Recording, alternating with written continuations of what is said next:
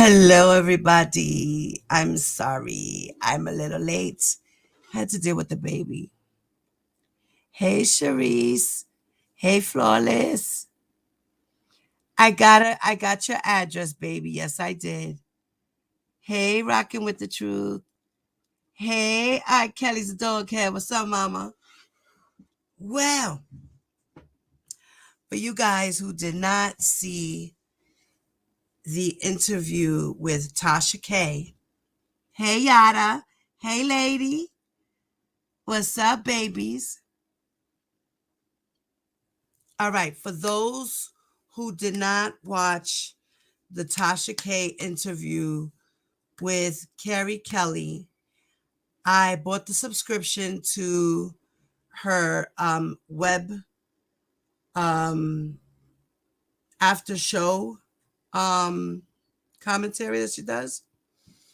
And so I paid $12.99, y'all.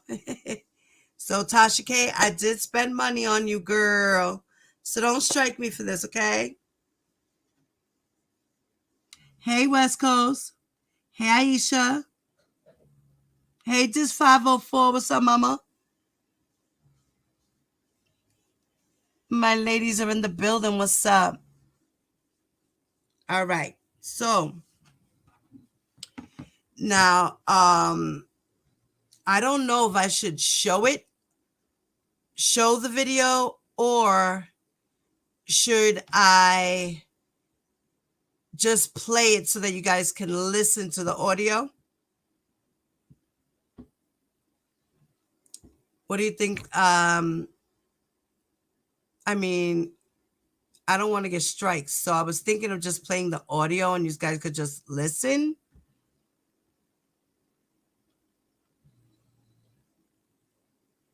Hey, lovely fair. What's up, mama?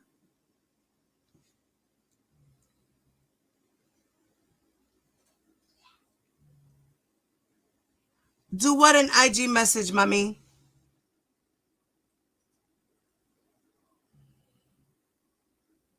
Just play the audio, right? Because I probably won't get in trouble if I play the audio. That's what I'm thinking too.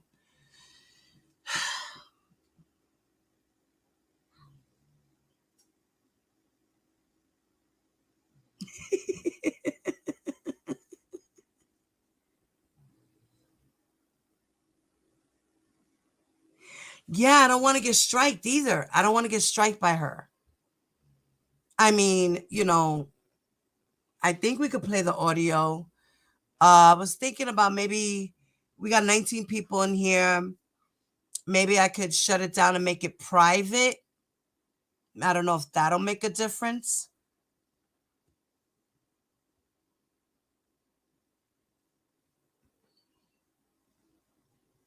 How many people can you have in a group message on IG? I don't know how to do that.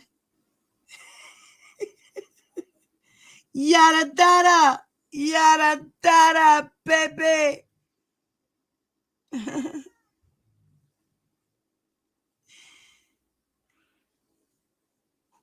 But this is the thing, is that when you play the video, she's gonna get alerted that her content is being played. That's usually what happens on YouTube. When someone plays your content. So now do I scrub with the sponge? Okay, hold on one second, guys.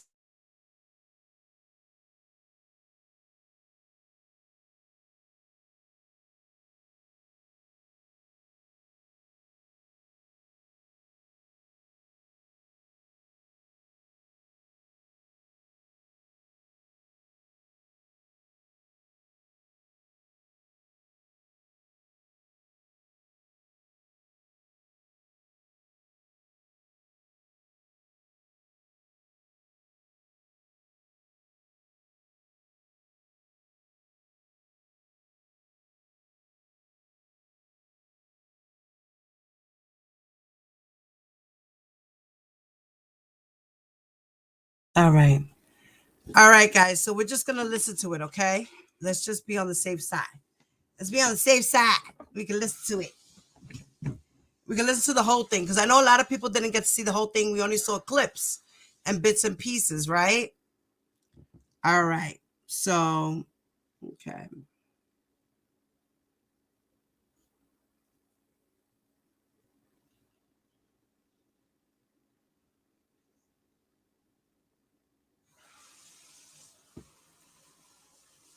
All right, wait, let me get this thing together here.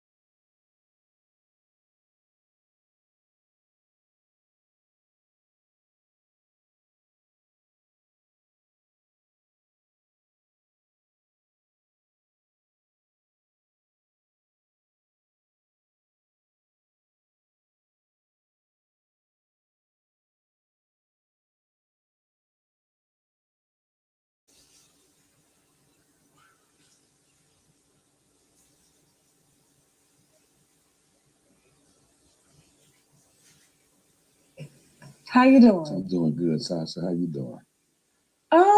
I could be better, but you know what? I'm not here for me.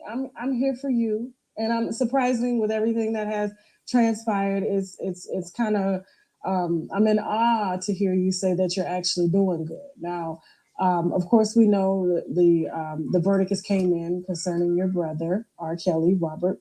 Kelly. Mm-hmm. And we spoke last time in Atlanta. Right. You guys can We're hear on it your now? turf today. We're in your city.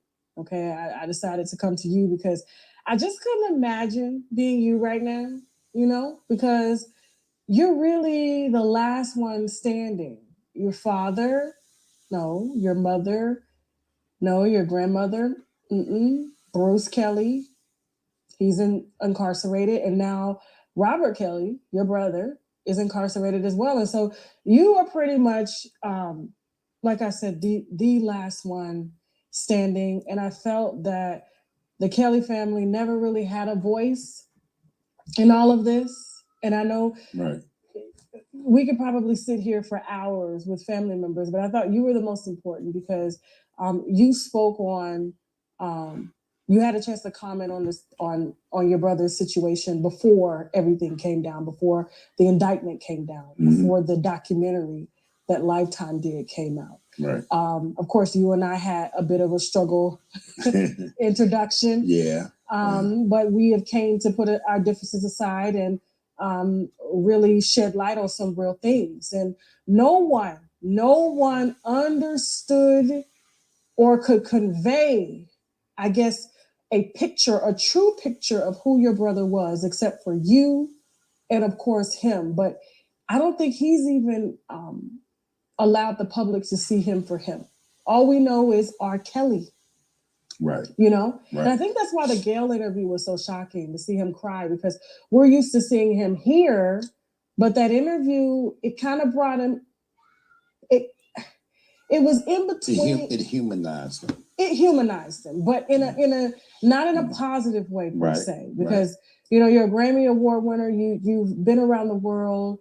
You've done amazing things. He's worked with everybody, and to see him on Gayle's show crying, and along with his girlfriends, You're welcome. It just kind of it was like, I think the public should have started to get to know R. Kelly a long time ago versus. There's PR R. Kelly, public relations, what they create, this persona, and then there's Robert Kelly. Right. And so, and I think the reason your interview was so powerful is because you shed light on a lot of things that he would never get into. And even though it's rightfully his story to tell, but I think it put a lot of things into perspective when you talked about your estranged sister, who is still estranged, Teresa Kelly. Yes. And you spoke about your mother, and you spoke about a lot of the things that your brother that you saw go through as a child, and how that trickled into his adulthood. And to you, he was still the same person, that vulnerable little kid. Despite all the success that he's had, he was still that vulnerable, scared little boy. And it was only doing what he was taught to do by your older sister, Teresa. Correct. Who we still have not heard from. Right. And probably won't hear from her. But we're hearing from you. And I scratched my head when the verdict came down and he was guilty on all charges, your brother, Robert Kelly, who goes by the name R. Kelly. And he's facing up to 140 years in prison, which means he's not going to get out, and not including all the other states that he has to face charges in. But I mean, the feds got their day, and now the states have to get their day as well. So I'm going to rephrase. I'm going to ask you this question again. How are you doing? I'm doing good, but I'm not doing good in that state, as far as like me being able to sustain mentally, stay above the water when it comes to just not really losing my mind, because irregardless to what people think or things that I have said or may have said in the past, and a lot of people question different things like why now. Well, the now is, well, first of all, yesterday was my mom's birthday, my mama Joanne Kelly, our mama.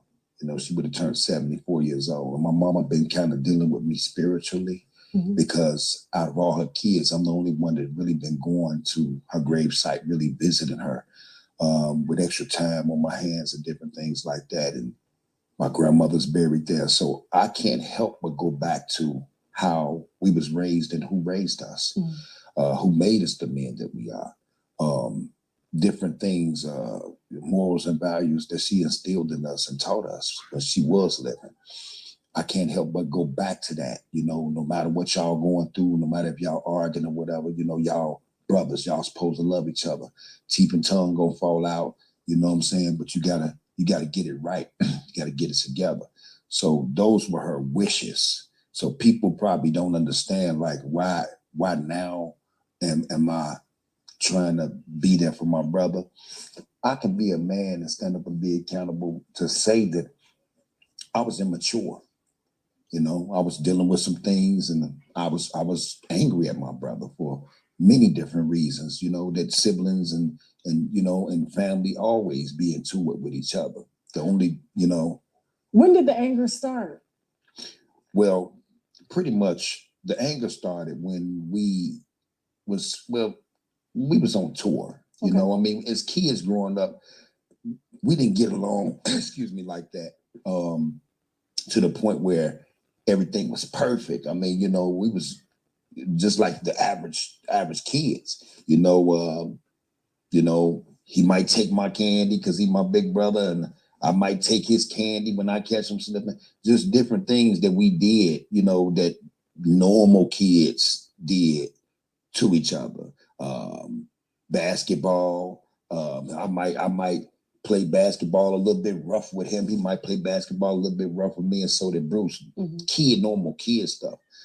But when Robert became R. Kelly, people got to understand we still looked at him as Robert, even though we was proud of his success and everything that he has accomplished. You know what I'm saying? This was all new to our family. So I actually went on tour with him and I toured with him for 6 years. I was in all type of videos. I went overseas, world tour, 50 city tour, Rotterdam, England, Germany, New Amsterdam, all overseas. So he's saying that his family life with R. Kelly, and his brothers, they fight. Brothers fight, they get mad at each other. That's just what it is. We were just doing kid things, and that's just us when we kids. So what happened when you were adults that you guys started fighting? What was all the fighting about? Huh? And so much confusion in that family. You right, lady. Hey, Angelica, how you doing, mama? How did everything go? I'm glad. I'm hope everything is okay with you, babe. No real men in that family and sick maternal generational curses. Yeah, I see why Drea just distanced herself from the family. I mean, there like lady said, so much confusion in that family. She was teaching them, one way, they were learning another, being molested behind the parents' back and things of this nature is going on. And so now there's all this extra confusion. They don't know whose father's who and all these things. And I don't know. It's a big mess. Let's just continue. And, he asked me to do that with him. You know what I'm saying? And I was really proud that he, happy that he asked me to do that with him. And I started getting noticed by different labels and different things of that nature. And all of a sudden, it came to a halt. And it wasn't by my doing. All I know is I felt like I paid dues enough to be out there for 6 years, away from my kids, away from my wife who I was married to at the time. I'm gone 6 years, so we doing 2-3 tours in a year. So I didn't even get a chance to watch my kids grow up. So I'm dedicating time and my life to, So he was really married with children, and he up and left his family so he could be touring with his brother. Really? Carey Kelly, are you lying now or were you lying then? Touring with my brother. And, you know, when I tried to venture off on my own, there was a lot of different things that transpired when it came to like people telling me, I heard a conversation of him and Barry Hankerson, and Barry was telling him that it can only really be one star in the family, But I didn't think that Robert really paid attention to that because where we came from and who we was raised by and how Mama taught us to stick together and different things of that nature. So I really didn't take that conversation serious. And then I just started noticing that, when we was on tour, I had to fall back from rapping. I was out there rapping and he would tell me, I had to fall back. And when I fell back from rapping, because this is his tour, and then I couldn't sign autographs. Management was telling them I couldn't sign autographs and things of that nature because people was getting to know me. I was, obviously doing something right for people to want my autograph. And I'm out there rocking shows with them from city to city and state to state. And from that point, I felt like somebody that was it was people that was causing wedges between us that I didn't realize. I didn't know that all these people that was in Robert corner or we thought was in his corner was really against him. They really wasn't for him. And the same people that was telling me that I need to be away because my brother don't want me around. So we both, fell into that situation where people was telling us different things because they knew we was a power team together. So a lot of people wanted to separate that because I actually, when I was on tour with my brother, I actually put my life on the line on a lot of many situations that he's been in with people being jealous of him. So when you say you put yourself in a lot of situations that could have caused you your life or you could have lost your life. What do you mean by that? Well, I mean, it was other artists, you know what I'm saying? Various artists that care not to really mention their name, and that was kind of jealous of my brother. Okay. And I seen it, security, different situations that was out there. Some guys was mad because their girls was there cheering on R. Kelly, and they backstage, they trying to get an autograph and want to be violent because they couldn't get back there, it was just different situations where I basically put my life on the line because I didn't just do songs on stage and things of that nature. I actually, when I came off stage, I automatically became security and wasn't looking to get paid for it because that's my brother. If he go down, I go down. If somebody at him or mad or hating on him or whatever, I stepped in the forefront. Most times, like when he got ready to go on stage, I would make sure that ain't nobody there, even though he had a security detail. Some of them I really didn't trust because they had their own agendas. And I just started seeing different things unwind, and they would be paying attention to women for themselves, didn't paying attention to the artist that's paying them to watch him, you know what I'm saying, to bodyguard him.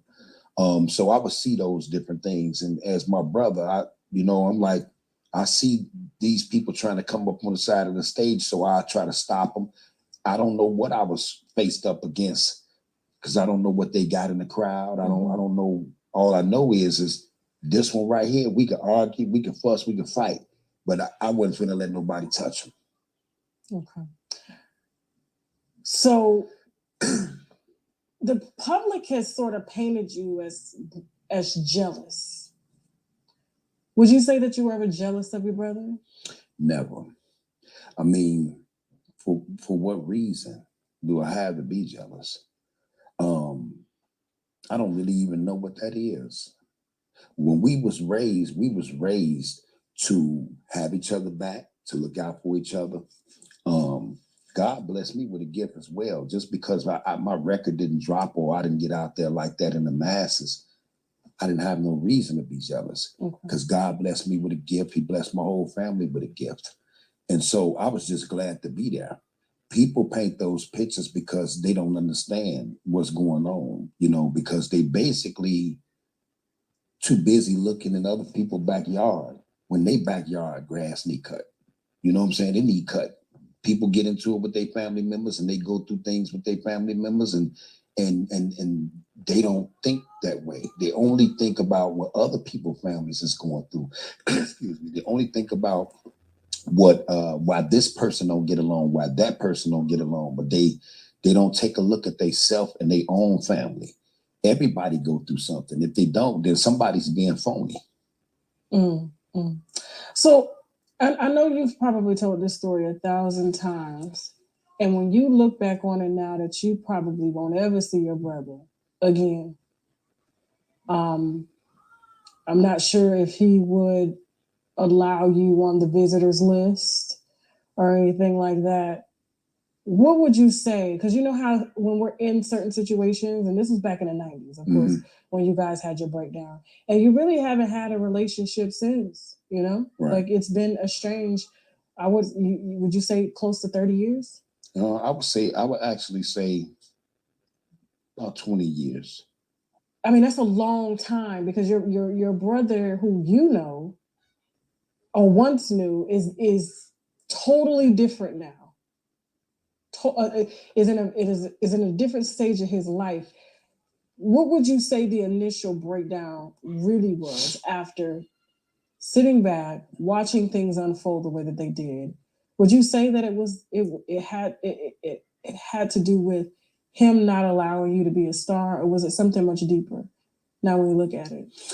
Well, when I sit back and I really look at it and knowing what's going on now and the things that I have unraveled, just being around different people and they showing me different things, I honestly think that my brother was protecting me from this industry to a certain degree. And what I mean by that is it's so many snakes, it's so many sharks, it's so many different type of things that's out there that most. You know damn well R. Kelly was not protecting you from the industry. What happened was he didn't want you to become a star and overshine him. Your brother's a narcissist, and he couldn't have neither one of you or anyone else top him. He's top dog. He's the one who's going to make the money and shine. Yous have to live off of him. That's how he wanted it to be. But according to Carey Kelly and a lot of other people, R. Kelly was cheap. He didn't like to pay people. Let's continue. It's so many snakes. It's so many sharks. It's so many different type of things that's out there that most people just think that if I become a star, if I sign a deal and I get with a record label, then I'm good, you know. But the behind the scenes is what they don't see. And God has blessed me to be fortunate to be able to see behind the scenes before actually getting there. So I think that Robert knew that there was a lot of things going on in this industry, and he probably wanted to keep me away from it. But I probably didn't take it that way in the beginning because I didn't know, and he probably didn't know. But it's as far as him being in the industry and me knowing and identifying my brother, I know him better than anybody. Like he know me better than anybody. He know when I'm angry. He know when I say things out of anger, you know. And I know when he say things or do things out of anger. That's we know each other that way, and that's something that the world would never understand. I was able to see different things, and I think Robert been knowing this a long time, and that's why the situation is what it is now with people setting them up, people doing them wrong, they stealing from them, and that's what made me come to the realization of this beef that we supposed to have. I put that to the side because my brother's life is on the line. It's not a game. It's not a joke. This is real life. It's not a video game where we put a quarter in with his kids and get 3 men. You only get one.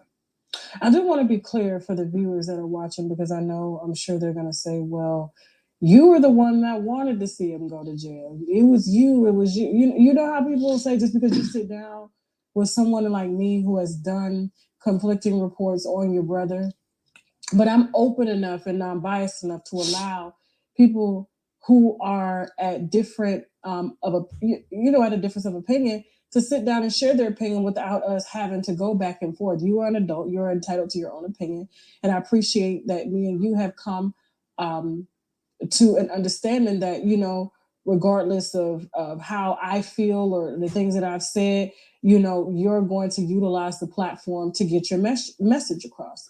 And so, with that being said, like, how would you? It's kind of hard to really put this into perspective. Getting back to the question that you just said, when it comes to people, okay, people don't have no place to put me when I leave this earth, so I don't care about them. I'm just being honest. At the end of the day, the bottom line is that's still my brother. Mm-hmm. That's not an enemy on the streets. And people saying that I did something to put him where he's at. Mm-hmm. A lot of things that I said out of anger. I was immature. Now, how many people can stand up and be a man or a woman and admit when they wrong? Yeah. Okay? Not many. So that's what I have to say about them people that need to check their situations with their families and their friends and the people that love them and the people that they say that they love. They need to check their situations at the door with their mistakes that they made. That's the problem with our people right now. That's the problem with people, period. No one wants to stand up and be accountable for them being wrong. That's the problem with the world. Nobody want to be wrong. They point the finger at everybody else. Now, when you say snakes, what do you mean by snakes? Are people stealing money from him? What do you mean by that? I mean, there was a lot of people, management, road managers, you know what I'm saying, business managers. A lot of people's just stealing money from him because, Robert he wasn't educated when it came to reading and writing and things of that nature. So they took advantage of that and they knew it. They knew he was a genius when it came to him writing songs because he write from here. He don't write from here. So they took advantage of that. They took advantage of him not being wise enough to be able to read a contract or even sometimes get a contract looked over. So a lot of people was taking care of their family, while he didn't even know it. Now, how did you come to know all this information, being that you guys were estranged? Well, I mean, I seen it when I was out there on tour with him in 1996 to 2006. I seen it in the beginning on people telling him what he's supposed to get paid for a show. And I used to actually count the money and he put in the book bag. I used to count it for him. Okay. And a lot of money would sometimes be short. And I counted for him right in front of him after they gave it to him. So it ain't like I had it and then he got it later. We'll be there, but I accounted for him sometimes. And he'll say he's short $5,000 or he need to holler at these people. I seen it then. But of course, the bigger he became, the more money that he made, the more famous he became, the bigger the theft came. The bigger, the more money that they start stealing, the more things they start doing to him. And that was another reason that we used to get into it as well. Because I used to tell him, you shouldn't trust these people, man. They stealing from you. They not being honest with you, like Barry Hankerson, he that's family. So Robert started replacing people that was not family to be family, but they was the wrong people to do that. But I'm seeing it. Everybody that was out there seeing it. What sort of things did Barry Hankerson do? And we're talking about Aaliyah's uncle. Right. Okay. What was that relationship like? And what did you see given your time with him? Well, I seen Barry was a mind doctor. And what I mean by that is, I think he taught psychology at a college for a little while. Um, and he was able to really get in Robert's head. And, you know, like if Robert wanted $250,000, for example, for a show, Barry made it happen. So if Robert wanted this off a deal, Barry made it happen. But what Robert didn't see is if Robert wanted 250, Barry would go for 500. Hold on. So, of course he's supposed to get paid for being his manager, but he shouldn't get paid what the artists get paid. You understand? So he would go for more money, and Robert wouldn't even know nothing about it. Barry mentioned in a recent interview, because he's resurfaced since the anniversary of Aaliyah and has decided to restream her album. Had the public thinking it was going to be new songs, but Barry doesn't have any jurisdiction over Aaliyah's unreleased records, and so that's why it was a restream of old records that had been done. Because from what I was I guess the information that I was given was that Barry kind of struck a deal with R. Kelly when the news came out about R. Kelly impregnating and dating his underage niece. Um, uh, Rights were being signed over. Now, of course, this has been rumors for years, and that's the reason why he's the only one that's over Aaliyah's estate, and still he has a few rights over some of R. Kelly's catalog. Um, what do you know about any of this that I just said? Had you heard about this too, or is this something that you know for a fact? Well, I've heard about it. You know, it's a lot of rumors going on in the industry. Oh, of course, yeah. And then some of them you just take and you say, you know what, that makes sense. I don't understand that. That one don't. And some of them you be biased by, and they just float over your head. Do you believe that Barry knew from the beginning that your brother was sleeping with Aaliyah, his niece? Because he claims that he didn't. I really don't know. You don't? Okay. Yeah. Well, let's talk about the verdict, okay? Because he was convicted of everything. Mann Act, racketeering, conspiracy, you name it. I believe there was over, if I'm not mistaken, 100 witnesses that testified against your brother, and he was convicted on all charges. Of course, the Fed's conviction rate is somewhere around 95%, if I'm not mistaken. And a lot of people will say, what does these snakes, these managers who were dishonest, Barry, what does that have to do with the fact that your brother was having consistent relations with underage women? How do you tie the two together? Well, again, like I said, I wasn't, first of all, I wasn't there when that was happening. When I actually said the things that I had said, I was at a bad place in my life. Okay. And I was angry at my brother. I basically was only repeating stuff that I heard other people say. I'm just being 100. I'm being 100. Not on all of it? I wouldn't say, it depends on what you're talking about. I mean, because as far as controlling, I felt like he was controlling to a certain degree when it came to certain things. I felt like that. So all the stuff about your sister and her molesting you and your brother, was that true or false? That was the truth. Okay.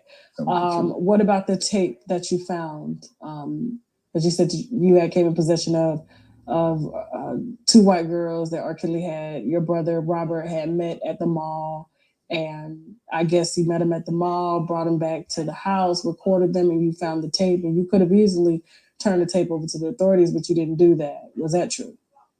That wasn't true. Really? That wasn't true. Wow. Why? So you do understand the documentary that Lifetime did contributed heavily to the investigation that was opened against your brother. Right. And that's when, of course, by looking, they found that taxes weren't being paid, girls were being flown in with or without parents, money going here and there, and that's when the money laundering came into place, and it was just so much that was just kind of like, wow, like, you're R. Kelly, you're this, and then, your interview, it went viral because there were a lot of things that were said, that people was like, damn, like this is his brother, so he knows. Like, what made you say something like that? Because I was angry. I knew that there was a lot of people out there saying there was tapes and different things of that nature. And, I basically mixed the truth with things that I heard other people saying.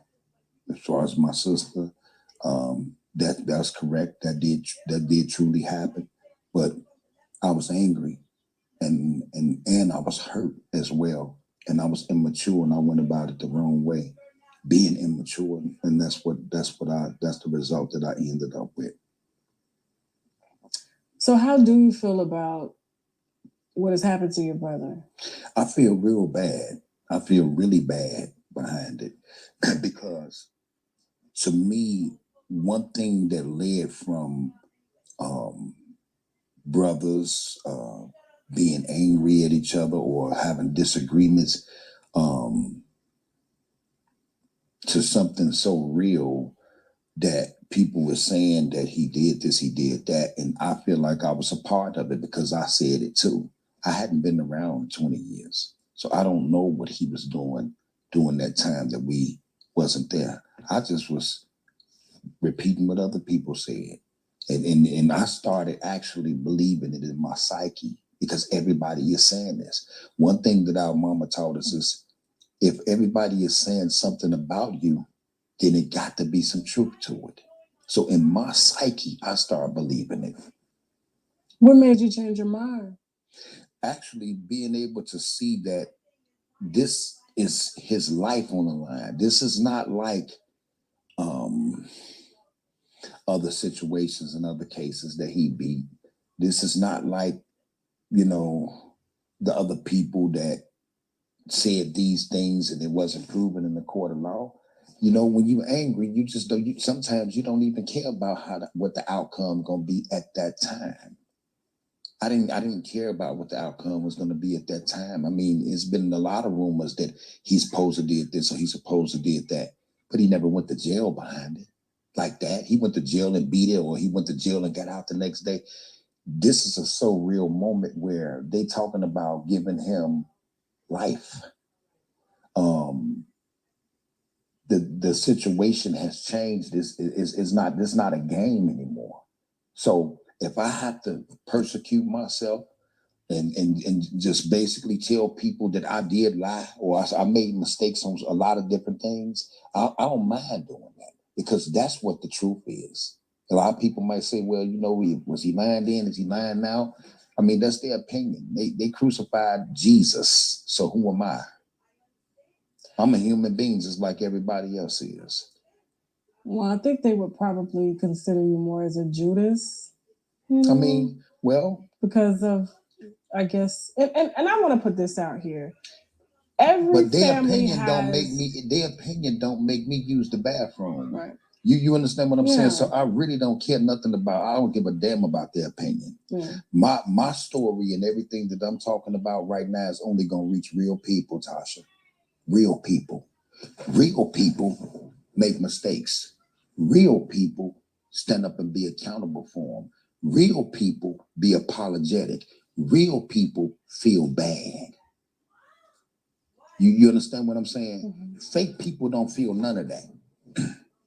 They don't feel none of that. So if I'm supposed to reach real people, then that's what it is. I'm not trying to reach fake people. I'm not trying to reach people that's talking about my family, but they're not looking at theirs. I'm not trying to reach people that know they got a molester or whatever they want to call it in their family, or uncle that's doing something to their niece. Everybody got problems. but they turn a blind eye to it. They just looking at my family because the eye of the sky's on them. I'm not trying to reach them type of people. Well, what if they were to say that maybe now the only reason you're coming forward is because because your brother has been charged, and maybe maybe y'all have somewhat made up behind the scenes. I mean, he is your brother, you know what I'm saying? And you're only doing this to make him look better in the public. What if the viewers are thinking that? Well, if they thinking that, then they should know that I drove all the way to New York twice. Okay. I went down there not being on the visitor list or anything, just stepping out on faith. Okay. And I went there to try to see what's going on because I've been hearing different things and people been telling me how the trial was going. So I put myself in the trial. And what did you see when you got there? When I got there, I seen people being caught in lies. I seen people saying different things and Robert's lawyers cross-examining them and catching them in lies. I seen it with my own eyes. And so I hadn't even talked to my brother. That was just what was in my heart for me to go and apologize to him and go down there and see what's going on with him and to let him know that I still love him. He's still my brother. That's my mama's child. At the end of the day, like I'm his brother. Can't nothing and nobody in the world ever change that. So it wasn't the fact that I'm doing it to make him think this or make him think that. I'm doing it because this is where I'm at right now in my life, and this is what my heart is leading me to do. Okay. And I love my brother. Okay. Wow, I mean that's a blow. I mean, this is information that I'm finding out for the first time because I didn't know. You didn't tell me that some of the things that you had said was exaggerated in the interview. And I do want to put out there too because everybody has family and everybody has strange relationships within the family, and so the only difference between our families, their families, and your family is your family is on stage. And all of this is unfolding on stage. And so to say that was, wrong and, unforgivable, I it's hard to say because your family and family does a lot of shit to family. And you think on the outside, I would never fucking forgive family, but it's family. It's not for us to forgive because we didn't choose our family. Right. So I'm not going to sit here and say that I'm above you or I think that, I'm better than you or you're not worthy of forgiveness. And I think by being here and allowing me to question you about, what has transpired within the Kelly family and the Kelly name, that it takes courage to do that. Because you didn't have to admit to me right now, and I'm finding out for the first time that some of those things that you had heard as well. Let me say this to you, Tasha, okay. and this is for the listening ear who use common sense. Okay. What can my brother do to help me now? Nothing. That's the billion-dollar question. It's nothing he can do to help me now. He has no money. I'm doing this because I wronged him. And God said, if you wrong somebody, you're supposed to go to him and apologize. I can't talk to him directly, but I hope that my brother can see this.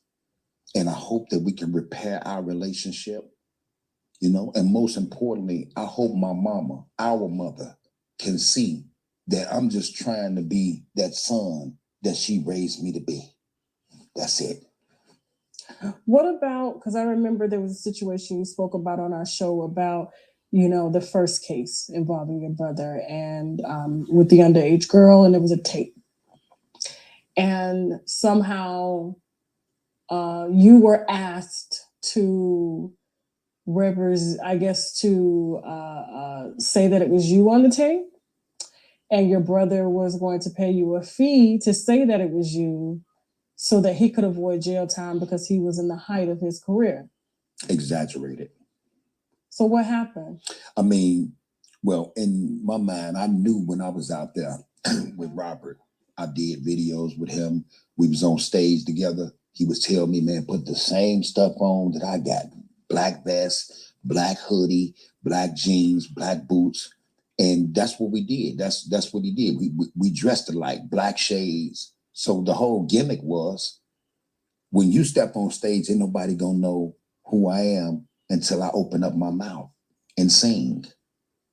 A lot of people came to me and told me that was me in the videotape, and I'm the one that set up my brother by actually filming this tape for him to go down. This is what I mean by people don't be knowing what they talking about at all on so many levels. And like I said, I was angry. A lot of things that I did say, it was out of anger, Tasha. So what exactly did you exaggerate about on that story? Because, you know, you've told that story several times about him wanting you to take the fall. I believe he was going to give you like a car and $50,000 or something. And this was your life at stake. I think he was at the time facing 15 plus years or something like that. Right. Well, actually, at the time, Bruce is the one told me that. Our other brother. This is what I mean by people putting wedges in between situations. This is my older brother. Okay. You know, Bruce told me that's what was said. And so I took it and ran with it. I never talked to Robert, and Robert told me that. But I'm thinking in my head that my older brother told me this. It might be true. Okay. So R. Kelly calling you your brother Robert, and I got to stop calling him R. Kelly to you because you only know him as Robert. Rob calls you, and the story was Rob calls you and asks you, and you say, "Hell no, I'm not doing that." And that kind of that was the story. But now you're saying that was never this. Robert never called me. Yeah, but I'm saying I think that's how it was translated, even though you said it was exaggerated. You see what I'm saying? No, I never said that Robert called me. Okay. First of all, we talking about R. Kelly. He's not going to call me and leave on my voicemail like Bruce did. Bruce left us on my voicemail. Okay. Okay. I never talked to Robert. Okay. So, I mean, like I said, it's a lot of things and that's why I'm here. I'm here for what it's worth. For things that I said out of anger and immaturity, that's what I'm here to straighten out. What was the worst thing that you think you said about your brother to the public that you felt was just like, you know what, this is too far? It's a lot of things that I said that I feel like I went too far on. And I don't mean to lie. I don't mean to lie. I'm just being 1,000. You know, I'm adding another zero to it. You know, I mean, it's a lot of things that I know that I said that I feel like I went to the moon, like the honeymooners. You know what I'm saying? Yeah. And like I said, I really feel bad about that, Tasha. I really do. That's why I'm here to set the record straight. For those who believe, they believe. For those that don't, I don't give a damn. Have you ever seen or witnessed your brother having sex or relations with underage women? No, I haven't. Okay. Have you ever seen or witnessed your brother getting numbers from underage women? Well, I've witnessed him get numbers. I mean, I can't tell how old they was. I mean, that's I'm just being honest. I didn't ask them for the ID. Okay. I mean, you know, I got daughters that look like my 15-year-old look like she's 18. Oh, wow. So, I mean, you know, only I know how old she is unless she have an ID or her mama know how old she is. But my point that I'm making is you can't look at people and just say, well, this is that and this is that. Yeah, I said it but I didn't know how old they were. So that's just me putting a narrative out there because I hear other people saying it and I'm angry at my brother. Okay. That's it. Wow. I gotta say, I'm a little shocked, but I'm shocked because like I did not know, you know, I only know what you tell me, and you are the direct family, the last one standing in the immediate family of, you know, Robert Kelly. And so to hear this, I'm kind of taken aback because there's been so many things put out about your brother, not only from you, but a lot of people. And there have been people who I personally caught in lies and trust, like that will be coming out and unfolding. And this interview starting with you is just the tip of the iceberg. Just, you know, just kind of giving a little sample of what's to come. All I know is, and I'm not going to speak about the case, Yeah. and different things of that nature. But all I know is there's no way that my brother should just be in jail by himself. If that's what they feel, that he's guilty on different things and different charges and whatever, it's no way possible he could have did all this by himself. You know, I think it's a lot of people that should be accountable that was actually in his empire that helped put these things together. If people say that they brought him girls or they took people around or picked people up from the airport, why they not in jail? If they was a part of the machine that he's supposed to be in this industry or in this world, what they making them out to be, why they not in jail? Why the mother's not in jail? Why the father's not in jail that knew what their daughter was allegedly doing? Why he is the only one that is taking the hit for these things? He couldn't have did all this stuff that they say that he did by himself. And that's the truth. Did you ever think that it would come to this, like your brother having to go up and face so many charges, not only federally, but statewide? Did you ever think that it would come to this?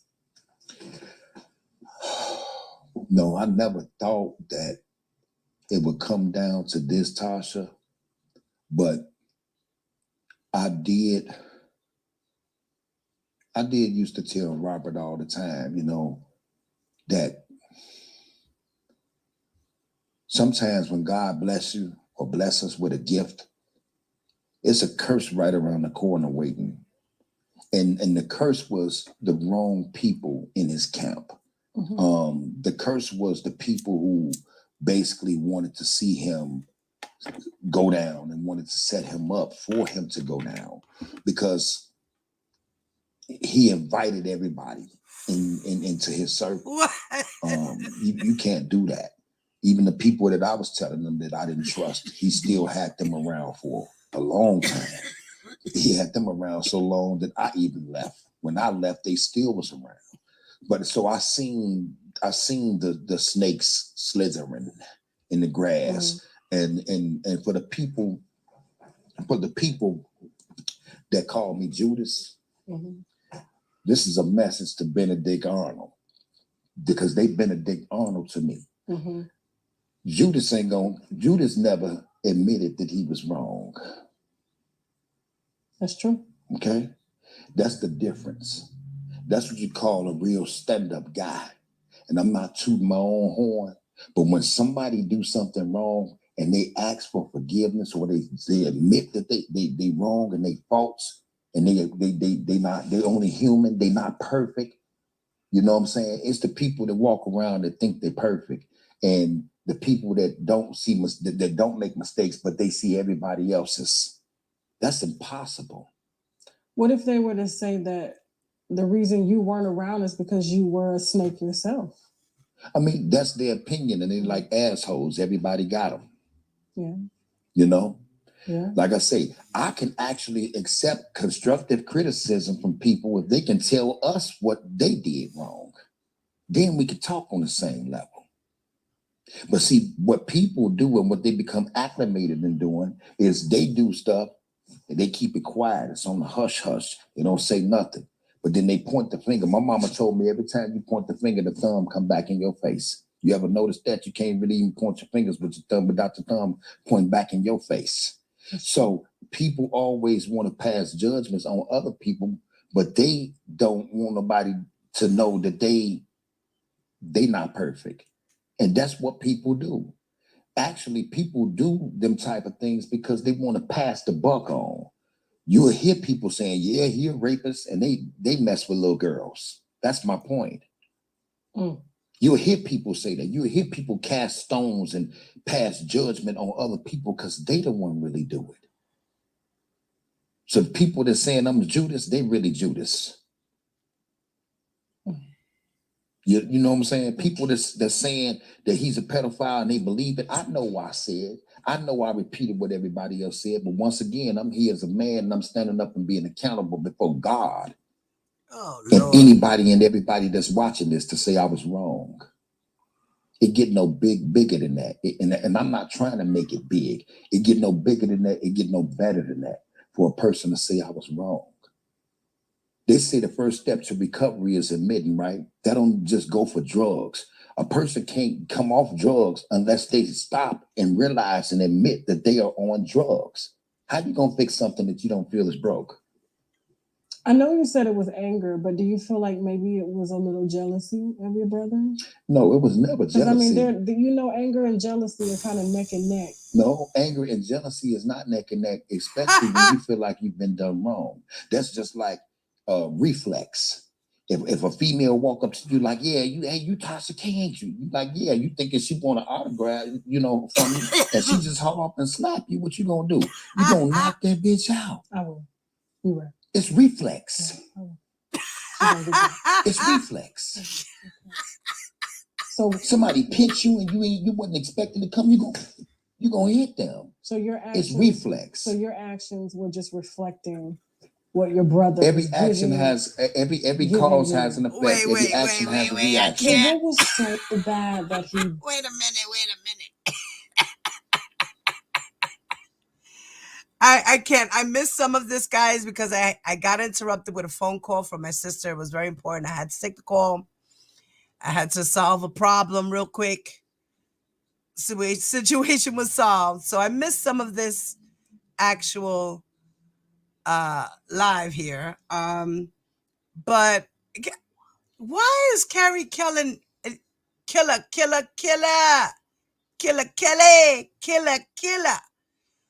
I'ma say it again. Was you lying then or is you lying now? What the fuck is going on? What is going on, guys? I just dropped the link. So for anyone, once this live interview is done, if anyone wants to jump on the panel and have something to say about this, you are more than welcome to join the panel. If not, you can call in. I will put my number on the screen when the time is right. This guy is now trying to retract everything that he has said. Why?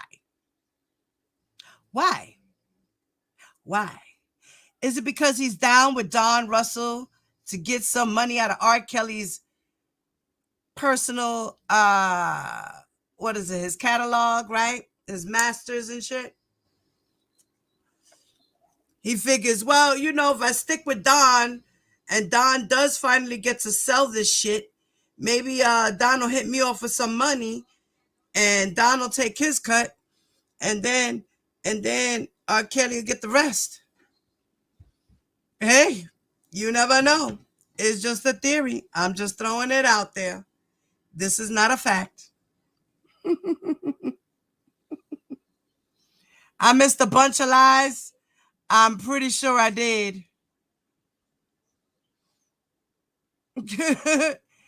He's been in a what? He done been at a rehab learning all the wrong information. I think so too, lady. Starts from the family first. Should have gotten the help that he needed. Then he should have stopped smelling himself and got the help that he needed. Yeah, I agree, Karen. James said he missed a bunch of he's still not seeing him in years, even before he got locked up, because he said in 2018 in the first documentary. He sure did. He was lying then and he's lying now. Right. Oh, man. Both Bruce and Carey got addictions. They will say whatever to whomever for cash. Facts, Sarah. I agree with that. When you have a monkey on your back, you will do anything for money to get that monkey for your back. Okay? Let's continue. And Tasha's like, she's trying her best to be like, nigga, you lying, but whatever.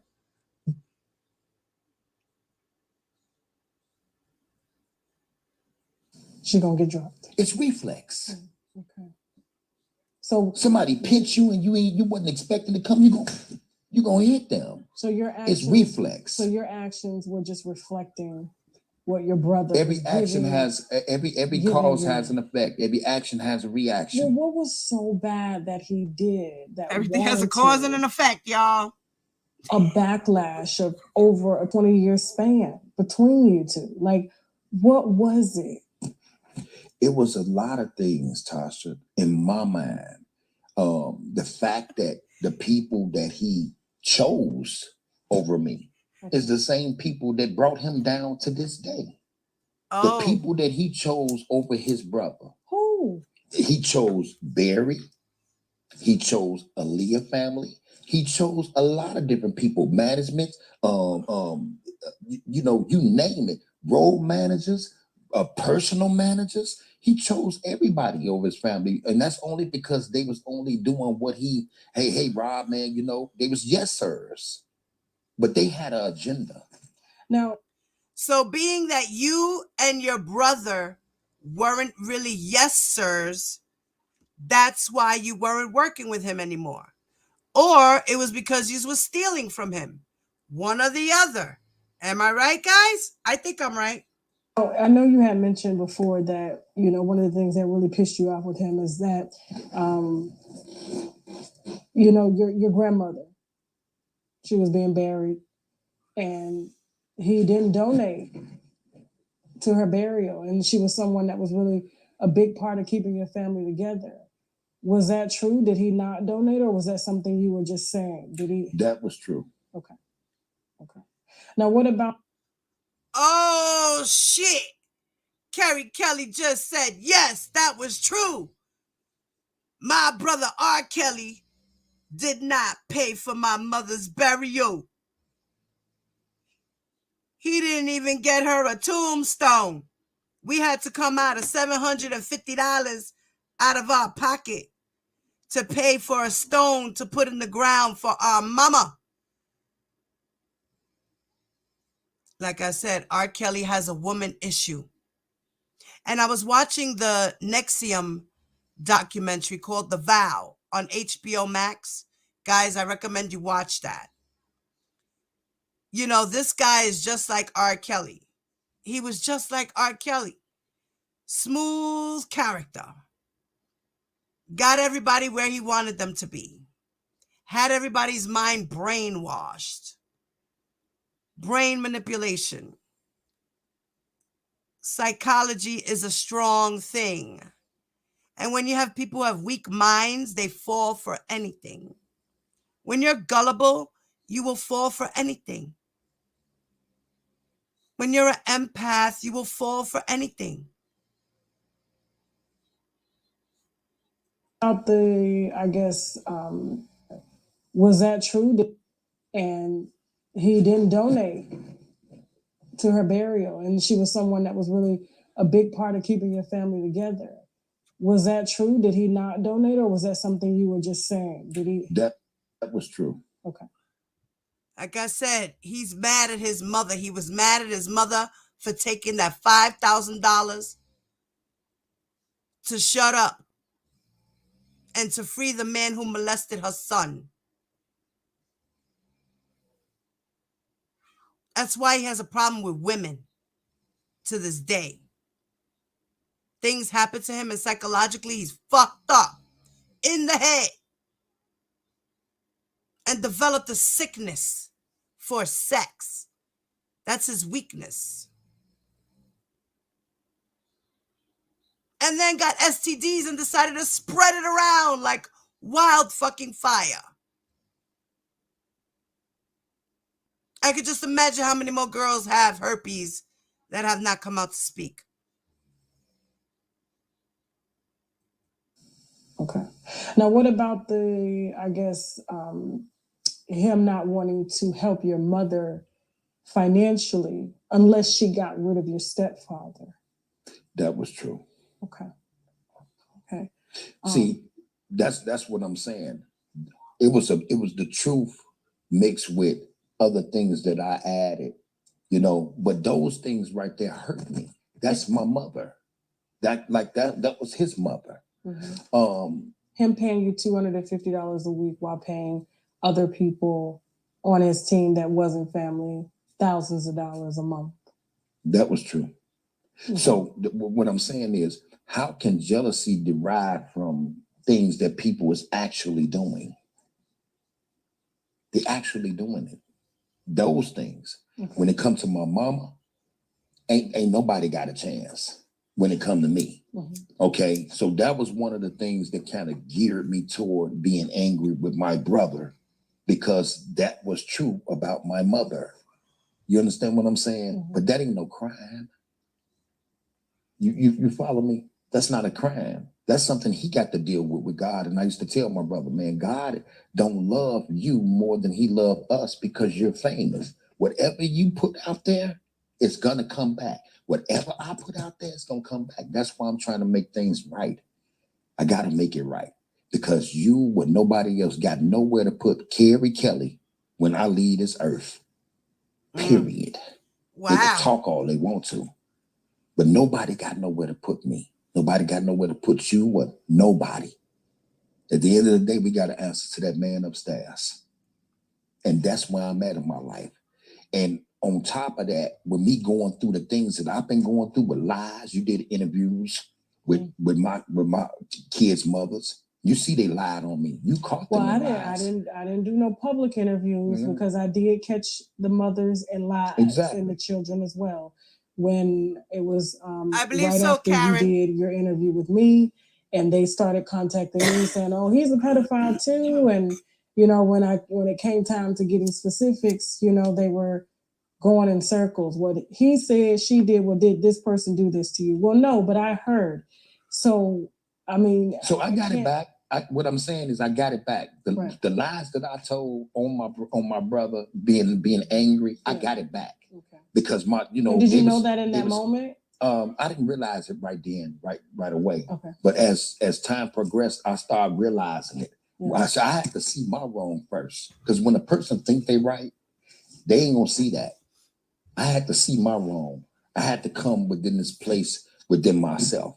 Right. You know, even when it came to them trying to take me on the Yana Fix My Life, that was real. They tried to actually take me on a Yana, and they actually canceled the tried to take and the you to hotels and Ayana? everything a day before we were supposed to all fly out.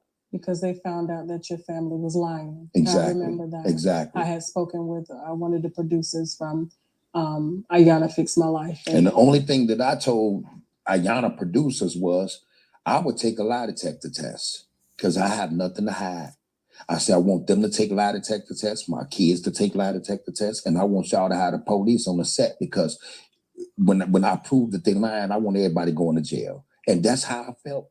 So I started seeing different things too. And I ain't got no money or no fame like that. But so wait a minute. What? Wait a minute. Carey Kelly and his family, they wanted him to go to Ayala Fix My Life. What? And the reason why the show didn't happen is because he realized that the family was lying. So was it the whole family, or was it just them against you? Wow. I confess.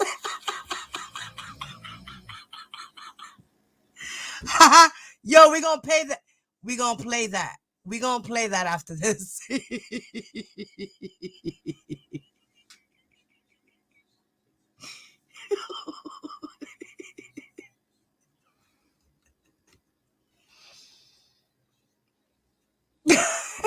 I don't know what he's doing, Cherise.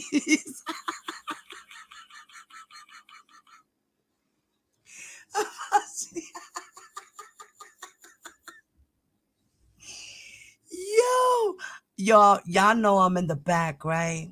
Y'all know I'm burning, right? Y'all already know. So y'all got me rolling in the chat. Y'all is too much. Let's continue, because this guy is tripping me out right now. What the fuck is going on? Yo, for those that are smoking, spark that shit up.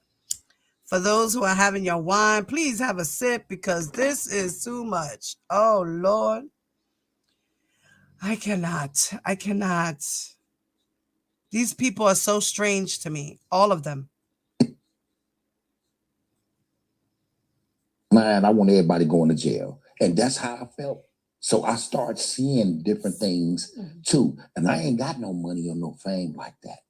But so it started resonating in my head. What my brother is going through is on 100,000 levels than what I went through with no money. Fat boy. So people need to understand before they start opening up their mouth and talking just to be heard. Make it make sense. Have you ever seen your brother abuse anyone physically, as far as hitting them or holding them hostage, or because they said that this behavior had developed because he was famous and he had to put parameters in place because he didn't trust people? Had you ever seen or witnessed that? Never. I said it. So tell us about But I ain't never seen that.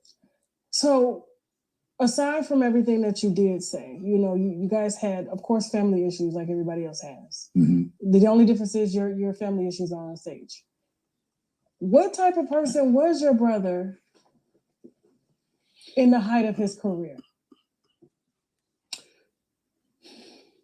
Well, because now you understand why I'm asking this, right. Because everyone is painted such a bad picture of him that if you thought of pedophile, and it's really not, I wouldn't say pedophilia, it's more so like statutory rape. There's a difference. Like if you're sleeping with teenagers and you're an adult, that's statutory rape. But anybody below that, I would say 10, even 12, 13 under, then I could say that's pedophilia. Pedophilia it's two different sides of the spectrum, although all are bad, but we all come from an era where teenagers dated grown men and it was accepted. And our mothers were wives of. You don't see Blade? How you don't see Blade? And it was accepted. A lot of times they were married off right. by their family. So to see the spectrum switch overnight to a thing that we're accustomed to, and it still goes on around the world, it can take some time to shift because this was once okay. And I'm not saying that it's okay, but this lifestyle was once okay. It was not crazy or pedophilic or any way bad for me as a 15-year-old to date someone that was 25 when I was 15. Right. And bring him home and everybody welcome him.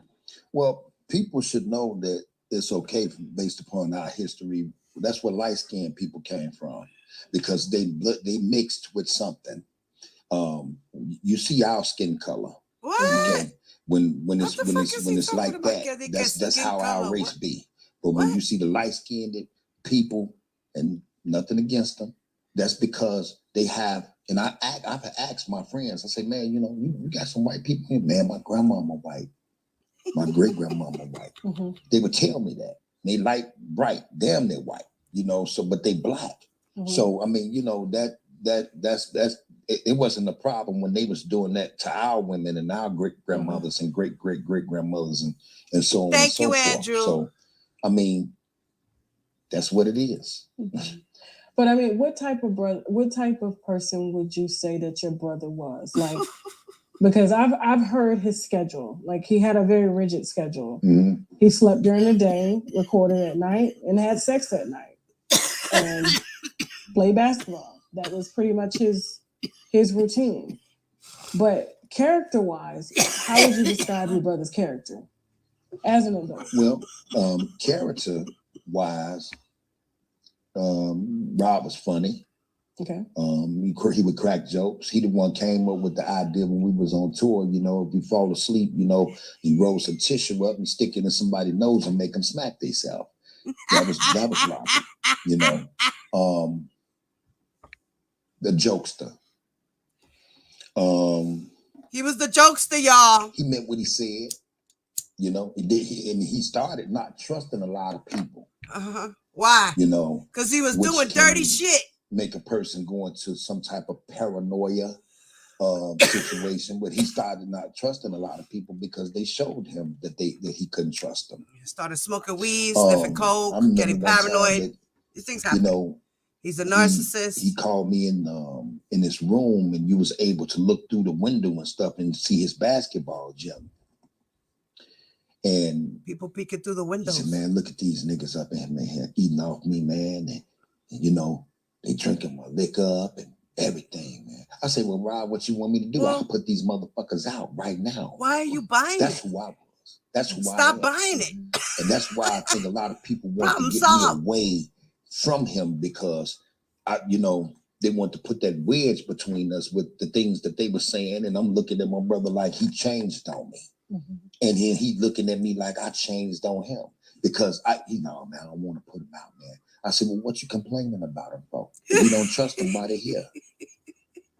So he had a lot of people around him that he didn't trust. And if he did lash out, it was only because they did something to him. He didn't just lash out. Right. They didn't do as they were told.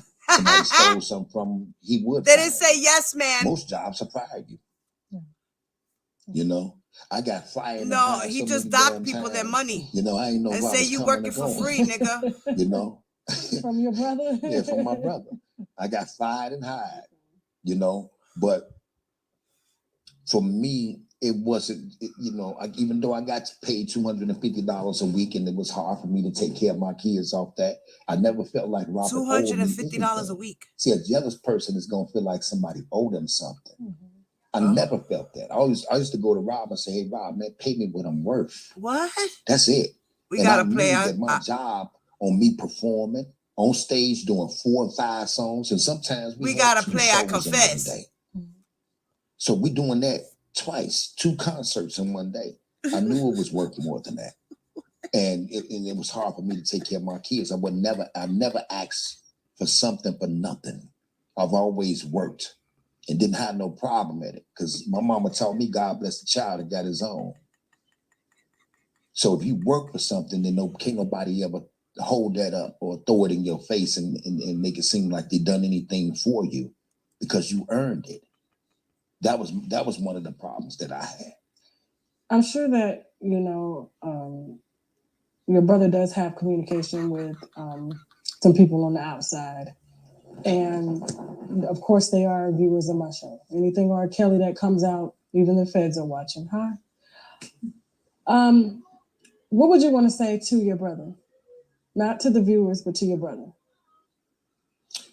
Well, I want to tell my brother that, that I love him. I apologize, and I'm sorry for everything that I did wrong toward him. And I just hope he can forgive me, and we can move forward past this. Everything that I thought that he did to me, and everything that I felt like he done wrong to me, I forgive him for it. Life is too short, and you only get one chance to make it right. Because once we 6 feet in that ground, ain't no more chances. It's over. That's the truth. So while I'm alive, and while he's alive, right, and while anybody in my family, it ain't even just about my brother. It's about my family. Right. My family has been torn apart behind this. Yes, I agree. It's like a blessing and a curse. What's the blessing? The blessing is he made it. The blessing is Robert put our family in position to be able to do things that I would have never went around the world by myself. He made that happen. Dedicate this to my favorite girl. My mama is in the video because of Robert. I get a chance to see my mama move. All right, wait a minute. If he would have really been a blessing to your family, he would have bought his family homes. All that money he had. Bruce could have had a house. Carey could have had a house. Mama Joanna could have had a brand new house. Mama Joanna could have had a brand new car. Mama Joanna might not have died of cancer, God forbid, if he would have had the amount of money to save her life. Well, she passed away before he really got famous, so we're not going to say that. But he could have given her a headstone, a proper burial, a nice burial, because that's his mama, his favorite person in the whole wide world.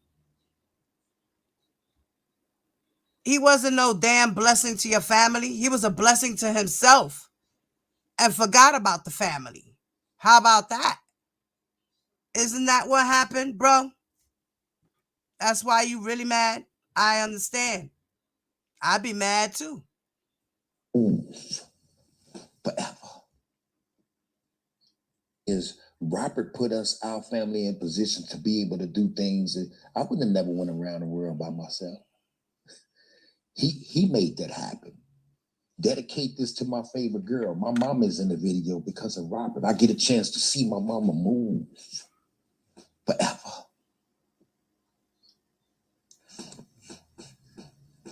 What's the curse?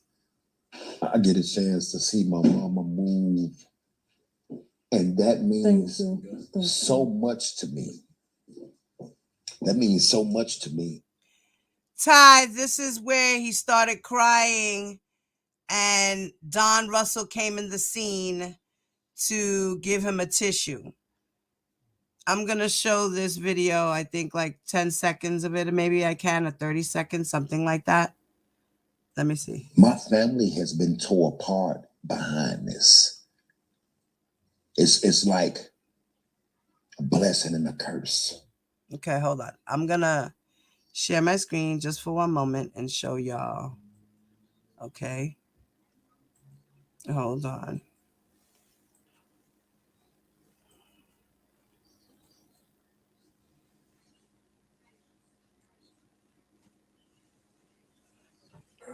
All right.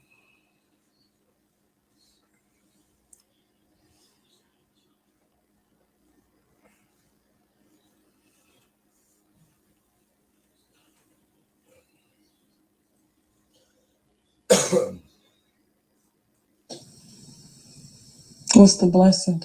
The blessing is he made it. The blessing is Robert put us, our family, in position to be able to do things that I would have never went around the world by myself. He made that happen. Dedicate this to my favorite girl. My mama is in the video because of Robert. I get a chance to see my mama move forever.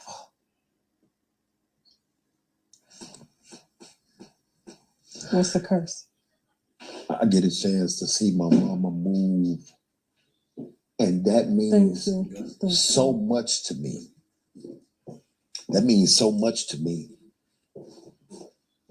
That means a whole lot to me.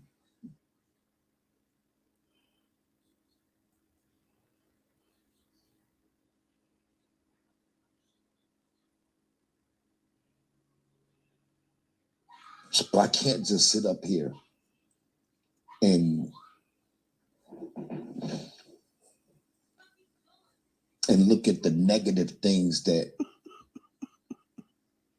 was petty. It was petty. I see that now. That's why God put me in his shoes, for me to be able to go through things on a smaller level, to understand what he's going through on a bigger level. Why are you crying? Because it's hurtful. It's hurtful that I did the things that I did and said the things that I said. And I still have to give him some type of props because he did things that could nobody do. I'm able to go to the video and see my mother get in the limousine, waiting at the bus stop. Sucking on a lollipop. And she get in the limousine and she look at her son and she smile at him. Yo, y'all know him. Because she's happy that he made it.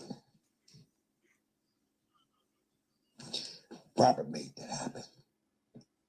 I believe I can fly. I can still see my mama immortalized forever.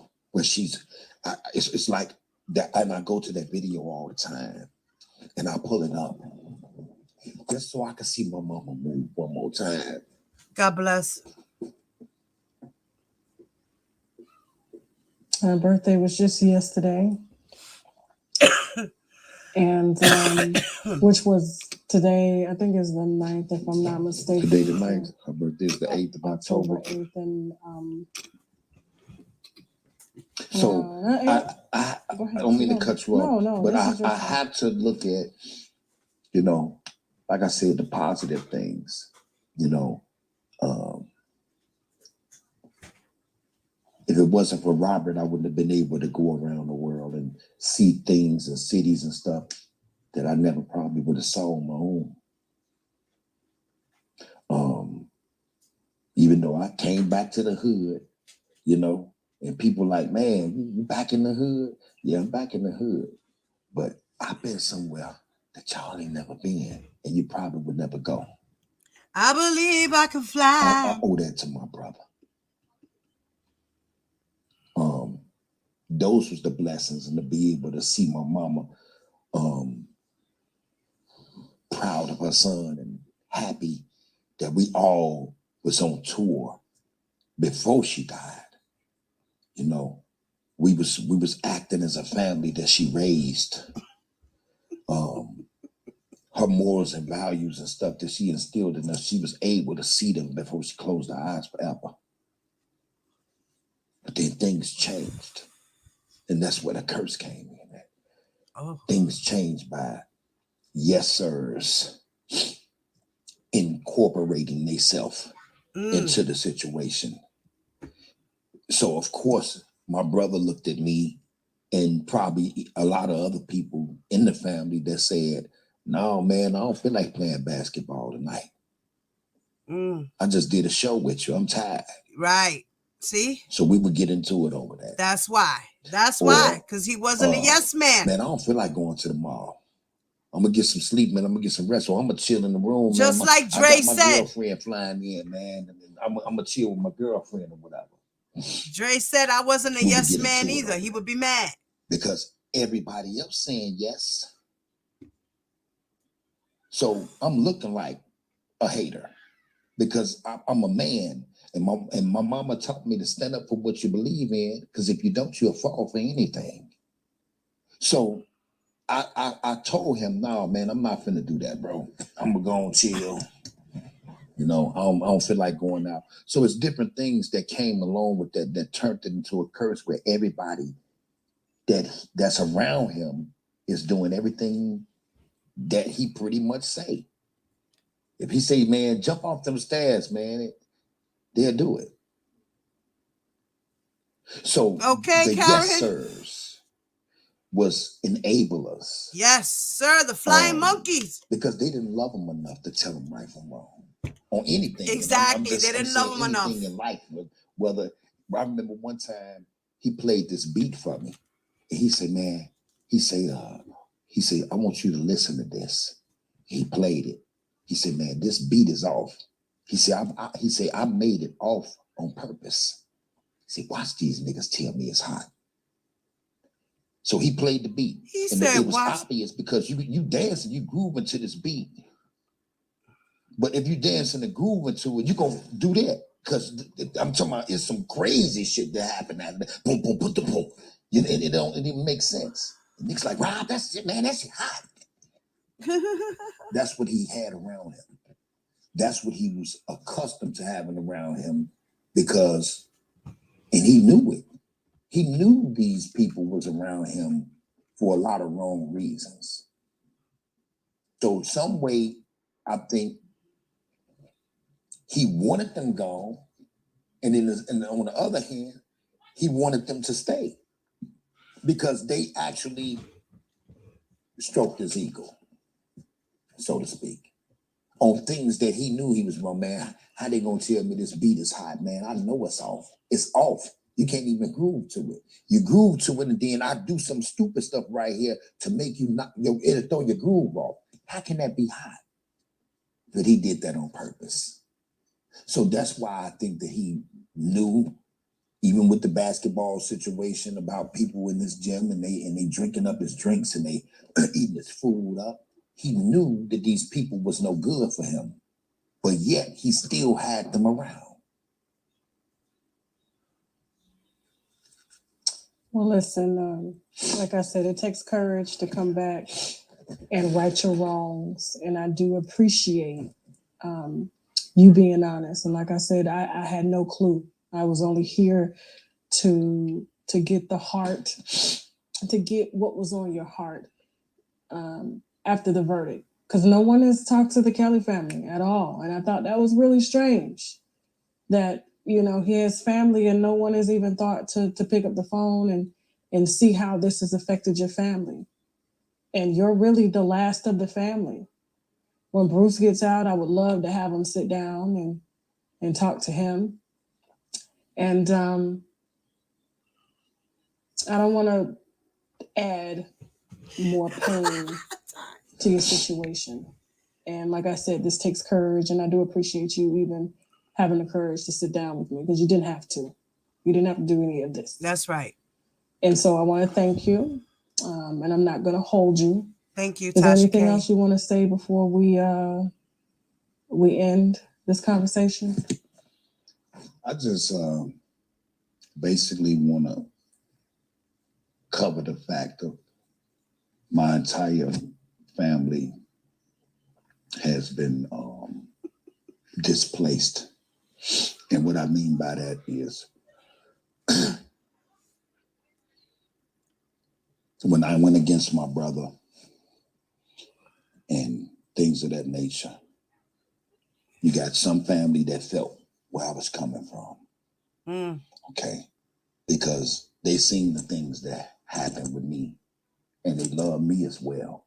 Then you got some family members that feel like I was wrong, which I was.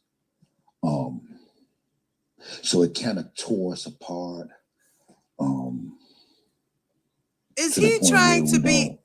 Is he trying to be R. Kelly's?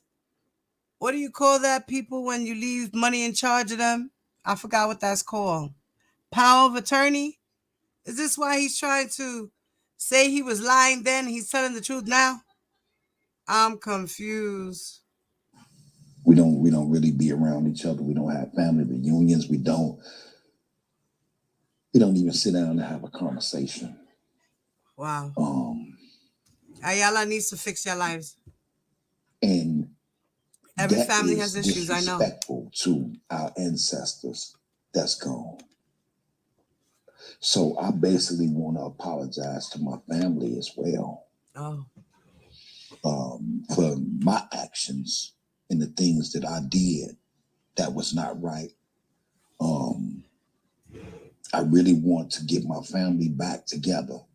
Those that want to get back together, because it takes two to tango, it takes two to get along. I can't get along with nobody by myself. They can't get along with me by themselves. So I just want to put that out there. So if they watching this, so they can see that I'm transparent, you know, with everything that I'm doing moving forward in my life. Because what's done in the dark, it come to light anyway. So you might as well be truthful. And that's what I want a lot of people to realize and understand, that whatever they're doing in the dark and they pointing fingers out to people and they pointing pink fingers at people, whatever they're doing, it's going to be shown. Is they going to be man or woman enough to stand up and be accountable? That's the question for today. I did want to ask one last question. There was a conversation we had about your brother, R. Kelly, impregnating his niece. Is that true? No. It's the niece. Thank you. Thank you. Thank you, Tasha. Anytime. Come here. Give me a hug. Give me a hug. You big baby.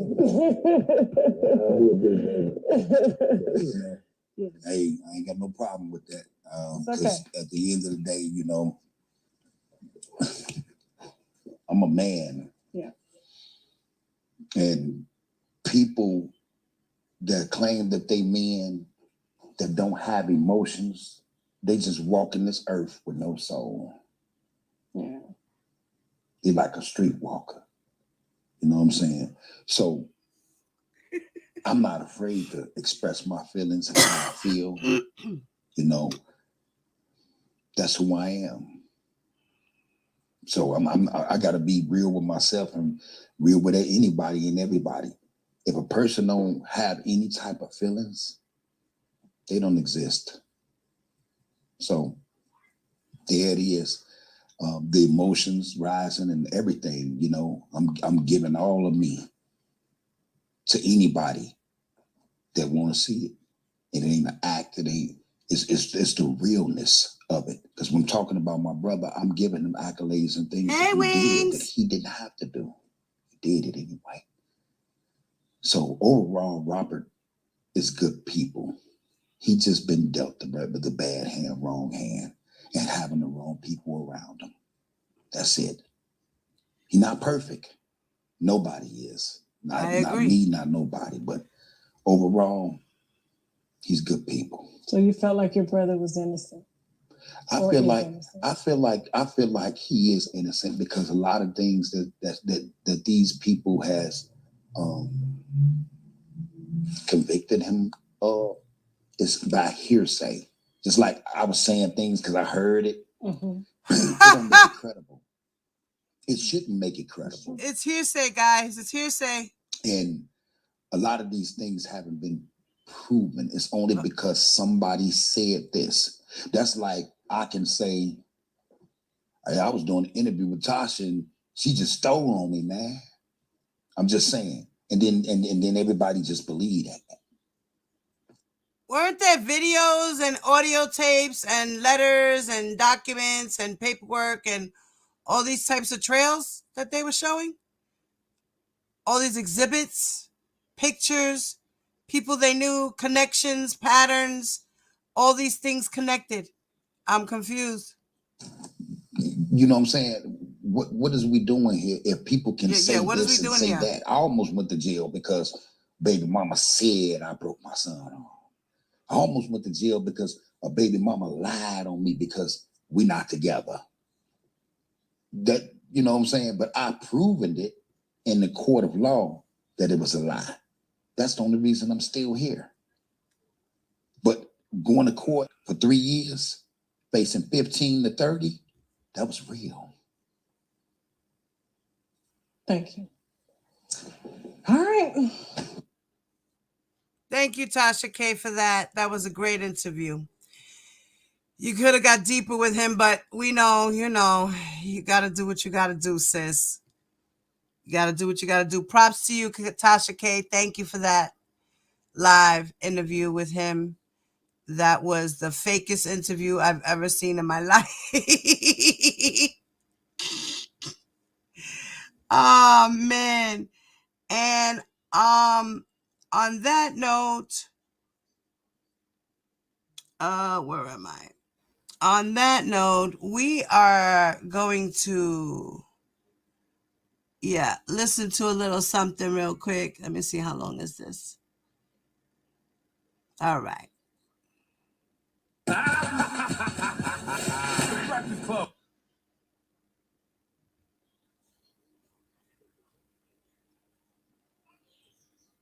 A lot of my 23 years, but Donkey of the Day is a new one. Donkey of the Day for Wednesday, August 8th. Today is the 8th, right? Yes. Wednesday, August 8th goes to Carey Kelly. Who is Carey Kelly? Carey Kelly is the brother of R. Kelly, and I had no idea Carey Kelly was a recording artist. And after hearing this record he has put out towards his brother, I think it's best that none of us know he's a recording artist. Now, you may know Carey Kelly from criticizing his brother for years. He claimed in a 2006 interview that R. Kelly offered him $50,000, a record deal, and a house if he agreed to say publicly that it was him, not his brother, in that now infamous sex tape that led to R. Kelly's child pornography charges, of which R. Kelly was found not guilty. Now, here's the thing: people should speak out against R. Kelly. Always. Okay? And the behavior he's shown us over the years. Hold him accountable, especially since his narrative never seems to change. And it's clear for all to see that R. Kelly have historically always had a problem. But how you hold him accountable is very important. Hey, Ruby. How you deliver the message is crucial. And hey, Carey Granny. Kelly is a prime example of it's not what you're saying, but how you say it that matters. And Carey Kelly has released a reply to R. Kelly's I Admit. Now, I Admit was a 19-minute song. R. Kelly posted on Instagram. And no, he didn't post it on Instagram. He put that song out back in July, right? And it touches on the allegations that he sleeps with underage girls and is holding women hostage and what some people describe as a cult. I would play a snippet of the song for you just in case you haven't heard it, but the song is 19 minutes. No such thing as a snippet of a 19-minute song. A snippet of a 19-minute song would be 5 minutes, and I don't have that kind of time, okay? Just know that Killer, which is the moniker Carey Kelly raps under, wants all the smoke because of this record. Now, in this reply, he's accusing his brother of lying, spreading STDs, and not caring about their mother's death. And he said his mom only has a $500 tombstone. I don't know if any of this is true. It's always three sides to a story: R. Kelly side, Carey Kelly side, and the truth. And the truth is something we never really get to nowadays because nobody cares about the truth, and the lie is more entertaining. And the way Carey Kelly decided to tell his truth, or his side of the story, is quite entertaining in the wackest of ways. I don't like Charlamagne the God, but from Carey Kelly. No. I wouldn't. All right, you don't have a choice. Let's start it from the top. I confess. I confess. I confess. I confess. Okay, hold on. Stop right there. It's a very aggressive sound. It's very aggressive sounding. First of all, I confess. First of all, I don't want to hear a long intro from someone whose music I'm not checking for anyway. Okay, the only reason I'm listening to this is to hear what you have to say about your brother. What you just heard was 16 seconds, and he still didn't get to the rap. You have to be a grade A superstar artist in order to have a 16-second intro. All this build up just to let me down. And you know what really grinds my gears? What grinds your gears? When someone replies to a song and says, "You should have never said my name." All right. First of all, you don't mean that because you are ecstatic that he said your name. That was the highlight of your year thus far. Him saying your name is what inspired you to go in the booth and create this struggle that we still haven't gotten to yet because your intro is 16 seconds long. Actually more because I stopped it at 16 seconds. Okay? You should have never said my name, as if you are about to unleash a Tupac, hit 'em up, Nas, Ether type beat on R. Kelly's head top. Are you ready to finally skip the long intro and get into Carey Kelly's I Confess? Huh? You want to hear a Carey Kelly's I Confess, his reply to I Admit by R. Kelly? Yes. You want to hear it? Here it go. Again, I told you stop being fucked with me. You know that I be that G from the streets. When your fans get this, they gon' push me, please. You see me, you get scared, you call police. Hide your hand cause you got cheese. You gave them females some crazy disease. I want you to know that mama, not please. You don't get back everything done to me. I confess. Fought on this record. More booty bombs. Let that ass gas rip. Fire that button, bazooka. Let those cheeks squeeze. In the second dish hurt because you know it dead wrong. Confess. Why he just do an interview? My point exactly. All right, here's the thing, Carey. You're probably making a lot of valid points in this record, but I don't hear any of them. You know why? Because this record is gourmet garbage. All right, there's high levels of fecal matter in the ocean that is I Confess. Okay, the reason Carey Kelly is getting donkey today, because the truth is, Carey, you're clout chasing. All right, you're probably correct about everything you're saying about your brother R. Kelly, but your intention is to not tell the truth about your brother. Your intention here is to try to get your musical career popping. All right, everything you said in that Basora rap ballad, you could have tweeted. Okay, that could have been a long Instagram caption. That could have been on Facebook. You could have did an IG live video. As Envy just said, you could have did an interview. You know, you could have did all that. Instead, you decided to waste 2 minutes and 30 seconds of our lives attempting to spit hot fire, and instead, you gave us a warm anal exhale. You know, I once heard a quote by attorney Anita Hill, and she said, "I resent the idea that people would blame the messenger for the message rather than looking at the content of the message itself." I usually would agree, you know, I would agree with what Ms. Hill said, but what about when the actual content is whack?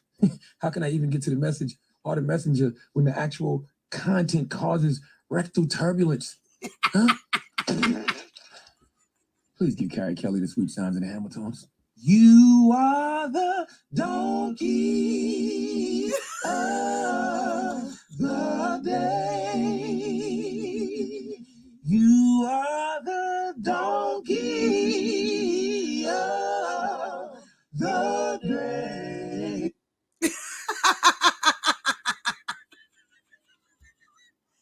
We're going to play the real song, though, guys. confess. My turn. I confess. I confess.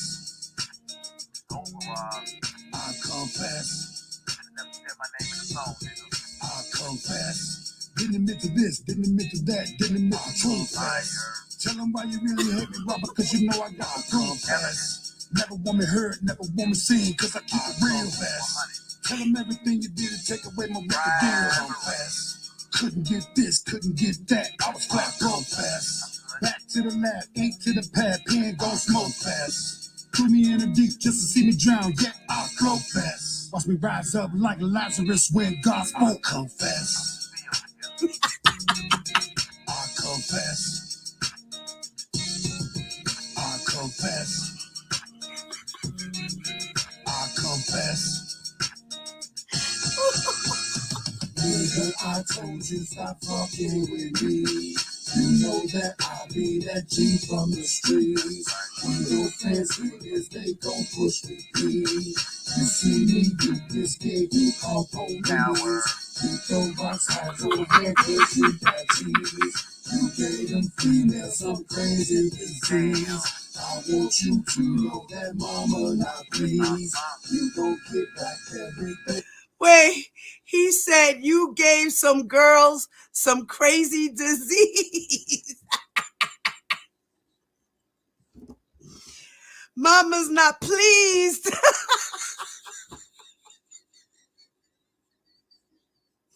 I confess.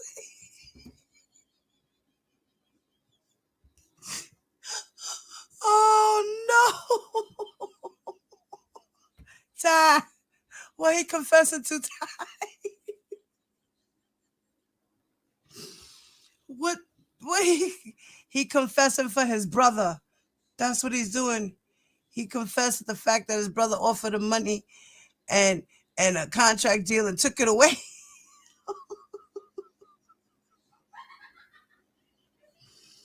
Oh shit. Wait. I'm gonna rewind it again, guys. Couldn't get this, couldn't get that. I was flat broke fast. Back to the lab, ink to the pad, pen gon' smoke fast. Threw me in the deep just to see me drown, yet I float fast. Watch me rise up like Lazarus when God spoke. Confess. I confess. I confess. I confess. Nigga, I told you stop fucking with me. You know that I be that G from the streets. When your fans hear this, they gon' push with me. You see me do this gig, you call police. You throw box highs on head cause you got cheese. You gave them females some crazy disease. I want you to know that mama not pleased. You gon' get back everything done to me. I confess. I confess. Oh shit. I confess. I confess. I confess. Mama only got a $500 tombstone. Confess. And it's sad cause the shit hurt cause he know he dead wrong. Confess. Can't tell Robert Kelly shit cause you know he headstrong. Confess. Everything gotta go as well, you can just get gone. Confess. Fuckers on the side, fuckers on the left, fuckers on the right. Confess. Man, tell me how them niggas tight when they all got a wife. Confess. Something ain't right, something smell fishy, what's going on? Confess. What kind of man wanna stay at night at a man home? I confess. Oh man. Wait a minute, y'all. I got another one for y'all. Hold up.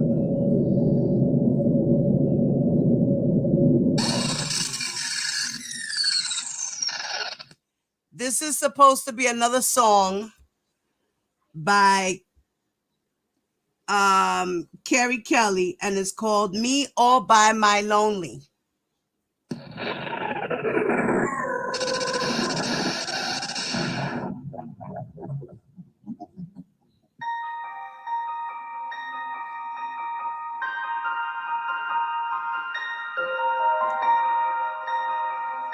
Religion. All by my lonely. This is me all by my lonely. I don't need no homies. These niggas be phony. My own family's on me. They wanna say that I'm wrong, cause I speak my mind. But they don't pay my bills, so they can't waste my time. I'm riding around and I'm grinding all day and all night. My bills paid, my crib laid, and I'm gonna be alright. That's why I stay to myself. Won't be stacking my well. I can't low you no dime, and I won't lay you no hell. It's just me about my lonely, me about my lonely, me about my lonely. I don't need no homies. Me about my lonely, me about my lonely, me about my lonely. These niggas be lonely. Me about my lonely, me about my lonely, me about my lonely. I don't need no homies. Me about my lonely, me about my lonely, me about my lonely. These bitches be lonely. They hate on me when I'm doing bad. Hate on me when I'm doing good. Everybody wants something from that. Get it anyway that they could. Baby mama was my gold nigga. Try to pimp this cold nigga. Knew the bitch wasn't right for me. Put it on my soul, nigga. Poison me in my kids' minds. Turn them against me, they still mine. What's done in the dark gon' come to light. And best believe that I still shine. Poison in my kids' minds. Turn them against me, they still mine. What's done in the dark gon' come to light. And best believe that I still shine. This is me about my lonely. Me about my lonely. Me about my lonely. I don't need no lonely. Me about my lonely. Me about my lonely. Me about my lonely. These niggas be lonely. Me about my lonely. Me about my lonely. Me about my lonely. I don't need no homies. Me about my lonely. Me about my lonely. Me about my lonely.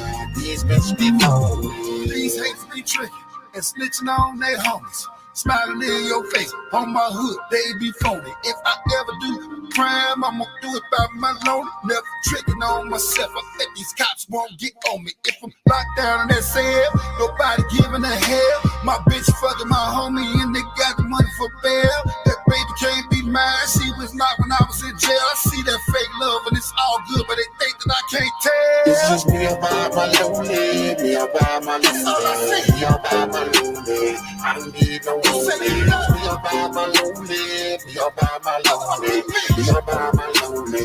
These niggas be lonely. Me about my lonely, me about my lonely, me about my lonely.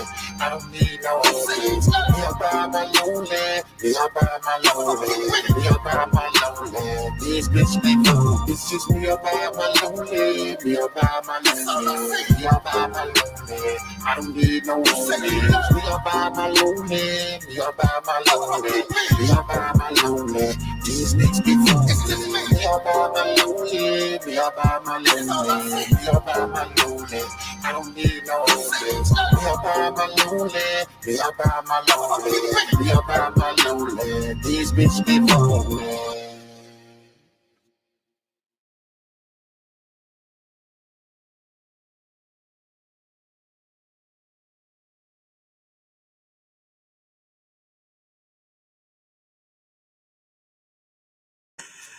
Yeah.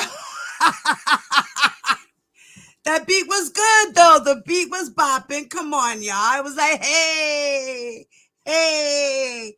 The beat was good. All right, you were lonely. All right, you lonely. Me and my lonely. You go, boo boo. You go. Yo, James. James.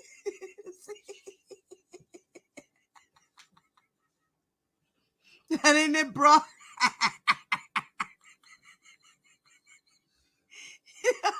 James.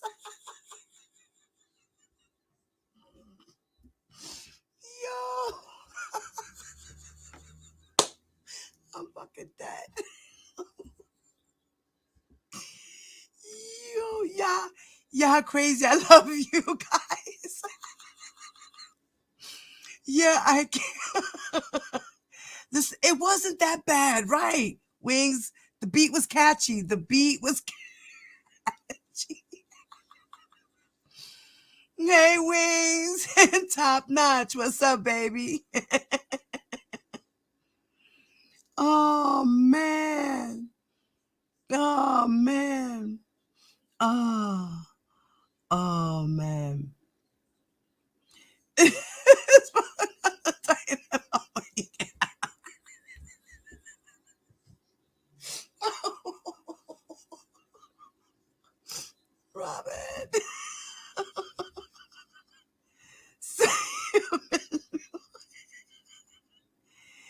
no. Encore.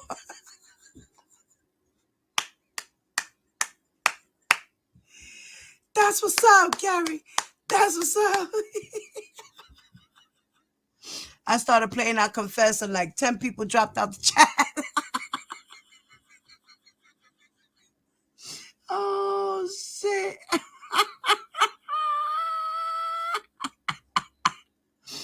Oh, man. That shit put me out, y'all. These doesn't change their mother soon, so I had enough to rent that tux for his brother court date. Well, allegedly, it was the fans. The fans actually bought him suits. Karen, you're a Carey fan? Yo, I'm about to drop this link for anybody who wants to get on the count. For anybody who wants to jump on the panel real quick and has anything to say to the interview or to Carey Kelly's I Confess. One more time. No. It's already a no for me.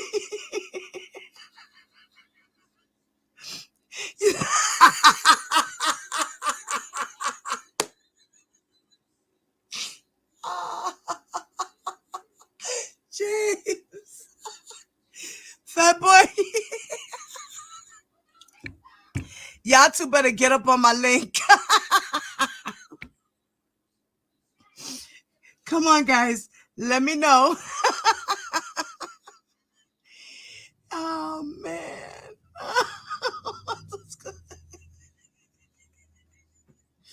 No.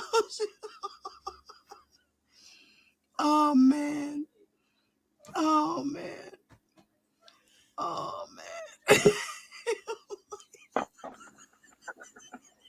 Fat Can boy. you hear me? Yes. Can you hear me? Hello? Yes. Yes. Let me turn Can this you hear Bluetooth me? on. Yeah, I hear you now. Okay. Listen, man, Okay. Diva, you gotta run that shit back, man, for real. No. Carey out here spitting I'm that gonna shit, lose. bro. I'm gonna lose I 10 felt, more people. I felt that shit. I'm like, damn. I'm like, whoa. Carey had that in him. I see why Kills was hating on him and ain't want to give him a deal and shit. He ain't want to share the spotlight with that. You know what I'm saying? Kills old No. punk ass crab in the bucket having head ass motherfucker. Don't want to share the spotlight with his brother and shit. That nigga was spitting fire. Yeah, auto Well, tune was like, RJ was right. He ain't got it. Laugh out loud. Fetch water. nah. I think he got it. Kills just was hating. Kills didn't want to nurture that You sound. even said it. You can tell Kels didn't want to share the spotlight. Right, you can tell. Fucking James. Andrew. I heard how he used that auto tune. I was like, damn. Andrew. Andrew, we don't hear you, puppy. You might be on mute. No, you're not.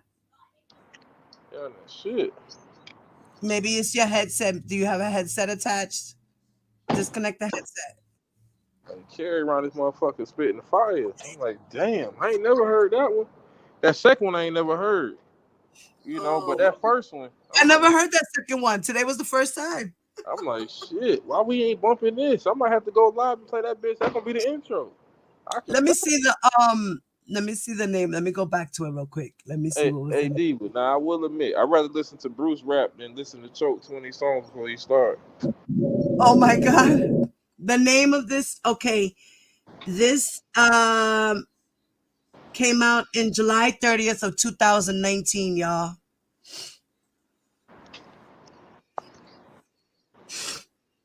Shit. Fuck Andrew. that. That nigga spit. I was like, whoa. I was like, oh man. Wing Nigga said, got at least he didn't say someone's name 3 times in the lead song. shit. You know what I like he did? He he hit that one. He was hitting them with facts. You know what I'm saying? R. Kelly that was hit you. His brother was hitting him with facts. Yeah. Shit. His brother know he pissed on him. Lady LaFair said, she said, you confess like Carey D, brother. Like you can tell. You can tell that nigga done took 2 bumps to get amped up for the video and shit. Wait, I can't hear. You don't hear us? We hear you. We hear you, Ty. Wait, I gotta turn that other phone down. In the Tell the hate. kitchen. His brother could have blew up. Imagine he was younger. You know what I'm saying? Shit. Oh man. Wow. Old dude. The hell said I got that same wife beater from the convenience store.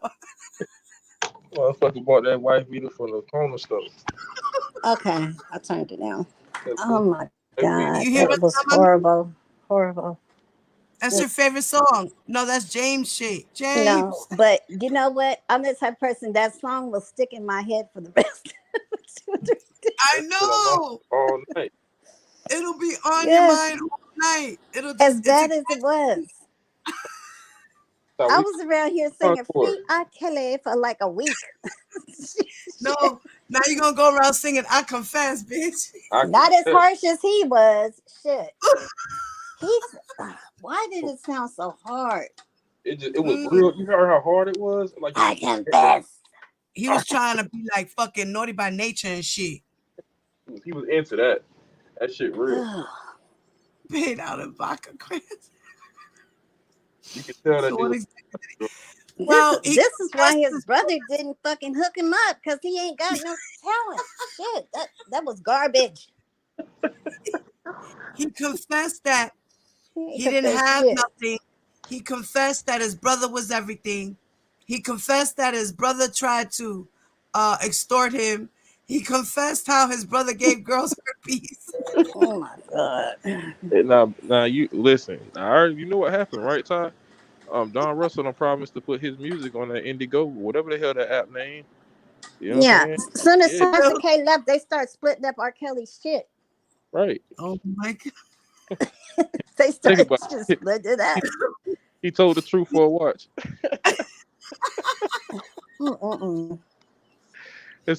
They told the truth for a watch. Like he that close to Don Russell. Like I said, I would have hit him upside the head and walked out. Did you see him jump up and get the tissue? He didn't waste no time. He said, "Stop crying, nigga. Stop crying. Stop crying." This is my cue. This is my cue. Hold on. She could have interviewed them together. Hey, Damn, he got a brother that be pissing on people and 2 crackheads. God damn, who the nigga she was fucking in Chicago. I want to get him and Bruce a bottom teeth so bad. Yo, the hell said they rented 2010 Escalades and shit. I want to get him and Bruce a bottom grill so bad. Oh man, Ty. We gonna start how both y'all niggas got the same missing tooth in the same spot. Carey is the future. Same tooth. That's tooth number. I think that's tooth number 8. He thought he was serious, but you see how his hands moving in that video? I was like, shit. What? His hands was moving all fast and shit. I was like, damn. I'm surprised he wasn't whistle when he was rapping. Yo. Whistle from what? That missing tooth? He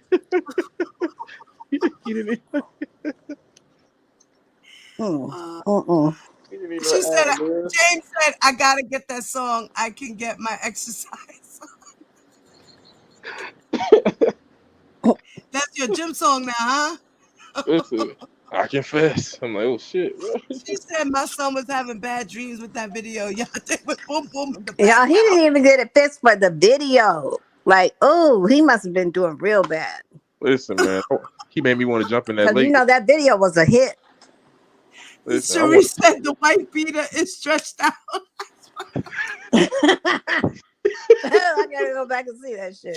Yeah, Are the lyrics available on Google? Wait, can I Probably play not, the video? SK. Can I play the video without the music? That nigga had that morning after wife beater on. Hold on. Yeah, he sounds just like Choke No Joke. I can do that, guys. Hold on. Hold on. Wait. I gotta check my screen. Who else is Oh there? man, y'all fuck. That's messed up, man. That nigga woke up and did the video. You bouncing over there. West Coast. Hey, people. Hey, people. How y'all Hi, doing? Now, listen. I we thought go. when you go to the confess, you supposed to tell about Diva, your story. that second song, it wasn't about R. Kelly, right? Shit. The what? I The couldn't second understand song.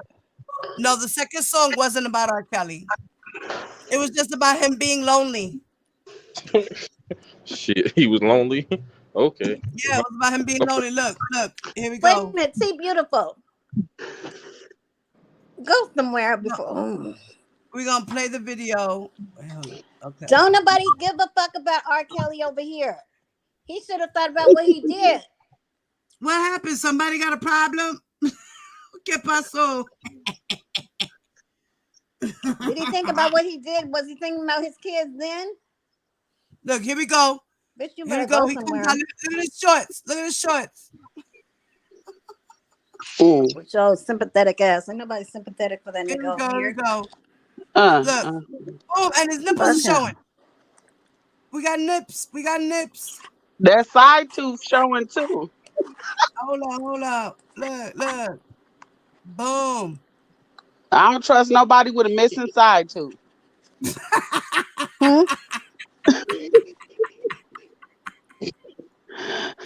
That mean your mama didn't have no dinner plan and your dinner plan bad too. Yeah, like what happened over here? Who's that? Mira, look. What? He was in front of the projects. Look at this nigga. Oh, that's a front Feel tooth, that. girl. I thought it was a side tooth. It's a whole front tooth. It's a front tooth. Oh, what's up, West Coast Bells? Oh, hey, lady. But wait, I thought when you was confess, you supposed to confess your own sins. It sounds like 3 minutes and 53 seconds of Does he have snitching. on a girl shirt? Right, Is that a it's girl wife snitching on his beater? brother's shit. That is a girl wife beater. That's just That like nigga got on a bit spaghetti. be wearing. Say that That again. nigga got Look, wait. on. He got And on this what spaghetti I don't straps. understand. How you snitching on somebody else, but you not gonna say what you did?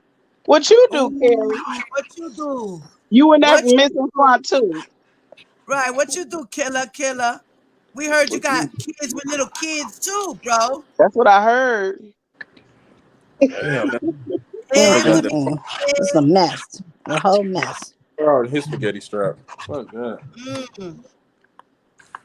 Damn. It's that front tooth though. For me, that missing front tooth, that tell you all you need to know about a person. He went driving around in the hood. Look. Look like he got a pager on too. From like, Yeah, his That's a phone is girl tank top. it's You got phone. on. He got When one this of those came on? giant phones. Them When sidekicks. this came Remember on? Hey, D, what year this came out? 2019. Oh, that shit way before his time. It's way after his time. Nigga use that auto Get that tune like this. tooth he got in. that shirt from Forever 21. Look at Hold on. look at There what's we next go. to him. Look at what's next to him in the yellow. Leave her alone. Leave that tooth alone. Leave that missing tooth. I can't. Why that nigga got on white shades in 2019? Look at what Diva. Can you play it slow? You want me to play it slow? Okay. Let's do that. Hold up. The dude bought a brand new sterling silver chain for the The video. settings, right, Ty? Oh yeah, playback speed. Okay. Is it which way is slow? Going up? Can you play it slow? Going down? Yeah, slow. Yeah, put it Slowly. on 75 or something. Oh, okay. I put it on 0.5. Mm. No, that's Oh, fast, you have right? to rewind it. It went That's up, too man. far forward. No, that's too fast, right? Oh no, it's Damn. going to. Wait, That wait. big ass. I didn't mean the whole thing. I meant no, just that one part. You passed it. Ugh. Oh, damn it. Wait. I'm trying to figure out this payback What? shit. Now you Here know we Look that all ain't go. his. over me, shit. What R. Kelly in this video? Right there. Look. When he's sitting there with those two women.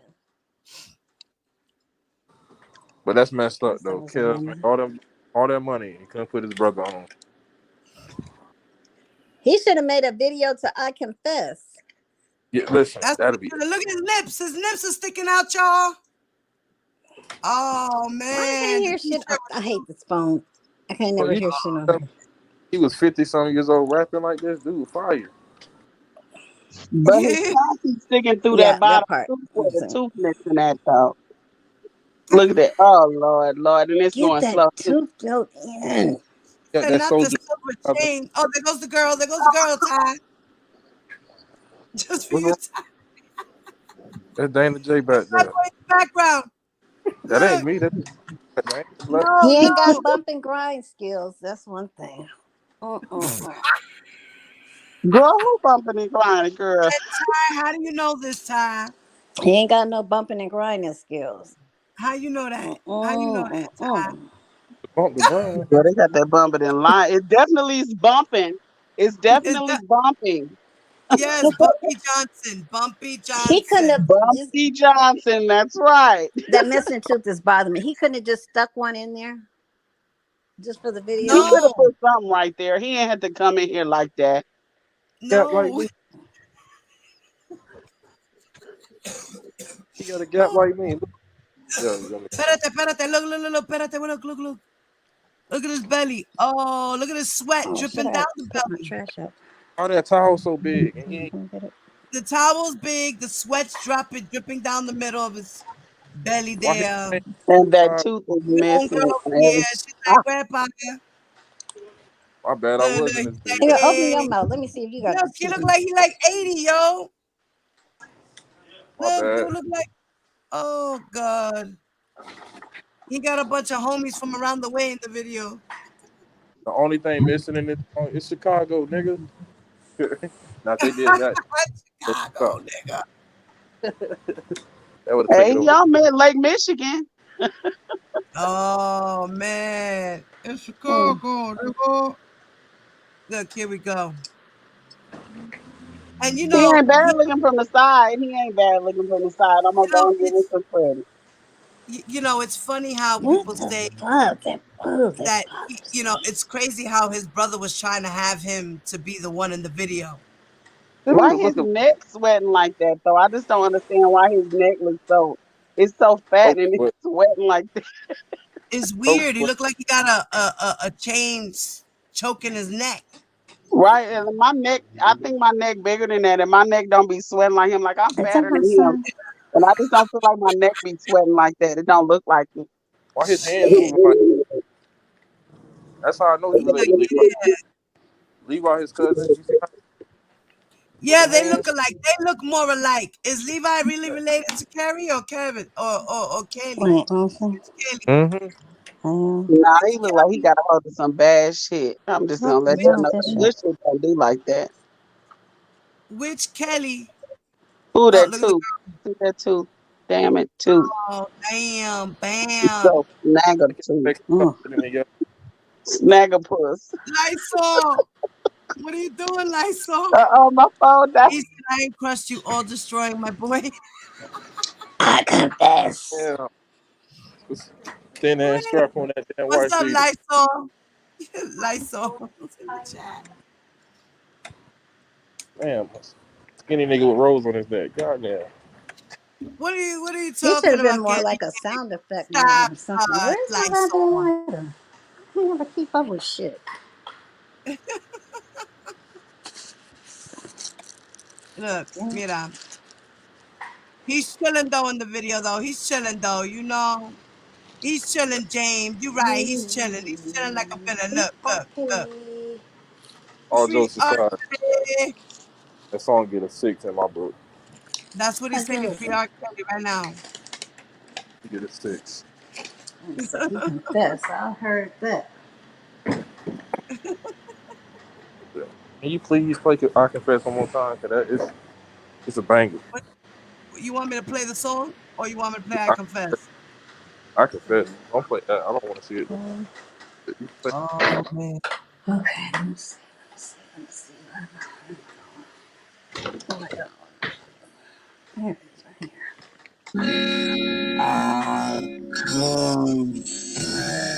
Is this another song? Speed it up, No, please. speed.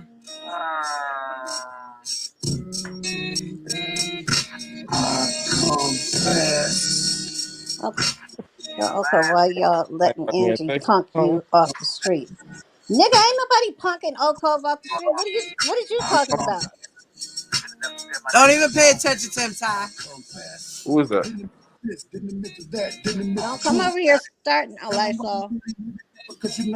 Yeah, exactly, Lysol. Be good. You haven't been in the chats in a What the minute. fuck is he How you talking about? doing?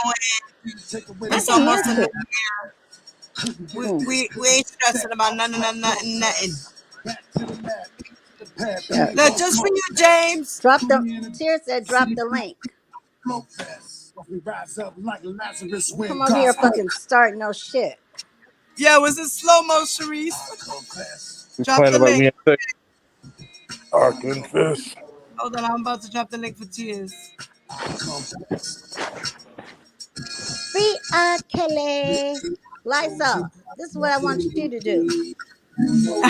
Free R. Kelly. Oh man. See if you can do that. Yeah, he got it way twisted. Don't nobody punk Oak Cove. Don't nobody run Oak Cove off the street. Oak Cove is the smartest, strongest group in YouTube.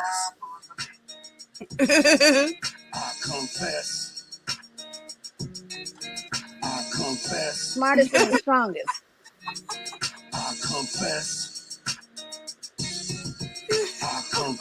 What the fuck are you talking about? Tears, I dropped the link, mommy.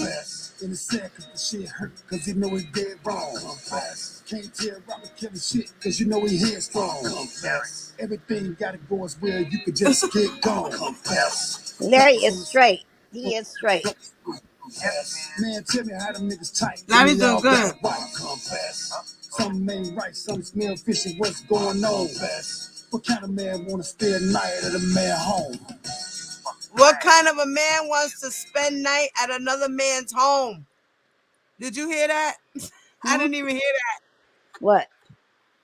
What? Said, what kind of a man would want to spend the night at another man's home? Oh. Hey, West Coast. Thank you for having me back, darling. My phone had Yeah. power issues, I kind electric. of figured something happened.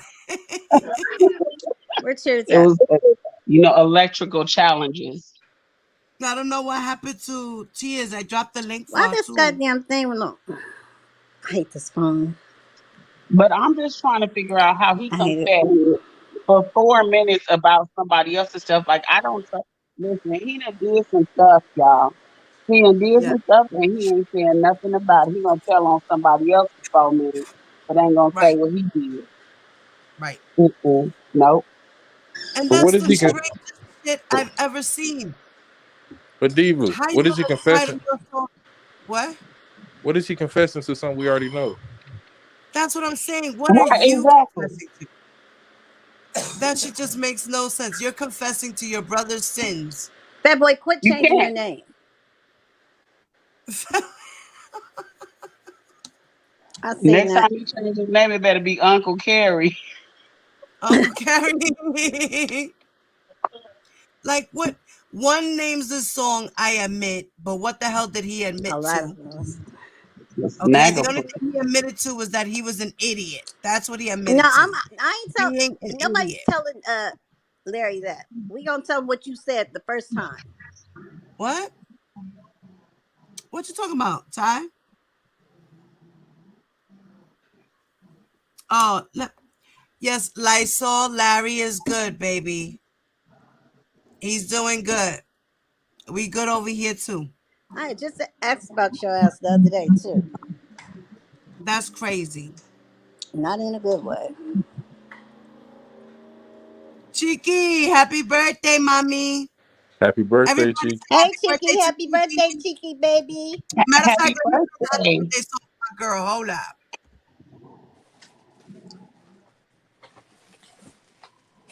Tears phone must have died.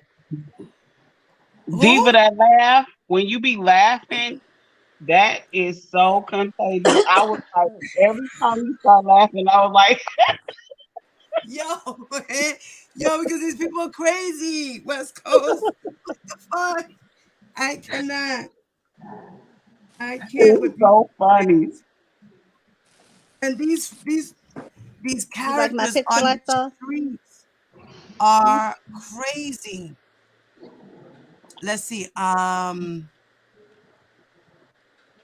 Let's see. What am I We playing love here you too, now? Cheeky baby.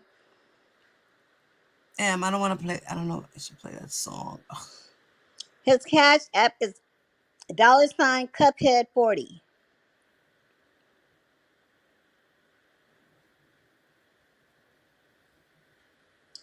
Send the let's money.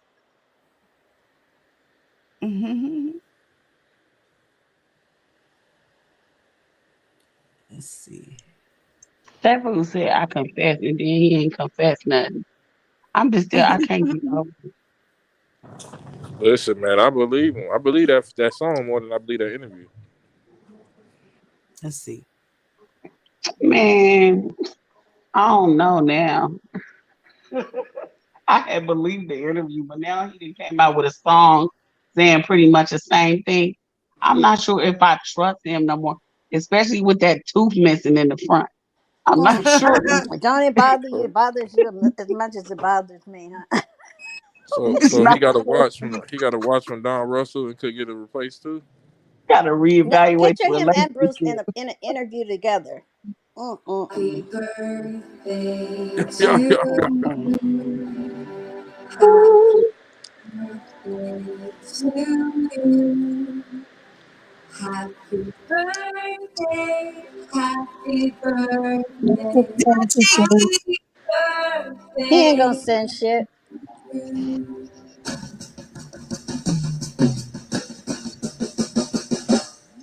Today is your birthday. Wait, I'm trying to find. Hold up, it's not it.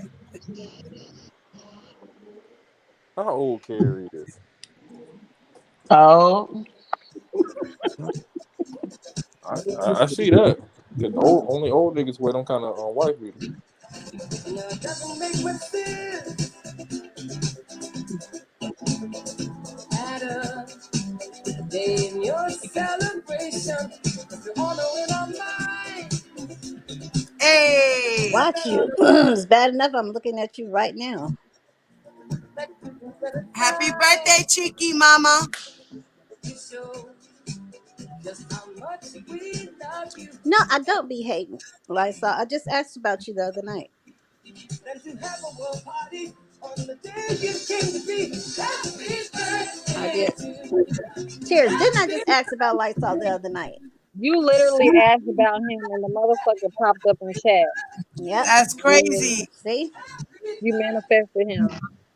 Whoever that is behind that page, because it could be a bitch. We don't know. Who are you, Lysol? What's that? Hop on this panel, Lysol. Let's hear your voice.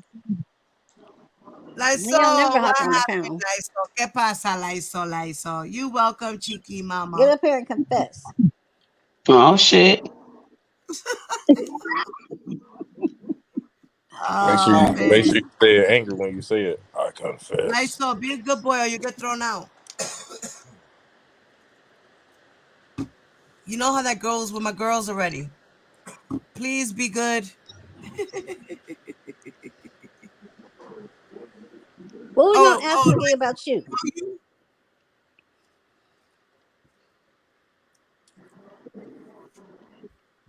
hey, Tears Mama, how you doing, baby? I'm good. Hold on, y'all. We already know you're annoying. And Carey got bars. He changed his name again, Ty. Carolyn, what's up? Purple, what's up, Y'all, baby? what exactly did he confess besides our case No, confession? you late, nigga. If you don't know his cash app, you the one that's late. What you Was he talking about? confessing that he know what his brother been doing? Don't nobody care that he Right, talked to that's what you. he confessed to, what his brother's been doing. That shit makes no sense. Why would you do that? But then now you go into a whole video with Tasha K and say, I confess it was all a lie then. I'm telling the truth now. Man, Sharon Winbush gave him a pound of coke to say that shit. No, I won't. It's a big No, deal that he talked to Larry. I don't think it was Karen. I think it Don Wilson gave me lunch. Oh my God. Jesus.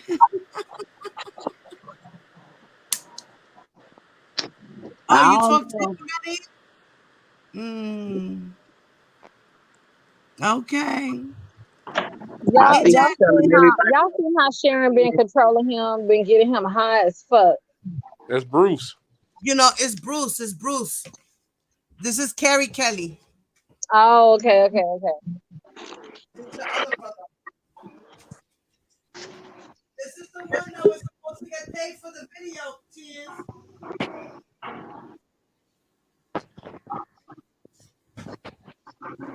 This They is look the a lot alike, and they have the same vernacular and improper yeah, grammar. It sound like yeah, Levi. That's They Levi sound brother. like they chewing on them missing teeth. right. Do you see fucking Fat Boy's picture? I cannot.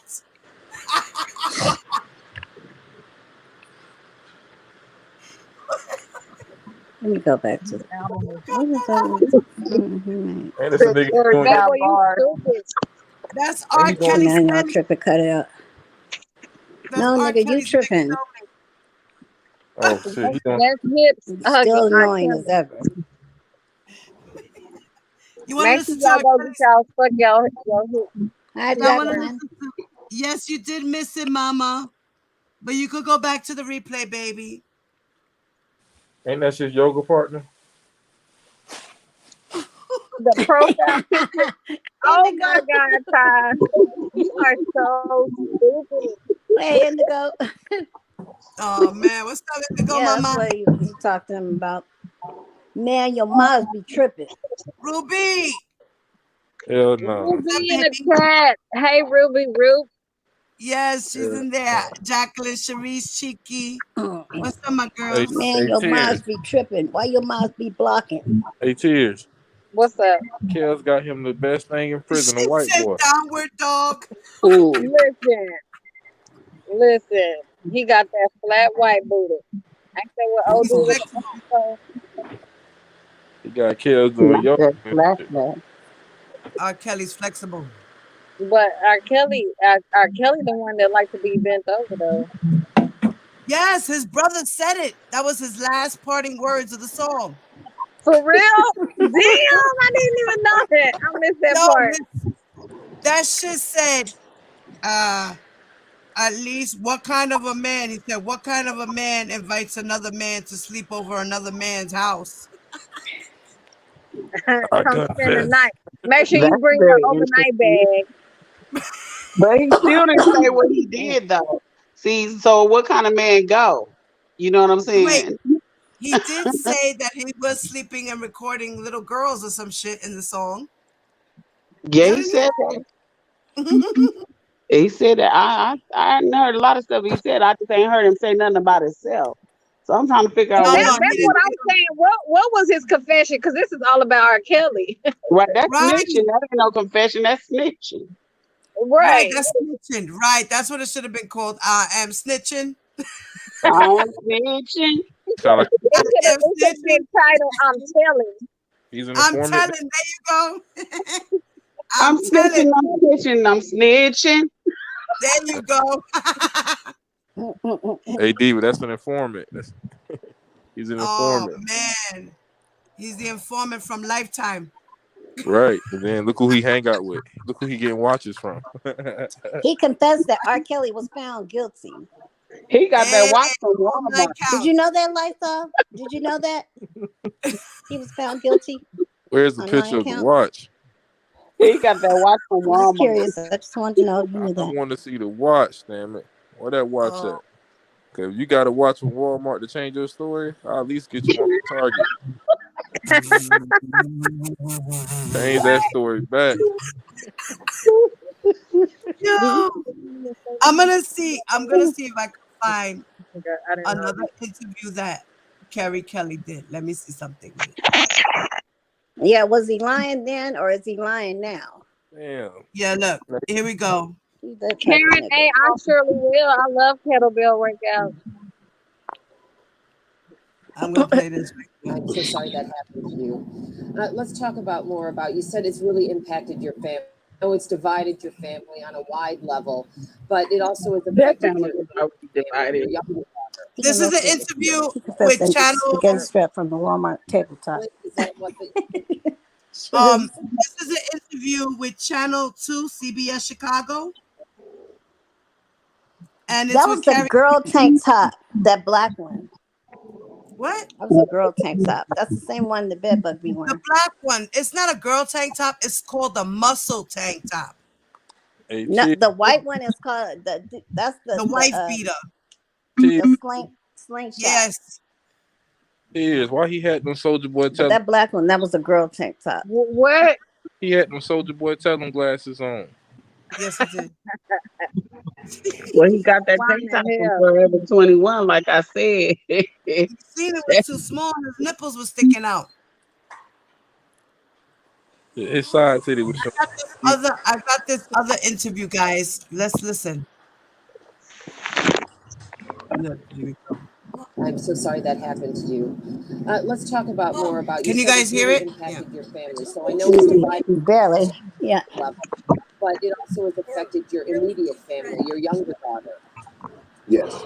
And because of your speaking out against R. Kelly, Kelly is showing that what some the good cause shit. of bullying is? Talk to me about that. Yes. Actually, you R. know, Kelly not is worried about y'all. been Who going is to this that? school Wait, go on mute, for Ty. approximately maybe a year and a half, almost 2 years. We is not worried about You him know, neither. I would Team tell her, don't Sons. tell people, you know, who we can to and things of that nature. You know, it's not a bragging right. I know who that This is is. not nothing you try to get points off of. Go to school to get an But education. you worried about him. That's why you over here. You know, you stay to yourself. But a lot Care of about other what they kids, say about my R. seniors who Kelly. are in their home. Ty, I'm gonna play the video. Go on mute, Ty. Tell her, Indigo. Tell her. That's, Hey, you know honey. who that is? That's Shauna Peters. Hey, one honey. Hey, T Bam. I got Shauna your Peters. information, T Bam. Shauna Peters, go get the help you Hey, need. Queen T-Bam. One honey. Yeah, that's Shauna Peters. That's that bitch. Hey, Cheeky Chick. Happy birthday. What's chick in the yellow number? Fuck that. She like Oof. she was Chiqui's all drunk for her birthday.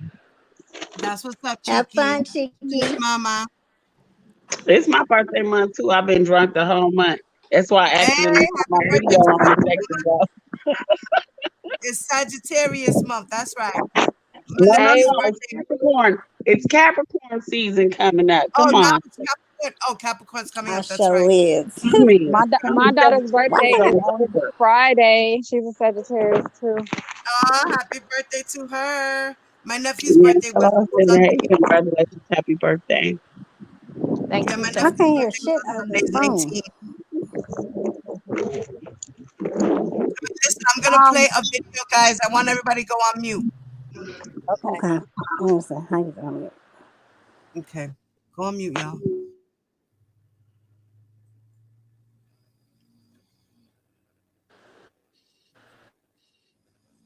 I'm so sorry that happened to you. Let's talk about more about. You said it's really impacted your family, so I know it's divided your family on a wide level, but it also has affected your immediate family, your younger daughter. Yes. And because of your speaking out against R. Kelly, is that what you think the cause of her bullying is? Talk to me about that. Yes. Actually, you know, my daughter been going to this school for approximately maybe a year and a half, almost 2 years. And, you know, I would tell her, don't tell people, you know, who you can to and things of that nature. You know, it's not a bragging right. It's not, this is not nothing you try to get points off of. You go to school to get an education and you mind your business and you know, you stay to yourself. But a lot of other kids seen me before, probably in her home, visiting her, that went to school, and they seen me on the news. So of course, the word of mouth started spreading as far as who I was and who I was related to, and they was able to put two and two together to see who my daughter was related to. So of course that got back to the school. It got back to the principal, the teachers, her peers, and things of that nature, and they was treating her different. You know, only thing that I can think of is, I don't know if it's something that my brother may have done, or you know, it's something that happened in the media that they, whether they was angry at him and took it out on my daughter, or they was angry at me for speaking out because they're a fan. So she was bullied, you said? She was bullied by several kids. I mean, they told her, you know, a couple of kids told her that her daddy, me, I was the molester. I was the guy in the videotape. You know, a lot of things went back and stand back to 2008 and things that they heard and probably their parents talking about. And my daughter just stood up and said, my father is not a molester. He's not. He's a good person. He's, you know, she just stood up for me and spoke the truth. Let's be clear about this. On the record, you were not the man in that video. I was not the man in that video. Not at all. And then did you take your concerns about bullying of your daughter to the school officials? Yes, I did. What happened with that? I took that, me and her mom, Tierra Jones, we actually took that to the school, and we let them know, like, hey, you know, we need to sit down with these other kids' parents and do it right, you know, and have y'all as the mediator so they can know what's going on with their kids and how they behave in that school. And how was that? Never happened. Never happened. That meeting never happened. And instead, you say false allegations or accusations were made about your daughter wanting to, quote, shoot up the school, right? Right. Before that, like the same kids who had been bullying her and they was never reprimanded, nothing never happened behind that. These are the same kids that they did a prank on social media saying that my daughter was going to shoot the school up. And then the guy, after he seen all the investigations from the police and different things of that nature, and they shut the school down, I guess he felt bad. So he went back on social media, on Snapchat, and he said that Kira didn't have anything to do with this. And they still went forward with suspending her. They still went forth with a full investigation and things of that nature. And nothing happened to this child that actually put the word out there that the school was going to be shot up. That must have been hurtful. And it still is. So I know she's out of school now. What about accusations levied against you? Who's making them? Right now, you know, I have Sinithia Fullilove. That's one of my kids' moms that's going around saying different things and coercing my daughters to say that I touched her. I touched one of my daughters. And it hurt me to the core, because everybody that know me know that God know that I'm not like that. And I would take a lie detector test standing by my mama grave. And what show are you going on to try to mend fences? The name of it again, I don't know it. Ayana Fix My Life. And you're doing that to try to bring your family back together? I'm trying to bring my family together, and I'm trying to actually get answers, because I know that the things that's transpired and taking place, I really don't know what's really going on. All I know is that my brother has a lot of influence over people, minds, fans, different things of that nature, even family. You know, he's being evicted from his studio on Justine. The city today found inspectors found there was proof people were living there, which is against code. Someone took out a hard drive early this morning. What is going on? I mean, you haven't talked to him, but what are your thoughts on that? First of all, that it seems now some action is being taken, even if there are no victims yet we know of that have come forward. Well, going back to the question that you asked me earlier, you know, as far as the last time I spoke with Robert was in 2008. Once he beat that case, I called him and I said, hey man, you know, God gave you another chance. You know, God gave you another chance. And his arrogance and you know, and people not believing different things that he's accused of said, God didn't give me another chance. I gave me another chance. My money gave me another chance. Those are the words that he said to me. And I looked at the phone like, are you serious? I mean, you know, these allegations that you was accused of is very serious. And for you to escape through the loophole and still get another chance, that's maybe a sign from God that you need to change your way of living, change your habits. And Killer, were you lying then or are you lying now? change the things that you're doing that's causing people Did he to. just admit to extortion? That's what it sounds like to me. You know, were you lying then or are you lying now? He been lying the whole time. Okay. What They is he should have gave doing? him a watch. And in here, he talks about how he was supposed to be on Ayala his life, that he brought his family there. So that means whatever happened, the family was lying. He was the one lying about the situation. That's why Eliana probably didn't want to do it.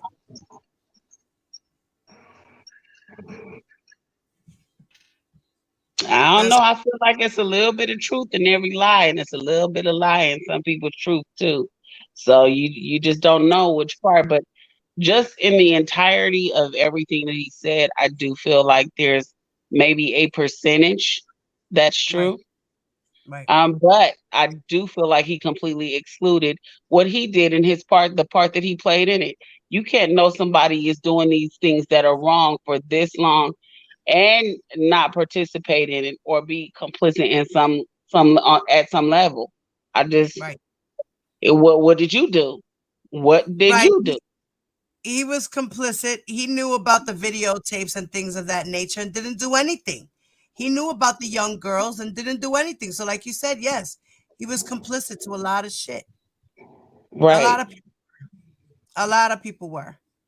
And a lot of people need to be sitting next to R. Kelly for those who arranged the situations, for those who were really deep in the enterprise. Let's You continue know the. what? Go ahead, mommy. I'm sorry, I didn't mean to interrupt you, Diva, but No, go ahead, baby. Go ahead. I feel two ways about that. Um, we all in the corporate world, I'll put it like that. There's a lot of things that we do in the corporate world that is not considered ethical, or may compromise ethics. I'll put it like that. And you do it because it's your livelihood. You know, and at the time when you're doing it, it doesn't seem as bad. You know what I'm saying? I'm not saying that they were right. I'm saying that there are things that people do, or people are more likely to turn their head and act like they don't see something as it pertains to their livelihood, as opposed to if you're not getting paid nothing and you see something. You know what I'm saying? Yeah, that's why a lot of them just turned the blind eye because of their livelihood. Like you said, if they chose to say something and speak out, there goes their money. Right. You know, That's your cash cow. And their where do source of their source of independency is gone. Right. Where do you go to make that amount of money and do as little work as you're doing? But look at what he said. He said that he was getting paid $250 a week. $250 to do what? Take out the trash. Right, and then the bus driver said that he was getting paid $1,000 a week just to sit out front of his house most of the time. And so That's fucked up. Yeah. Right. I would have traded with the bus driver and been like, you know what? If I'm a here, can I sit at the bus? You know? And I bet you, West Coast, that he still would have got paid $250 a week. You're right. You're right. That's how much you think of your brother? Okay. Yep, that is how much he thought of his brother. But then in Tasha K's interview, he said, "Oh, my brother this, my brother that. We should have appreciated, he was a blessing. How was he a blessing? He didn't bless none of you, not even his own mom in the grave. Sure didn't. I told you. He trying to get Where's her tombstone? Right. It's a plaque in the ground. That See, those plaques cost anywhere between $500 to $1,000. That's it. And Carey Kelly or Bruce, one of them had said that the plaque cost $750. well, here's the thing. From what I hear, he really was consumed by his sexual behavior. And in Mm-hmm. that, I mean, he didn't even wash his own ass. I heard the nigga stink. Yes, Yeah. girl. The bus driver said it used to smell like shit and cigars. Like, and I don't Oh, understand that. Like, if you stink, like that's different. That's a whole nother level of being obsessed with something other than your hygiene and your natural instinct to care Right. for your body. I that believe nigga had so, no. Cherie. Even Hey, Demetrius Smith said he got paid $250. that nigga had no respect for nobody. Apparently, not even the women. He wanted them to suck Right. that stink ass shit. Oh shit! And that's what I'm No, saying. Like, Somebody mentioned his balls being sweaty. like, what? you Yes. can't shit in no bucket in my house because if I walk in the room and I smell shit, I'm Mm. sorry, I'm cussing. If I walk in the room and I Smells smell, it something. smells like a bowel movement, even bad breath. Listen, this the first way to lose me. Something stink, I'm out. Right. Nigga, you stink and you can't read. No, wait, hold on. What if Oh, he? That's Hold on. disgusting. West Coast. What if he accidentally passed gas when you was around him, but he took a shower though? Did he get a Now, pass? well, I can deal with a little fart. My baby fart every I morning. mean, First thing yes, in the right. morning, baby fart. Okay, Gas is gas. You know what I that ain't mean? no As long as your problem. breath don't smell like shit, You know what I'm you know saying? what I give him a run for his money if we had tacos the night before.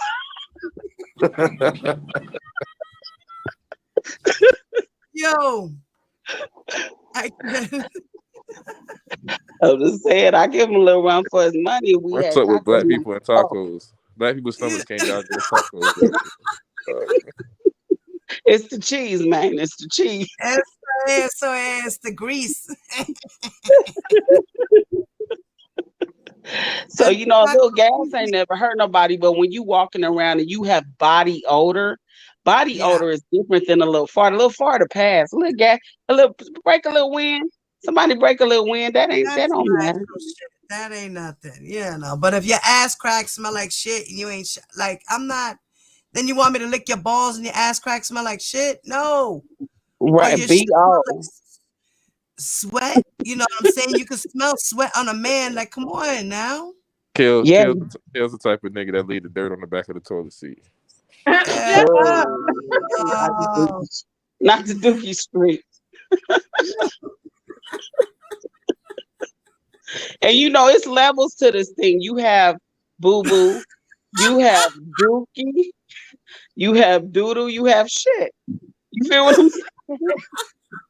It's levels. A Hey, West baby, Coast, but that shit a motherfucker though. You shit, You got power balls. nigga. That ain't no boo boo. Nigga, that's shit. Yeah. right?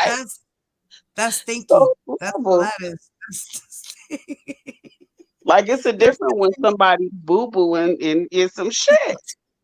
let's continue the interview. Let's continue the interview, guys. Go back on mute, y'all. Up on you like that. You don't think he's changed? Not at all. He needs help. My brother needs psychological help. You don't think he's changed? Not at all. He needs help. My brother needs psychological help. But, like they say, the first step to recovery is admitting it. He won't admit it.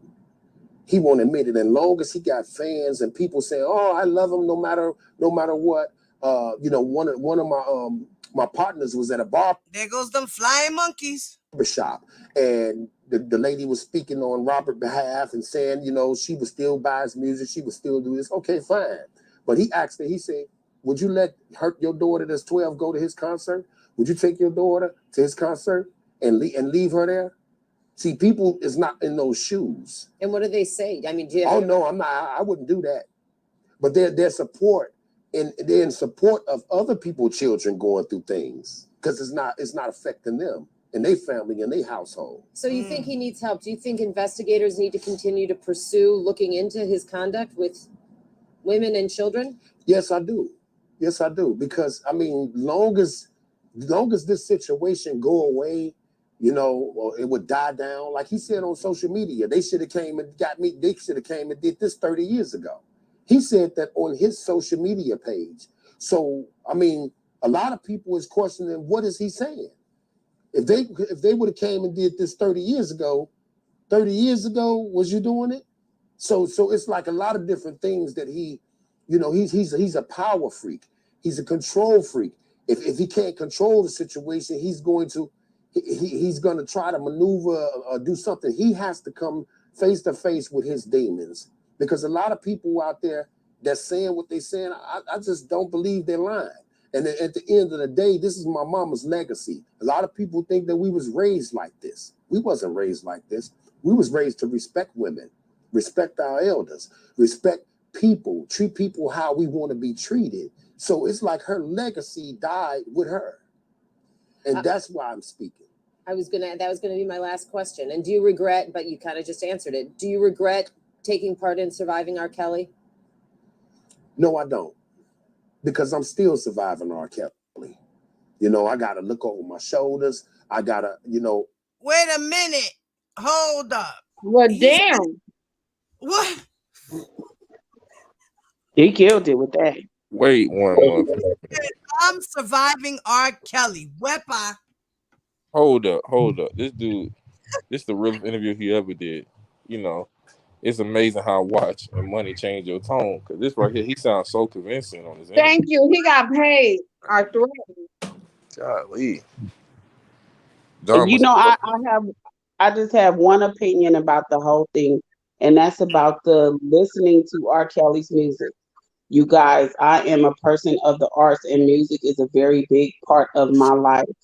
If I were to allow the R. Kelly catalog to occupy a negative space in my mind, it would make me crazy. So I can't do that. I still, when I listen to the music or I hear the music, I still allow it to make me feel the same way that it made me feel 20 years ago because I can't allow it to have a negative space in my being just because of how large of a space it occupies. You guys, it's so just like Bill Cosby. I still watch the Cosby Show, and I still watch A Different World because I don't see it from the perspective of okay, this is Bill Cosby doing this. I'm looking at the music, right? Right, I'm looking at Heathcliff Huxtable. I'm not looking at Robert Kelly. I'm looking at the Lover Man. You know what I'm saying? Like it's just different. Like, and I'm not saying it's right. I'm just saying how it is for me because when I say a person of the arts, I know all the words to every song that's been made in the past 40 years as it pertains to R&B and some of the blues. You know what I'm saying? So like I just can't allow it to occupy a negative space in my mind because it occupies such a large space in my mind. You feel what I'm saying? Yeah. I understand what you're saying. A lot of people feel that way. You know, you can't take the music and destroy it because of his actions. When the music was good and it made people feel good at one point or another. I get it. Some people still feel that same way about the music they did back then. Listening to it now, they would feel the same exact way.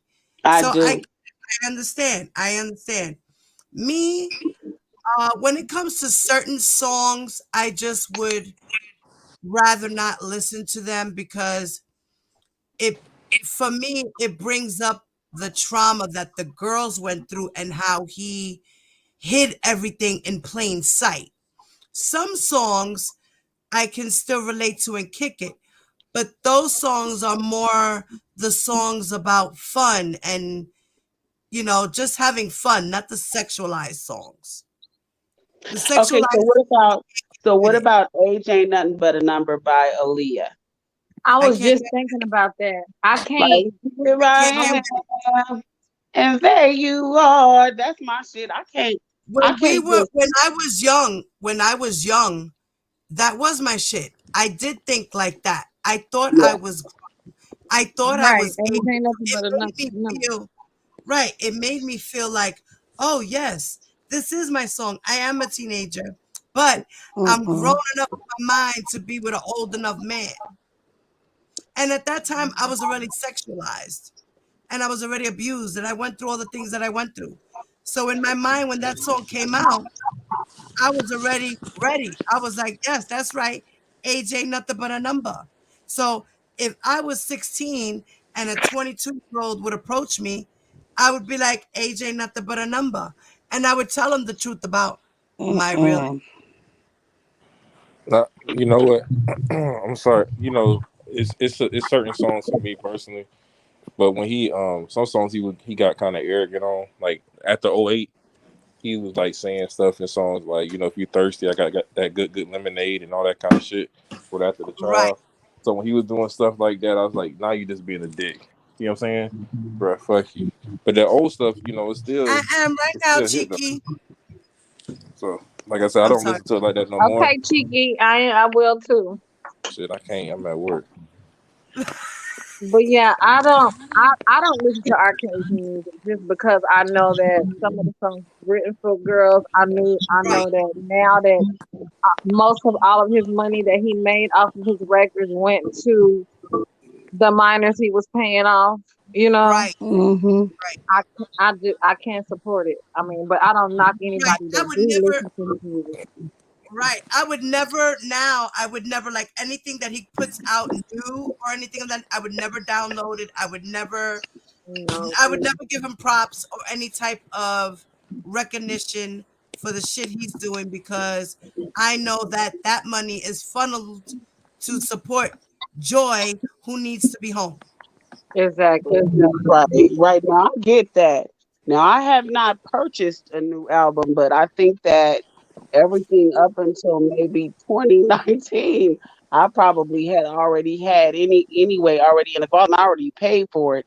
So I'm just like, when it comes up on my playlist, before I didn't realize that I didn't already sung the whole song. Like I can't move it out of my spirit from the good space that I'm serious. Like I got so many good That's memories.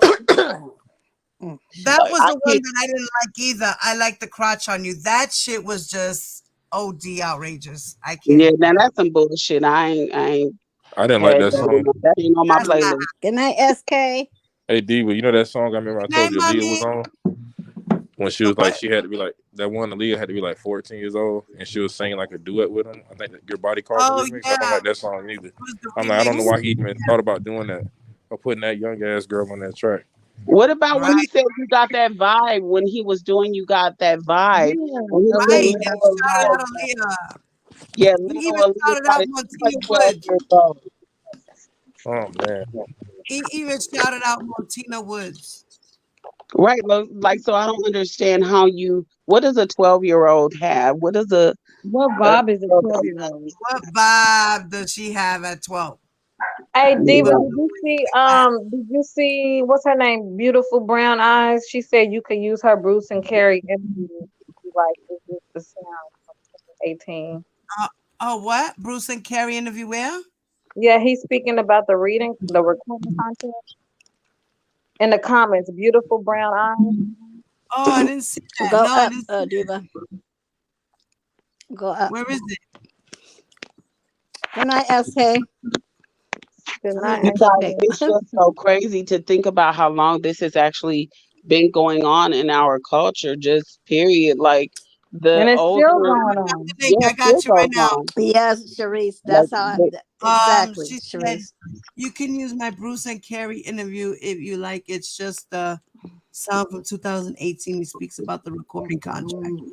James, Wait, Okay, go to the wine they did cooler. an interview together? I'm gonna drop the link. Brown Eyes, do me a favor, Brown Eyes. If you're still in the chat, mommy, drop the link. You don't have to come on the panel.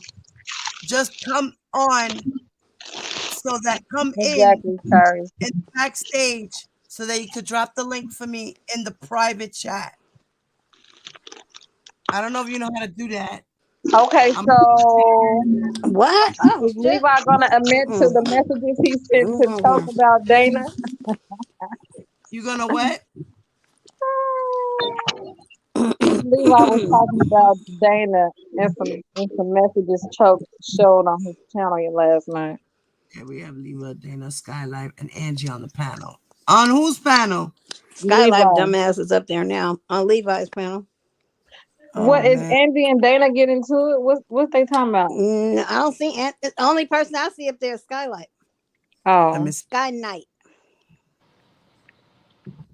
who's this Brooklyn So Wavy person? What streaming yard is this? Oh, That's it's me. B. That's my other channel. Oh, okay. Okay, what's Dana and Skylight up there? Okay, so he's got Skylife, I guess Dana and Angie. Yep. You see how? Oh, okay, I see it now. Let's see what they talk about. Who's the other person in the bread? Yes, I think everyone's here. You got that banner thing up there. I Hey, can't see beautiful shit. brown eyes. I love your videos, by the way. Now, yes, baby. In order for us to make it look, even though our intentions are totally different, to find out who Levi is. Okay. Look. Hi, y'all. What's up, baby? Hey, Cheeky. Happy birthday. It was still trying to do cash apps. I popped in real Looking quick, cute. y'all. There's a whole thought, nigga. Hi, thank beautiful y'all. mommy. What you doing, lady? I'm a mute. I'm drunk. I just had my dinner. And yeah, I'm drunk. And I'm smoking some weed. Your hair looks nice, Cheeky. Thank you, fat boy. Y'all. Oh, my husband just woke up, guys. He's rubbing his good luck charms. Oh God. You know, David, he Well, has to wake up and fill up in on me. Diva's case, y'all, I'm not as lucky as Diva, but Girl, did he fart yet? He's rubbing it for you again. It's for you, fat boy. What? Okay. That's kind of weird. y'all been telling me happy birthday. You gotta rub mine too. Happy birthday, mama. We love you, Tiki. What's going on here?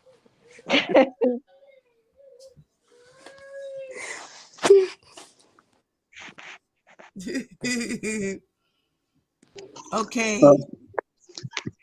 Brown Eyes, did you get to hear what I said? All right, I'm gonna go to let's see what they're talking about. Hold on, y'all. Leave it, but at the same time, I'll say this in closing, then I'll let y'all finish. What they say are lies, rumors, conjecture, and innuendo and slander. My general complaint, which will be for the world to do against Mr. Author, ain't no goddamn slander. It's a tangible complaint that contains irrefutable information in it.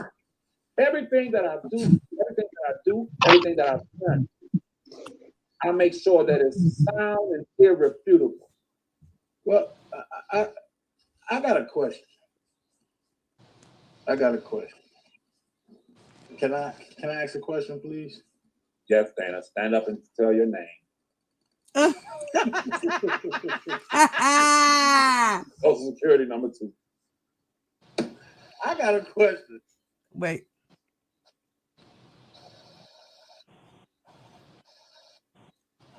Okay, what happened here? Yeah, stand up and tell your name. Damn.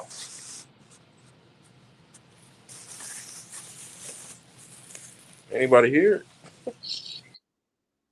Just think about yourself, your apartment, whatever. And let's just say, I want y'all to think with me. They prey on y'all because most of you don't really, it's not, I don't blame you, but to write with their pen. First of all,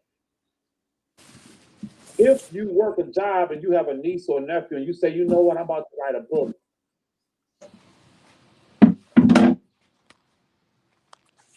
All right, I'm fast forwarding a little. Wait a minute, hold on. A man. It don't matter how long you fast forward. He ain't gonna get to the point.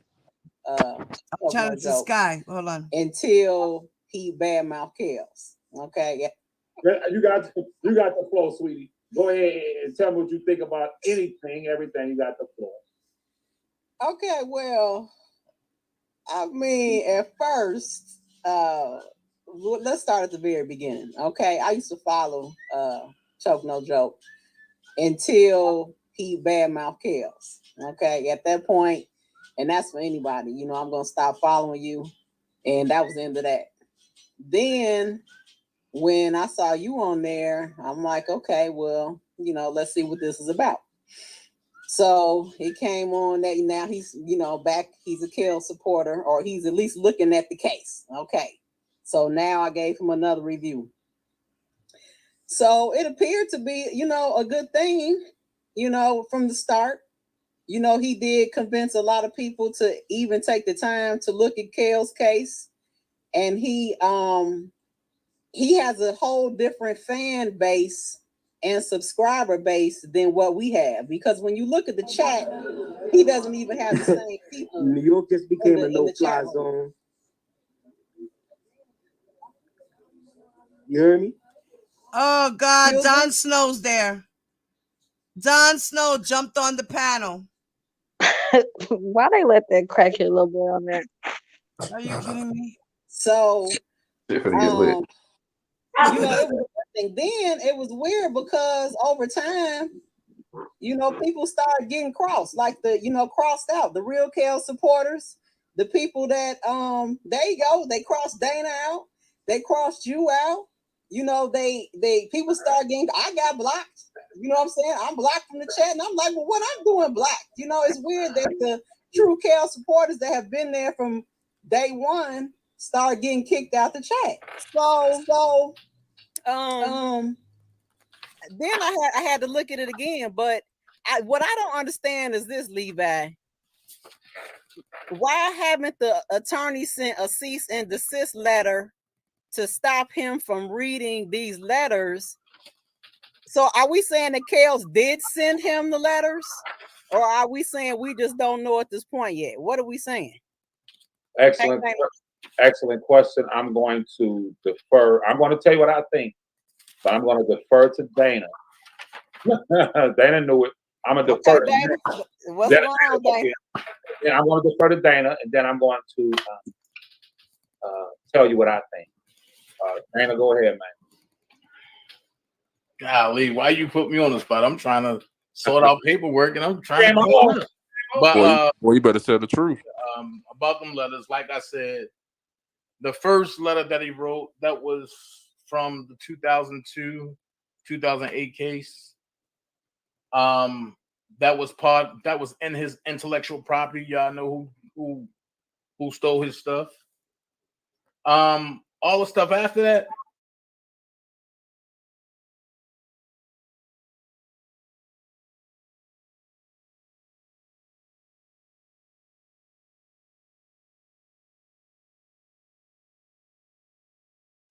Those are excerpts from Cash Jones' book, new book that came out. Wait, what is he talking about? To answer the question, why having a lawyers? That's a good question. I don't know. If I had to bet my dollar, though, it's because they are working on getting this appeal done, crushed, and overturned, and they're not focusing on social media. That would be my answer. I don't know. I don't call Miss Bogine office. I never did.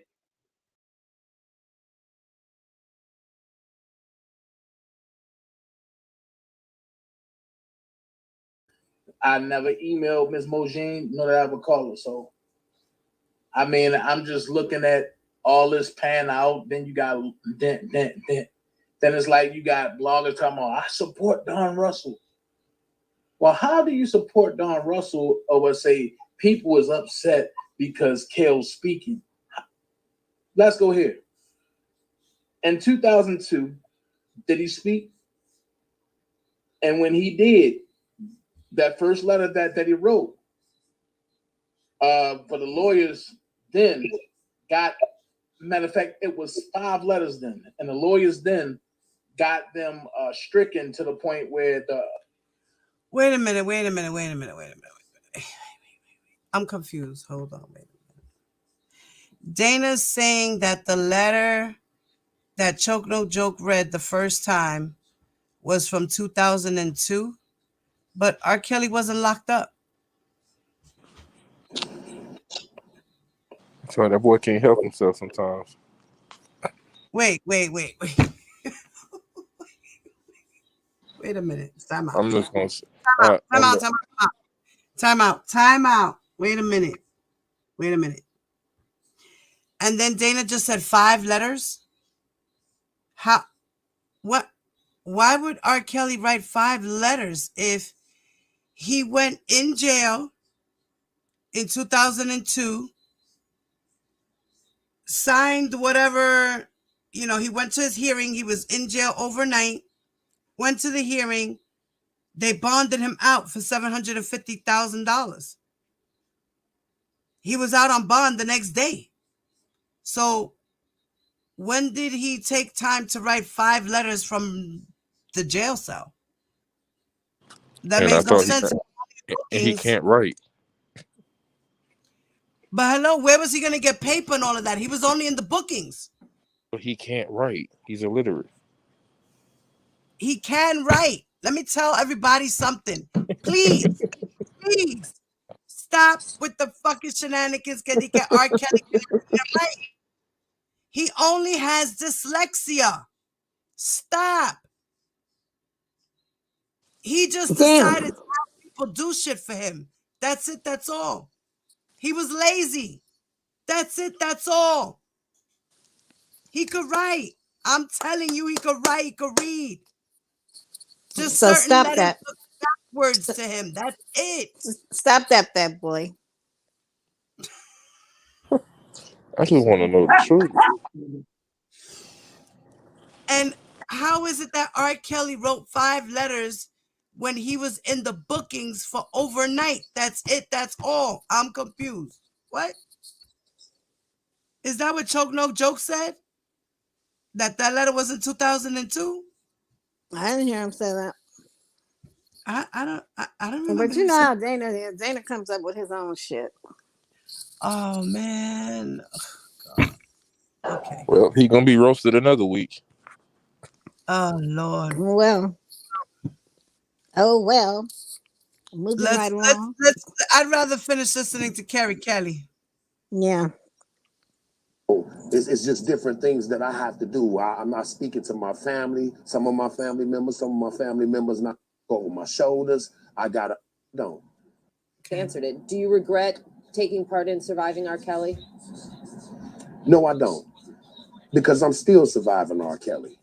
I gotta look over my shoulders. I gotta, it's just different things that I have to do. I'm not speaking to my family. Some of my family members not speaking to me. So I mean, it's a life-changing situation that's going on, and at the end of the day, I pray for my brother because that's still my mama's child. A person can't. I love my mama Joanne Kelly. I can't say that I love her without loving her seed, but her seed is a bad seed. I'm so sorry. What else would you like to add? I mean, I would like to say too that I have a daughter mom in Cleveland, Ohio, that's saying things. Her name is Andrea Woodard. And basically, Andrea Woodard and Sinethia Full of Love is actually coming together 18 years later, saying that I've done something. Why? Because I'm speaking the truth on R. Kelly. See, these people, even though they're my kid's mom, they are fans of his and always been. So I'm just trying to understand if something happened to your child, Dana, and you knew about it, would you wait to report this to your child if your child came to you and told you this is what happened to her and her father is the one that did this? It don't make sense. No, I would. Well, I hope you can get through that. And you got your wrench, Brown Eyes. It just seems to me, well, it doesn't really seem anything. I just think it's really, really sad, and I'm sorry for you. And I hope that these false accusations get worked out. Oh, they will, because God, he sits high and he look low and he know everything. Do you think that is this recent, and is it because of surviving R. Kelly, or did they start making these accusations or coming together to make this accusation before the documentary? Well, to be honest with you, I just found out the other day because I actually spoke to the auntie Dorothy Full of Love. Mm-hmm. This is their mom's sister. And she don't believe these allegations because she watched me raise my kids. She watched me raise her kids. She left me with her kids. Mm-hmm. These are people that trusted me. And so, you know, she just informed me yesterday that, hey, you know, they've been saying this for a few years amongst the family. That I supposed to have one of your own I daughters. tried to molest my daughter. I tried to molest her. And so she was like, I'm just now hearing this by her being the auntie. So it didn't make sense because like my sister never told me this. My mama didn't know about it. So now it's like they've been saying it amongst each other. And then now, since the Surviving R. Kelly thing came out, this is what they're trying to put out there. And I just want to ask you again, because that's a serious allegation, but you're saying no, there's no way that happened. There's no way. I have raised other people's kids that's not mine. Daughters, sons. You never did anything inappropriate. Never did anything inappropriate. I didn't even let my daughters, you know how little girls are coming, you know, I'm daddy. Mm-hmm. They'll come and they'll try to sit on your lap. No, you don't sit on my lap. You sit right here. Mm-hmm. That's just me. That's how I was raised, especially knowing what happened to me as a child. Mm-hmm. I would never put nobody else's child through that same agony and pain, especially mine.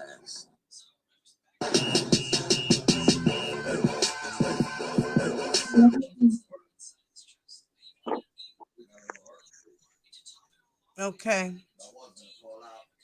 So that was the end of that. I'm trying to copy.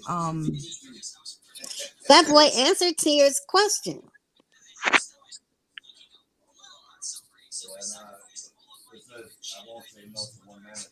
Fat boy answered Tia's question. Damn. So annoying. Shit. I'm trying to. Okay. Then he see, look at. Ooh. Okay.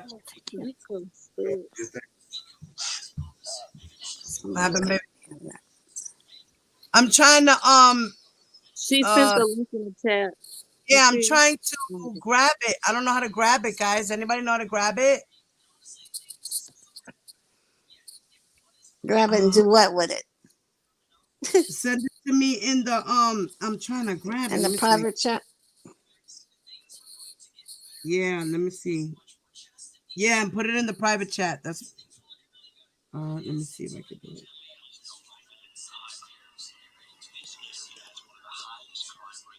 I only see StreamYard. All right, let me see. Hold on. I just did something else. Hold on. Here. I'm so sorry. God damn it, why are all these damn links open? Not links, but what are these things? I got it. Oh, wait. Turn to it. I didn't want to do that.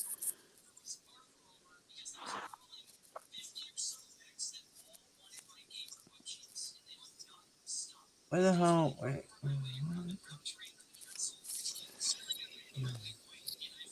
Just me off.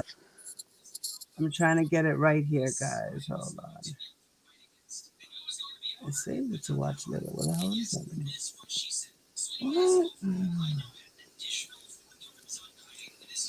All right, let me do this again.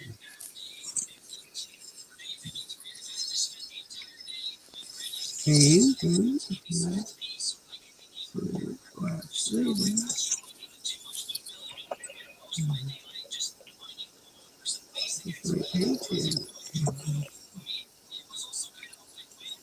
All right, let me go back.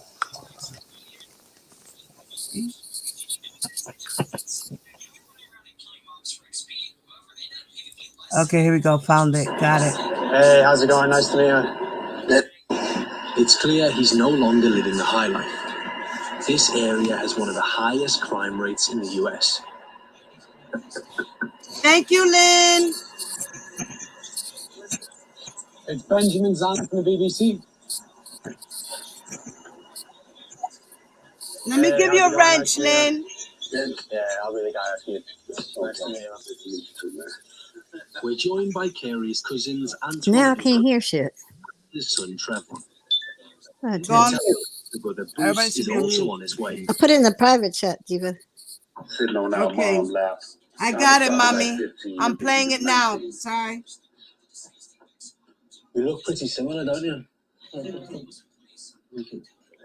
How close were you here? Lynn, type in the chat, Lynn. Oh, we was real close. Like before we took that picture, it's like we was really trying to get the position on our mama lap. Trying to get closer. Trying to get close. Thank you, Ty. You know? Mm-hmm. Yeah, right there. That brings back memories. Ty, put your mic on mute. Our mom What you do? I don't want to mute like you. regular kids. We got instruments. Bruce played the guitar. I played the drums. Rob played the keyboard. I can't hardly hear it. Side with my mom. When was it clear that Robert was going to be a singer, successful R&B singer? Okay, thanks. It was like maybe 13, and he told me and my brother Bruce. He said, "I'm gonna write a song for Michael Jackson one day." We looked at him, Michael Jackson. He's gonna get close to Michael Jackson, and then he ended up doing it. He ended up writing several hits for Michael Jackson. But as kids, he always been a visionary. When was the last time you saw him? The last time I saw Robert was, let's say, 4 or 5 years ago. Really? That long? Why? His lawyer actually said it could have been his brother, and it ended up on the news. And when it ended up on the news, they had a picture of my brother and a picture of me right next to each other. You were being accused of being the guy in this video, in the sex tape video. Yes. My kids was going to school, and they was being judged by their peers. Mm-hmm. They pretty much was saying, "Your daddy is a molester." It was to clear his name that Carey spoke out against his brother. But it was a lot of nasty things that I did say that I wasn't right about because I was angry. That was wrong on my part. You know, I didn't see it at that time, but now I do. And that kind of made Robert look at me strange because that's what I did. What actually happened then in your eyes? I didn't hear you. What actually happened? I really don't care to even answer no more questions about that situation right there. This right here is bringing my family back together. I'm not trying to relive that no more. Good God. That's Bruce. Wait, he said he's trying not to relive that anymore, but yet he wants his brother back in his life. Like, he was just going through a lot of emotions, this guy.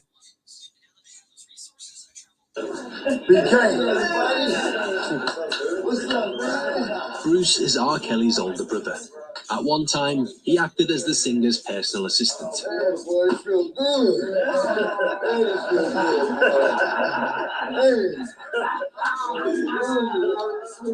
Nice to meet you, man. I'm Ben. Good to meet you, man. Yeah, Ben from the BBC. Okay. Yeah.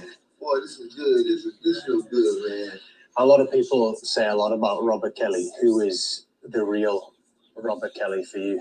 This person who we see singing songs and stuff like that, I'm proud of that part of him, but that's not the Robert Kelly that we know.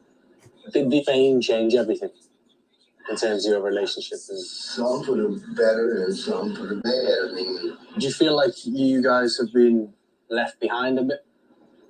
In a way, yeah, absolutely. Robert knows that Carey's very talented. He knows I'm talented. I produce, I play. Carey still makes music and dreams of returning to the big time. How's the music going down there?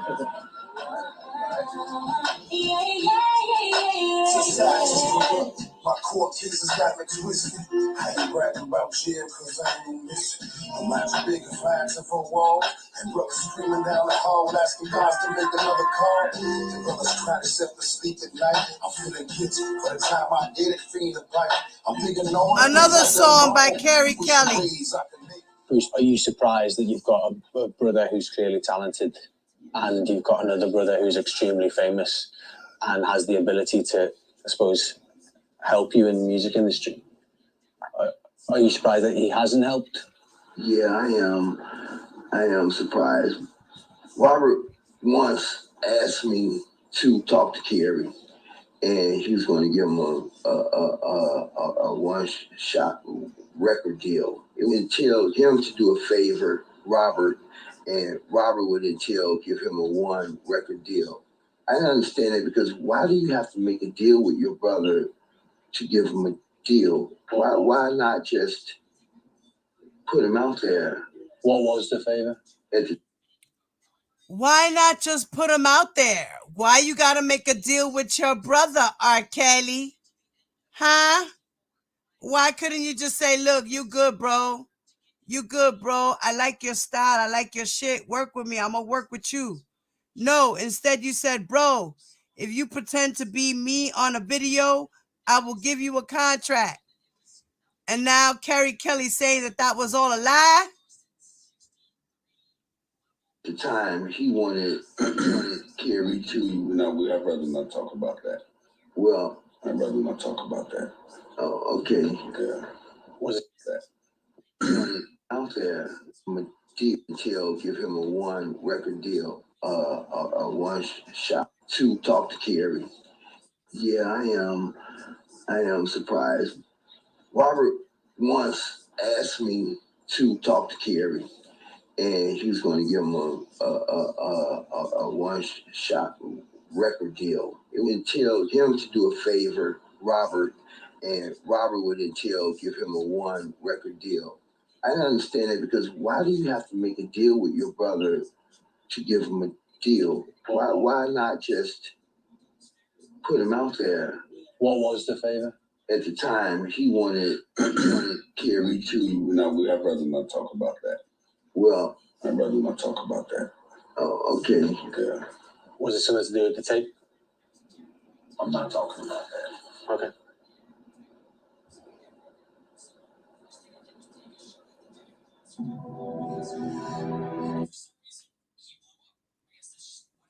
You see the bullshit? Y'all see the bullshit? Are you kidding me? That is crazy. And so now Carey Kelly is reneging on a lot of the things that he said in the past. I honestly think Carey Kelly must have been paid off by his brother. Something happened there. I don't know what, but something definitely happened there. How are you going to go out on a limb saying all these things, saying you seen this, you did see that, this happened, he said this, he said that, and now you're like, well, that wasn't really true. That wasn't really true. No, I was just mad at my brother. You know how it is. You know when you're kids and you fight. You weren't kids. You were adults. There's no excuse. Now you're backtracking on all the shit you said. That is terrible. You should not be doing this. You should be honest all the way. You now your credibility is shot to hell. Mr. Killer Carey. Killer Kelly. Ty, free Kelly.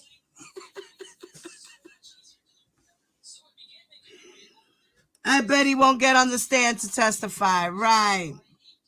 I bet none of them get on the stand. Free Kelly. I confess. Like, this is crazy. He got too many different stories for me. Shit. Right. You it's so now your credibility is shot. You know, everybody that once did believe you is now like, huh? What? He? Get the fuck out of here. When did you get paid, bro? When did you get paid, bro? But you know, Diva, like this. How come he didn't speak up for his brother when he was in New York? at the court, right? He could have been like, "Listen, lawyer, let me talk to my." He was busy chasing Debo and them niggas around there. Okay, and to Exactly. top it all off, right? And then to top it all off, fucking Don the Con, you're hanging out with him. So did you decide to? Did you get paid by Don? Good No, question. He got stock in the company. He what? like why didn't R. Kelly have any credible witnesses? Didn't Sharon Wimbush for a long time say that she was gonna be a witness? Yep, she sure did. She sure Right, she did. was supposed to You be a can't be witness. a witness because he was cheating on his wife with you. Dummy. You are Dumb not bitch. credible. Oh shit. Bye.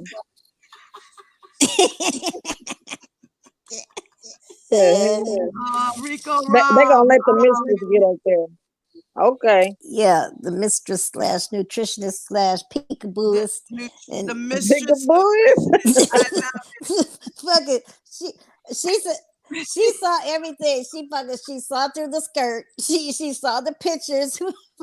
What the fuck? She done saw everything. Now this is how she's not credible to me. Who? I mean, my memory's shot anyway. But who would remember that long ago what somebody else wore for their wedding and they wasn't even at the wedding? Wow. I tell you, that's some strange It's things not be like, happening. like they performed the stalker. ceremony, and she was there.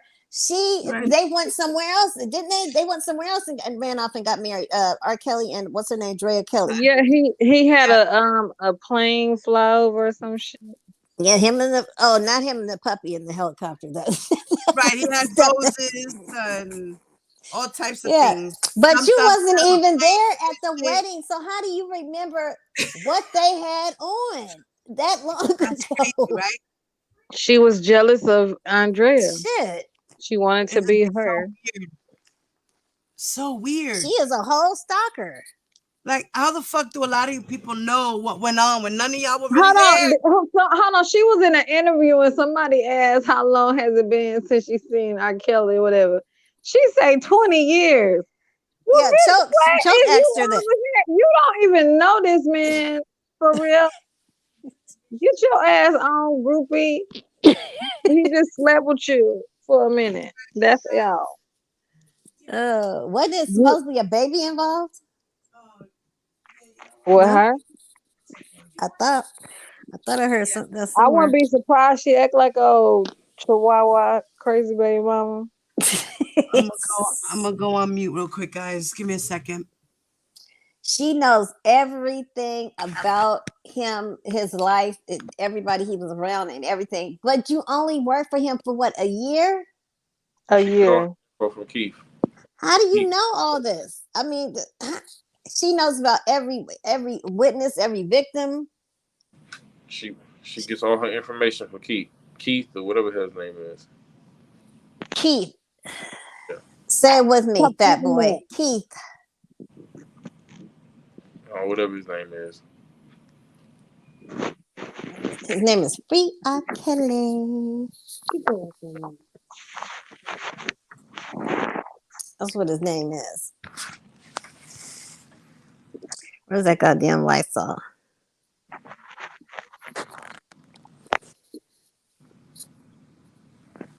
Yeah, Nicole, she knows a hell of a lot. She knows more than R. Kelly.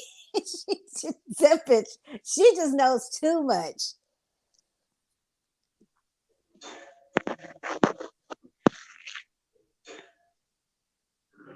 Keefus. Yeah, she knows too much for me to be. You only work here for a year and a half. And what was it? A year and a half? Tears. I think it was like probably a year and a half. Okay, even a year and a half. That look. When you look her up, it shows her time frame that she worked for him. And it wasn't long enough for her to be speaking the way that she's speaking. So she had to be a side bitch. That's why her and Andrea don't like each other. They know of each other. Mm-hmm. She remembers everything that Andrea had in her room. Oh, she crazy. You know, she just she remembers way too much for me. Shit. She was Damn. a super groupie. A super groupie. Super groupie. That's right. Oh shit. Put this damn thing down. Okay. Yeah. Too much. Right, Miss Me. Like I said, she was busy getting busy. She was getting busy on Andrea's sheets. Fucking Jay shit says up. nothing wrong with being a side piece. James, yes it is. I mean, you are second. You are the last stop. Well, shit, if you gonna be one, don't remember so goddamn much. Shit. Yeah, you're right. I don't want one that's That's when you remembering become every a goddamn stalker. thing. She wanted to be in Andrea's shoes. That's why she She was knew his everything. kookabine. Kookabine.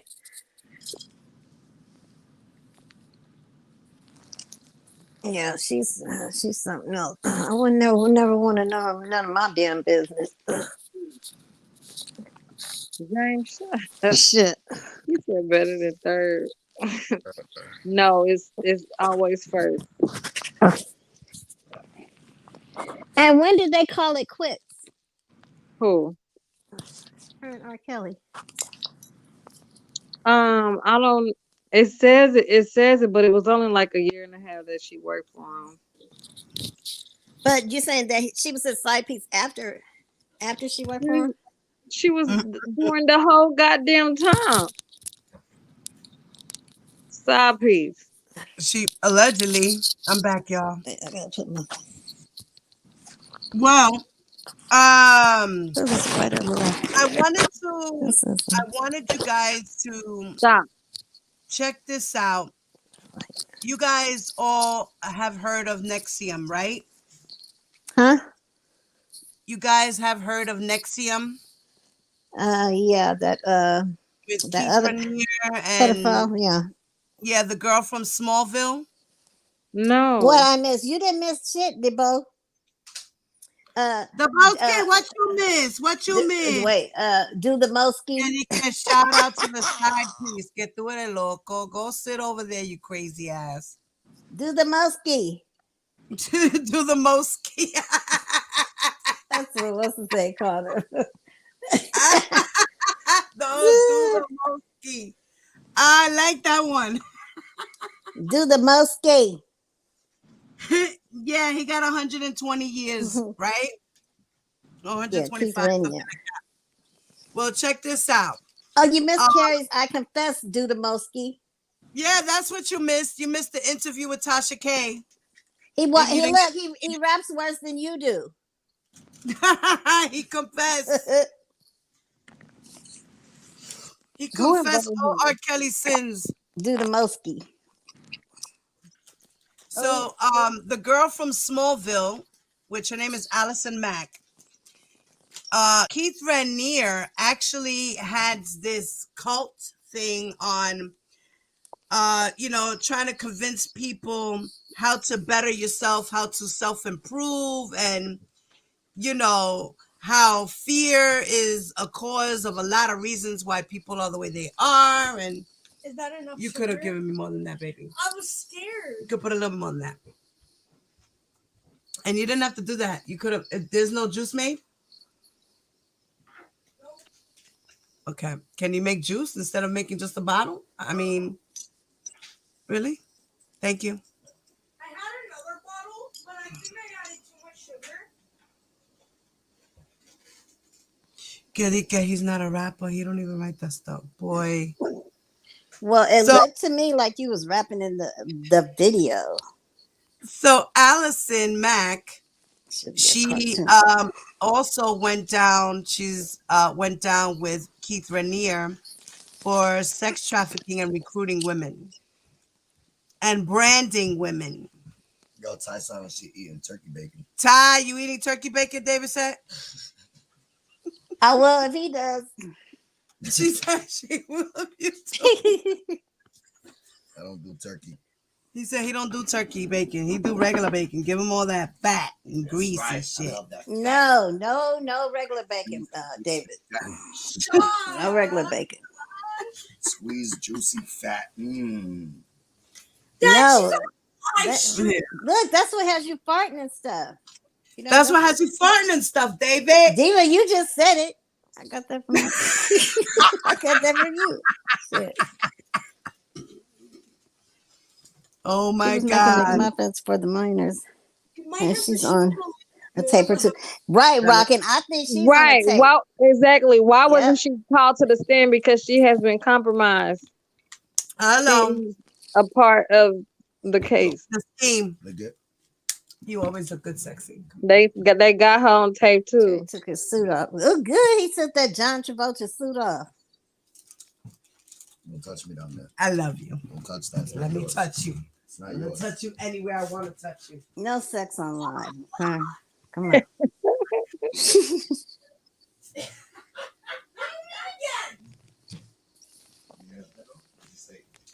They ate it. Where's my steak? Your steak, you ate it.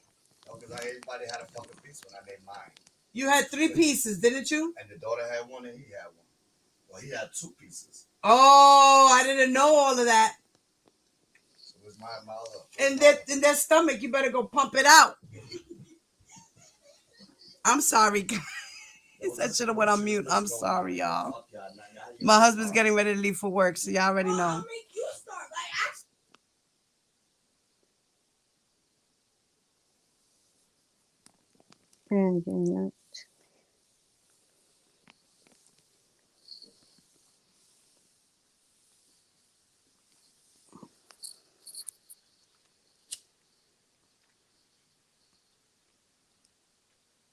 What? All right, guys. I'm going to play a little bit of this just so we can listen, okay? Mm-hmm. What are we listening to?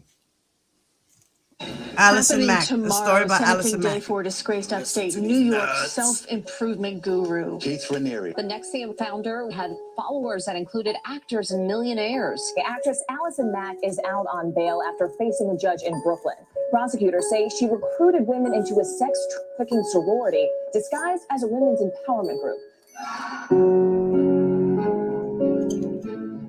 Founded in Albany in 1998, Nexium offered self-help courses for thousands of dollars. It expanded across the country to Mexico and Canada.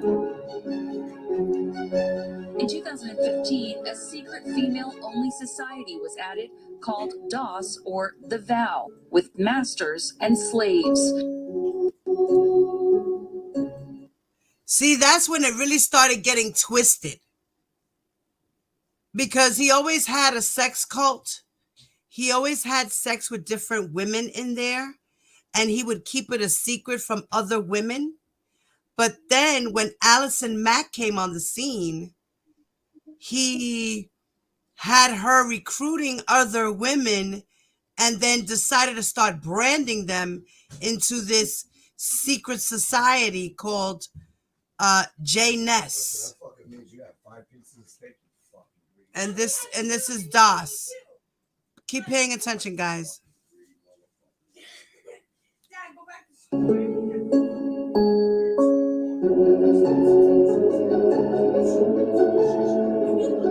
At the top of DOS, prosecutors say actress Allison Mack. What he do? If convicted, both he and Mack could face up to...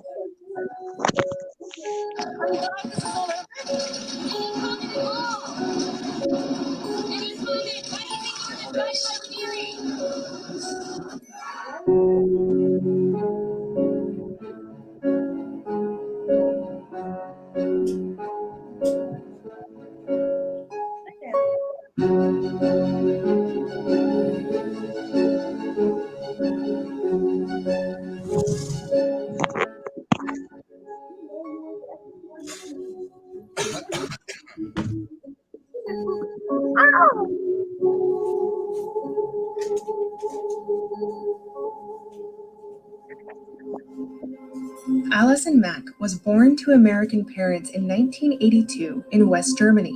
Her father was an opera singer and her mother a school teacher. After her father finished performing in Germany, they moved to Long Beach, California, where Allison began acting at only 4 years old. In the 90s, she starred on TV shows besides prominent actors like Eugene Levy, and at age 14, she guest starred on Seventh Heaven, a popular show where the actress Jessica Biel got her start. Allison played a troubled student at school who needed crisis intervention on Seventh Heaven, but she wasn't just on TV. Allison appeared in movies like A Private Matter with Sissy Spacek, Unlikely Angel with Dolly Parton, and she was in the sequel to Honey, I Shrunk the Kids titled Honey, We Shrunk Ourselves, starring Rick Moranis and a young Mila Kunis. But Allison's biggest role came at age 18 when she was cast as Chloe Sullivan in a superhero series called Smallville. Smallville was a TV show about the early adventures of Kryptonian Clark Kent, played by Tom Welling, and follows him as he learns about his developing superpowers. Allison's character, Chloe, was one of Clark Kent's closest friends who provided operational support to Clark and their team of heroes. Right. Chloe's superpowers were empathic healing and super intelligence. Allison once described Chloe Sullivan's power as, quote, the ability to heal others by taking their pain and making it her own, unquote. In videos on her YouTube channel, Allison would tell fans how the Smallville set had something they jokingly referred to as the alley board.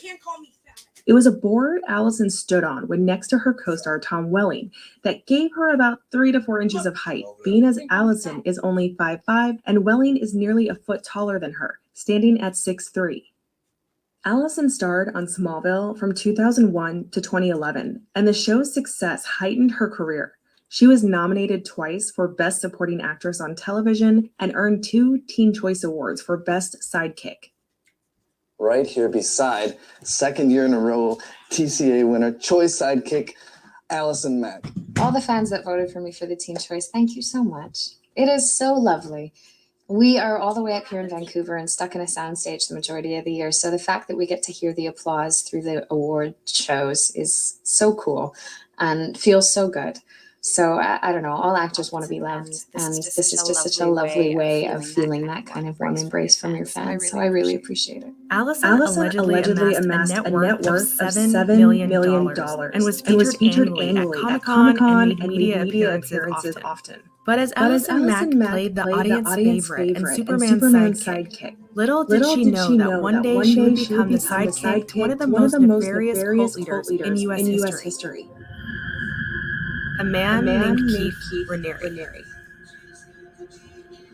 While Allison starred in Smallville, her personal life was heating up as well. In the early 2000s, she had a long relationship with the actor Chad Krawchuk and later began dating her Smallville co-star Sam Witwer in 2010. Sam and Allison dated for 2 years before he asked her to marry him in 2013, but the engagement was called off only 1 year later. It's unknown why, but by this point, Allison had already been involved with a self-help group called NXIVM for 8 years.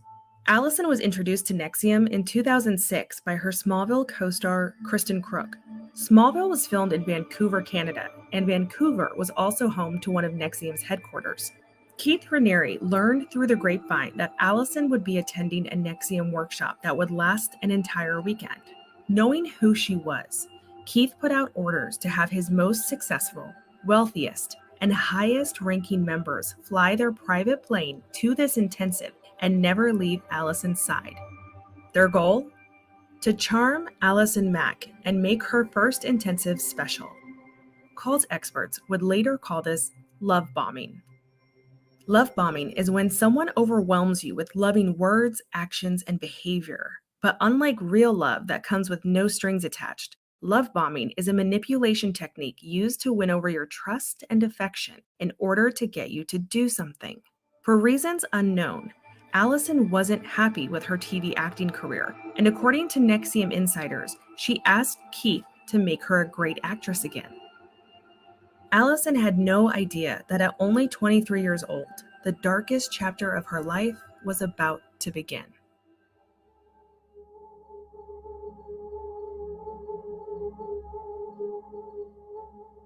NXIVM touted itself as a non-traditional company that taught ethics, human potential, and professional development. NXIVM offered courses that told members it could give them the keys to higher consciousness. NXIVM claimed that celebrities like Rosario Dawson, Jennifer Aniston, and Gerard Butler took their courses, and even the son of a former Mexican president was a well-known member. NXIVM was founded by a man named Keith Raniere, a man who described himself as a genius and former child prodigy. His followers believed he would change the world and that through his teachings he could cure all of society's problems. Keith claimed he was so intelligent the government considered him a threat, and some of his followers believed he could even cure scoliosis, diabetes, and Tourette's. Some believed his energy was so powerful he could impact the weather. Keith Raniere claimed to have begun speaking in full sentences at the age of 1, reading at the age of 2, and honed the skills of a concert pianist by age 12. Keith bragged that he had an IQ of 240 and was in the Guinness Book of World Records for being the smartest man alive. He asked his NXIVM followers to call him Vanguard, a name he picked up from one of his favorite arcade games as a kid, in which the character of the Vanguard increased in power at the destruction of his enemies.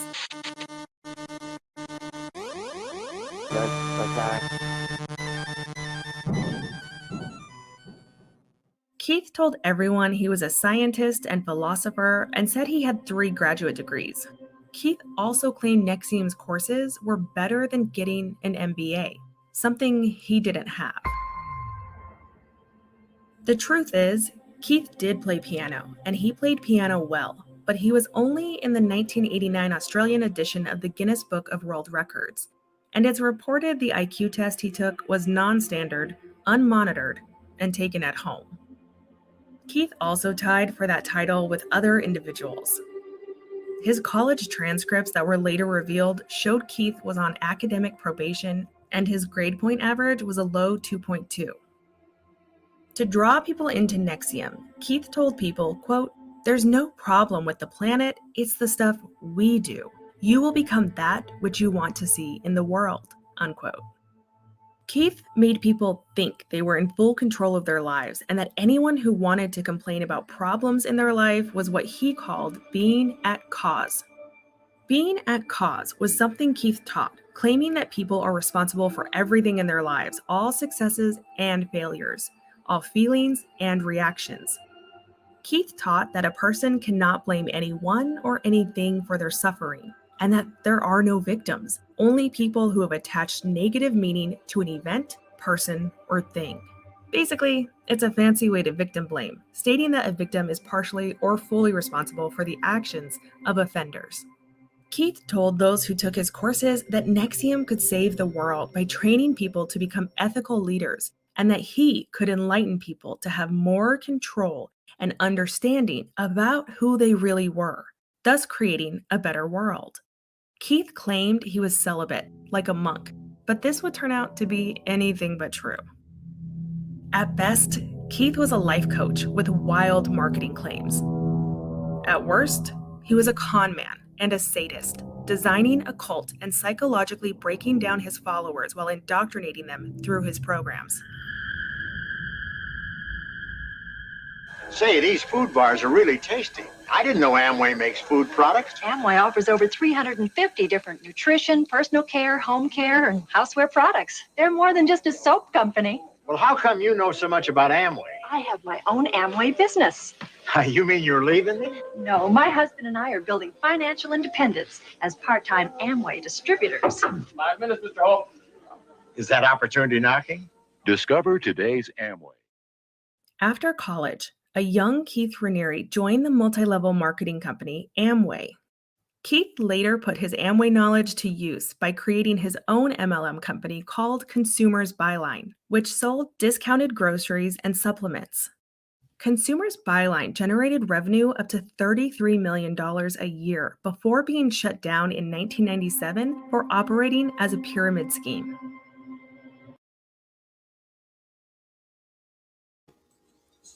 He was a master manipulator. You heard he didn't even have he didn't even have a high IQ score. but he sounded so smart when he talked. For those who have not watched The Vow, you need to go watch The Vow. The Vow. VOW on HBO Max. It is crazy, y'all. It is crazy. I recommend you watch it. And when you hear this man speak, you would think that he was really a scientist. You would think he was some type of philosopher, this genius in sociology and psychology, a man who really understands people and the world and how it goes round, and how he gassed you up to thinking that you can change your life. And some of the tools he gave you were not bad tools that he spoke about, but some of the things he said, at first you're like so intrigued, and then later on you look back at the things that he said and you just go, what the hell? You mean he said that, but you know what? I didn't look at it like that then. But now when you listen to it, it sounds totally different and it sounds creepy as fuck. Let me continue, guys. Fuck that. I'm gonna walk up to the 53. Keith and his then girlfriend Tony had a vitamin shop, and it was Tony who first met Nancy Salzman. Nancy said she was a hypnosis expert and could help Tony with her life. But Tony asked Nancy for help with her boyfriend Keith, stating he had grandiose ideas and his hours were becoming erratic again.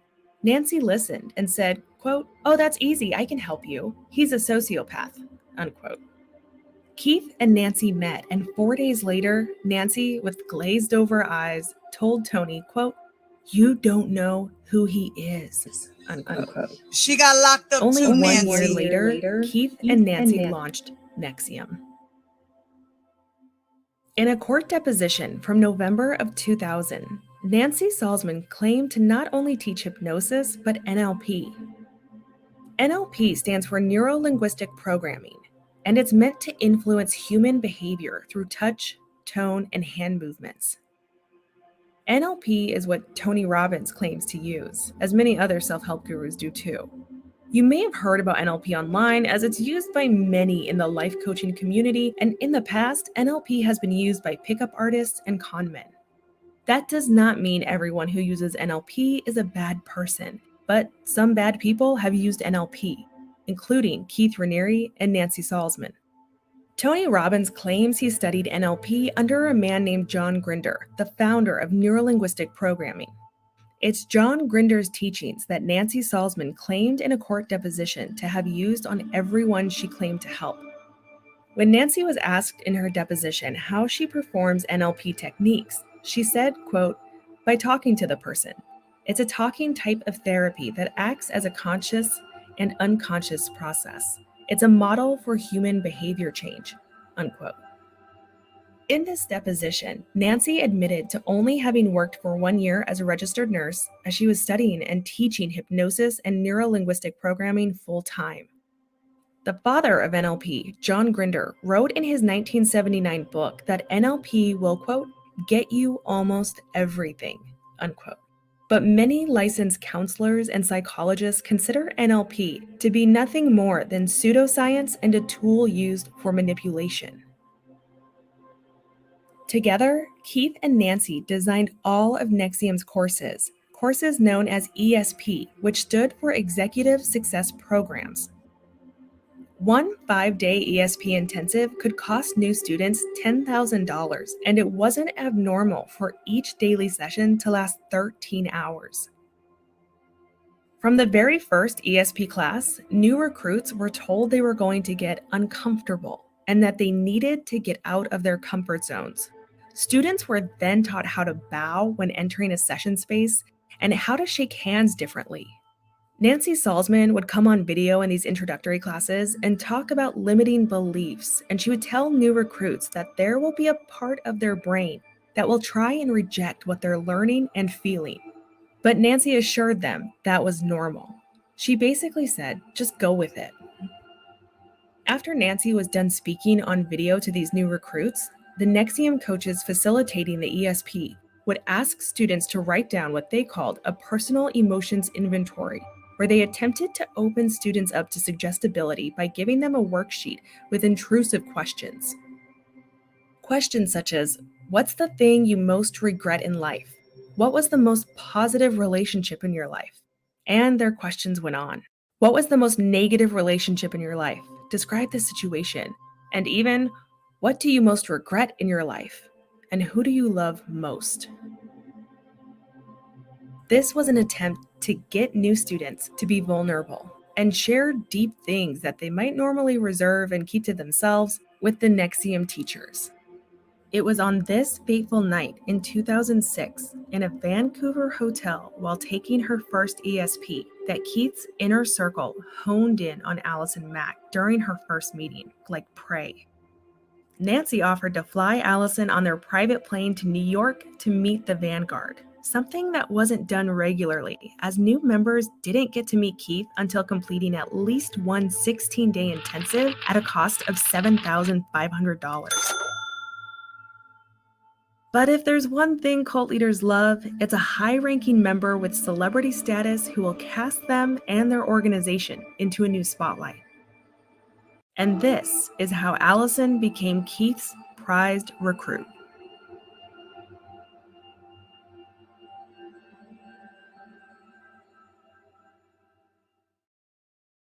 Hi, welcome to my blog. Ready? And begin. The very thought of you, and I forget to do the little ordinary things that everyone ought to do. I'm living in a kind of daydream.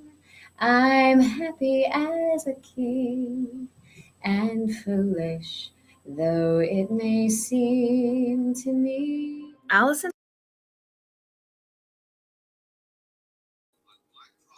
She got locked up too. I believe she's doing 6 years or something like that. I forgot exactly.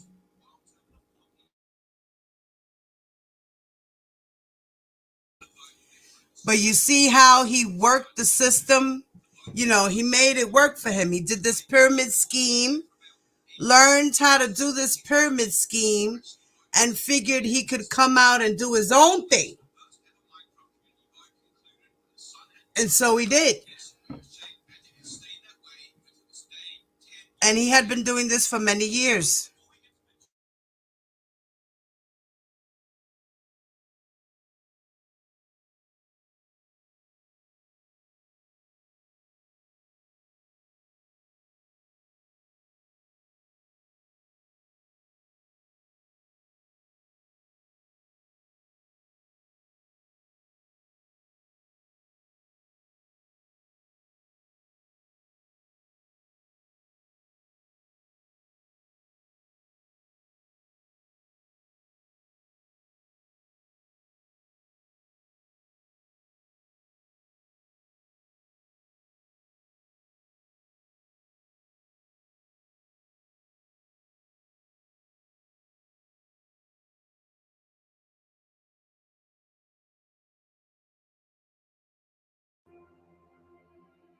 So before Janess, I had tons of people around me all the time. I've always been a people person. People and sacrifice themselves for a greater, along with the rank of senior proctor, was where high ranks.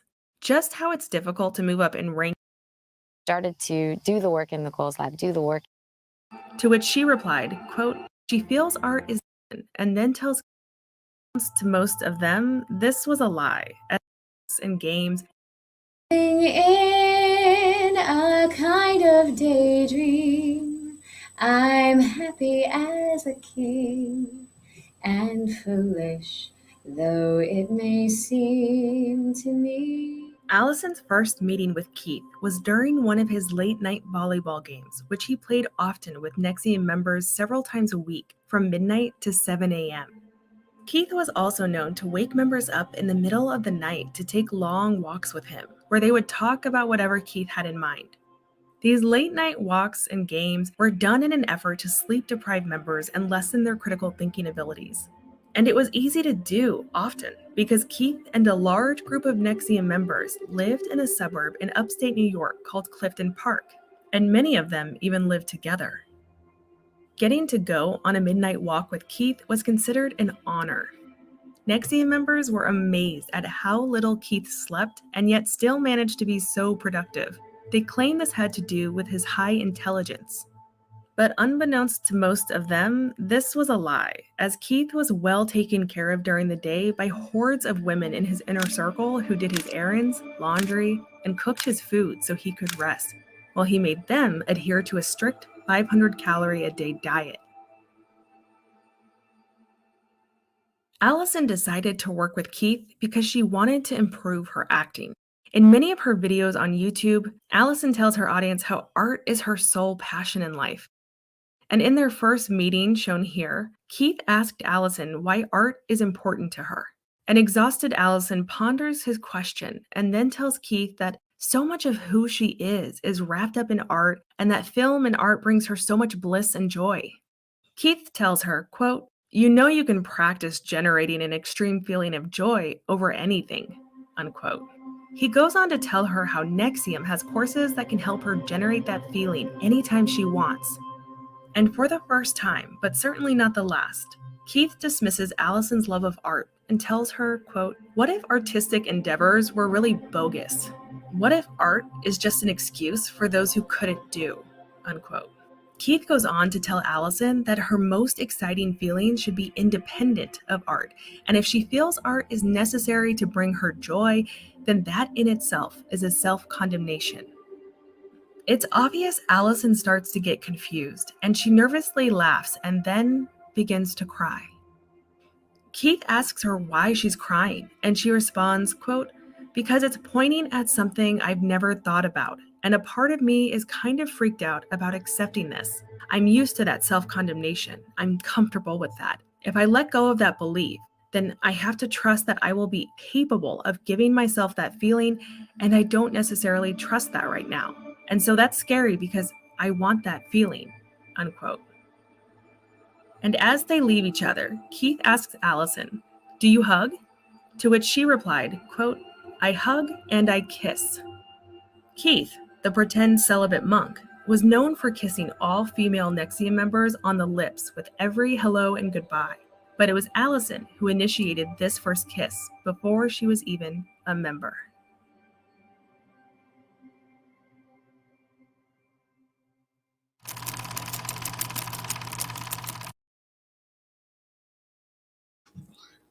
I think that Allison caught an obsession with him. I think, because I saw the documentary, The Vow, I think she fell head over heels in love with him, was willing to do anything for him, and wanted to have control of things. She was kind of like wishy-washy, flippy-floppy, kind of like, I don't know, you can tell she was very depressed. You can tell she was lonely, and she was a child actress.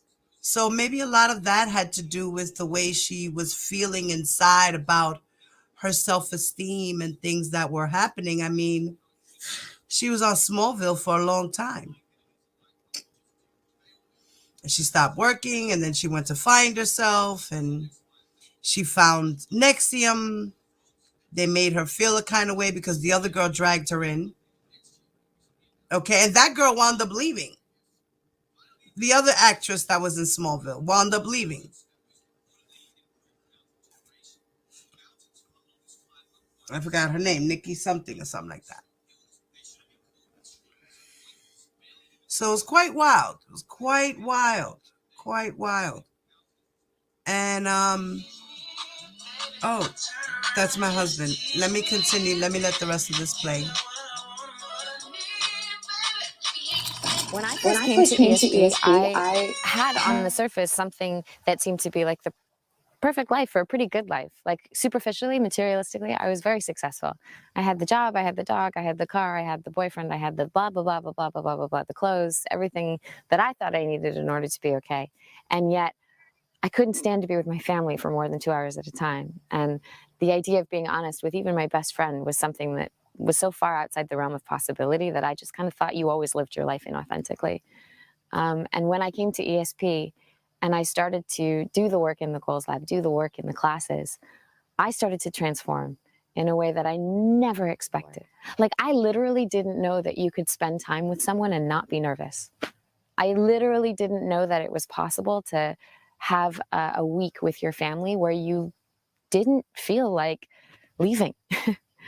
I just thought that that wasn't really possible. I thought it happened in the movies. And now that's my life. That's my reality. I have an experience of my family that is nothing but joy. And it's astounding. To say Allison dived headfirst into Nexium would be an understatement. Allison took as many courses as she could and began moving up the ranks. Just how it's difficult to move up in rank in a multi-level marketing company, aka a pyramid scheme, it was difficult to rank up in Nexium.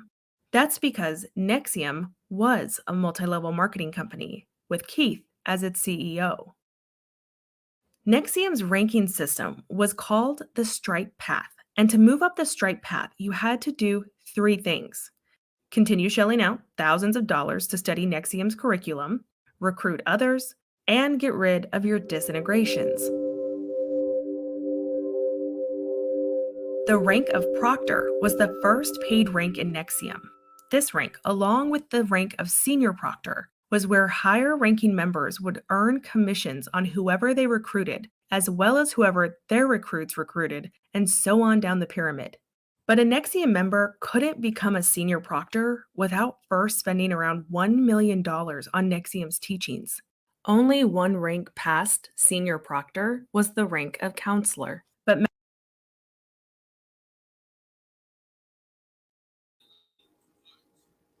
You see how he had this pyramid scheme going? The more money you put in and the more loyalty and work you put in, the higher you go in ranks. And he had other people recruiting other people. So it's kind of like, it was like a job you got paid for and you got commission. You know, you did commission work as well. You recruited, you did office work, you did seminars, you know, you would go away on trips. They would send you places with other senior counselors and things of that, you know. Crazy. Check this out. It's wild, man. This is wild. I didn't even know all about this. I was so into R. Kelly that I didn't even realize that all of this was going on at the same time. At the same time, you had Harvey Weinstein, Keith Raniere, Larry Nassar, and R. Kelly, all being convicted for almost the same crimes. It's crazy. The Me Too movement is a powerful movement. You know, all of this started because of that. Women started standing up. The whistleblower who came out, Sarah, she started a post on Twitter and hashtagged Me Too and said that she was branded and let the world know about these people.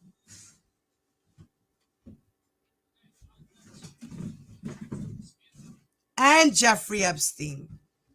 Thank you, Ty. I'm going to continue.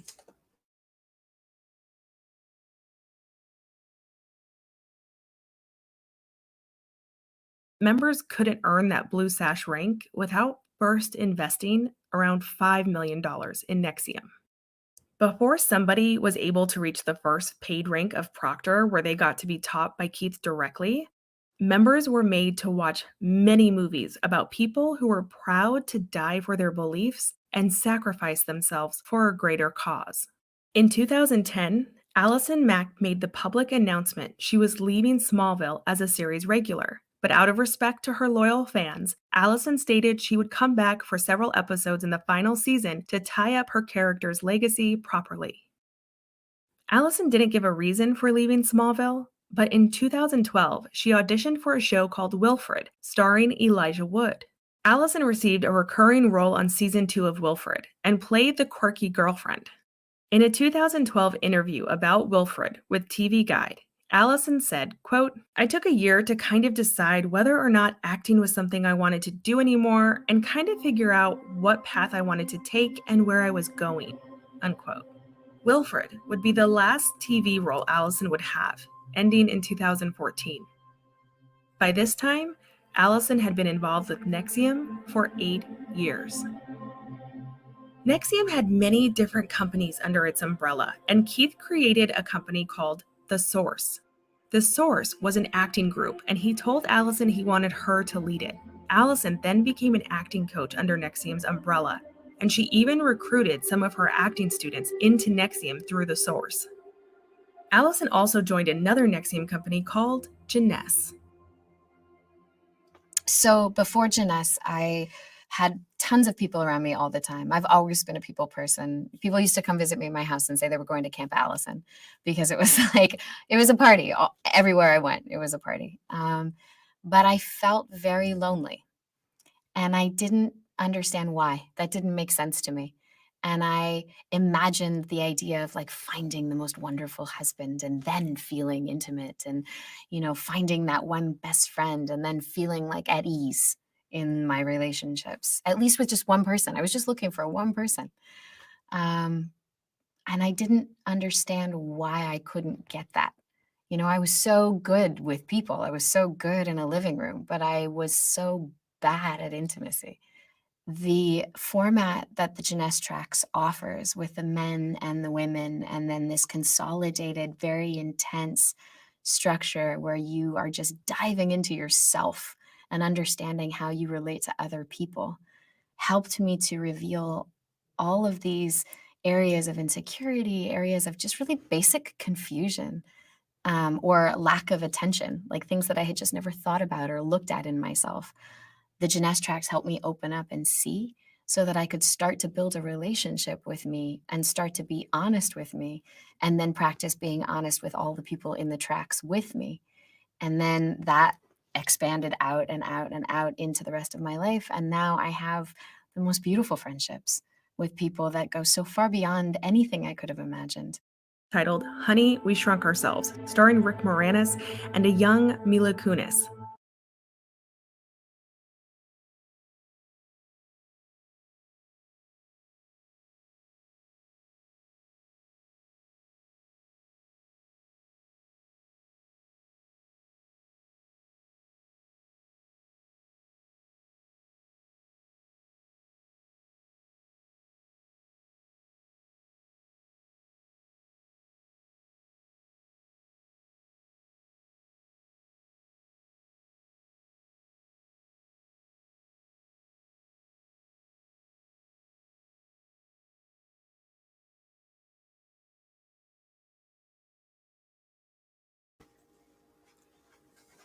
Sorry guys about that. Yeah, looking for love in all the wrong places.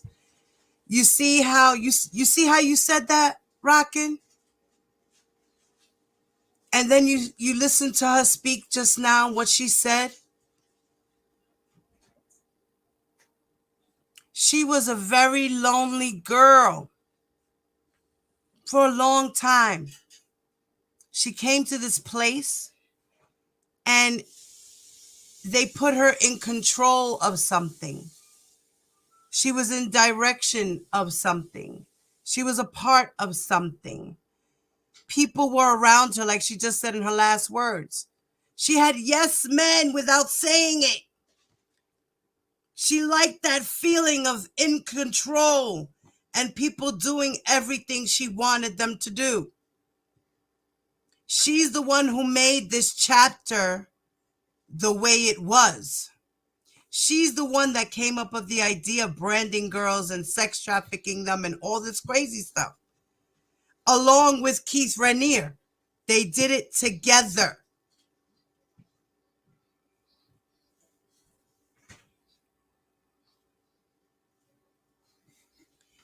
This is a terrible, terrible thing.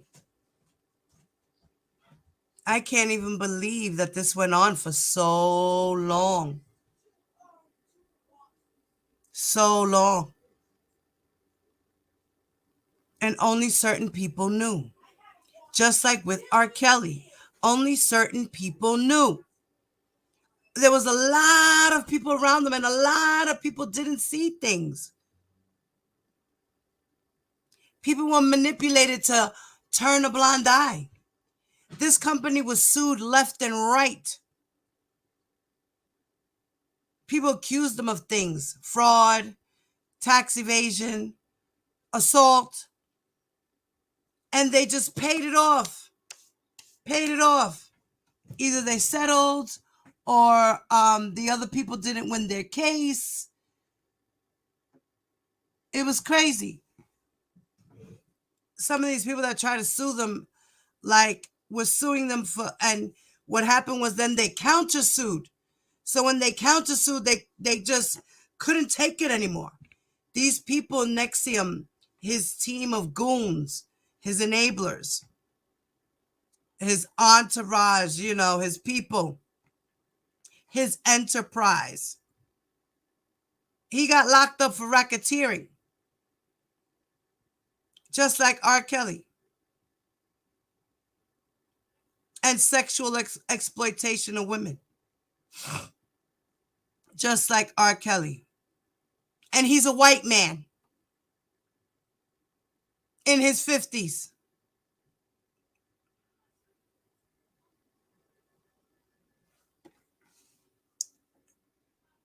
It's a damn shame that this poor girl let this all go to her head.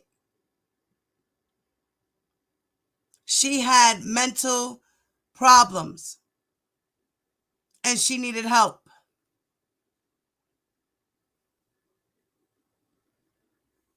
And she wound up running into a cult and getting sucked up into that life.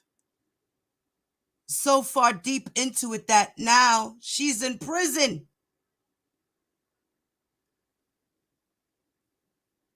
That is sad. I'm going to continue some more. Why does it keep doing that stupid shit? Every time I go to touch the play and pause, it's doing something else. Fuck.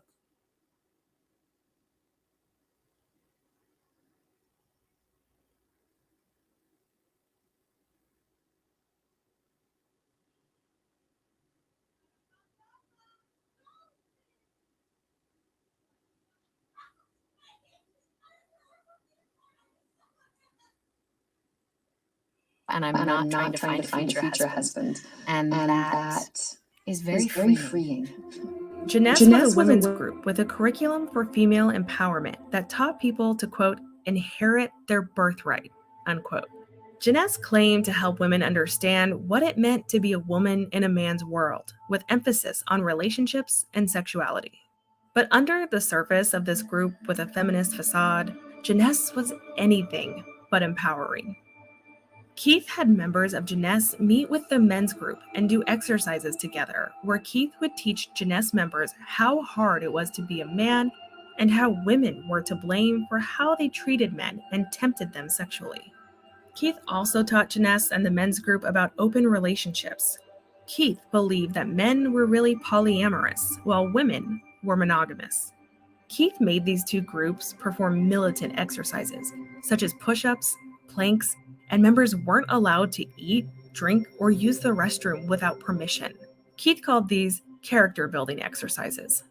Female members who talked back or raised objections with the curriculum were humiliated and made to wear masks, a costume with cow udders, and one woman even had to wear a jockstrap. It was around this time that Allison attempted to recruit Emma Watson by tagging her in a few tweets, calling Jeunesse a human development and women's movement, and implying that Emma Watson's humanitarian work would fit in well with the women's group.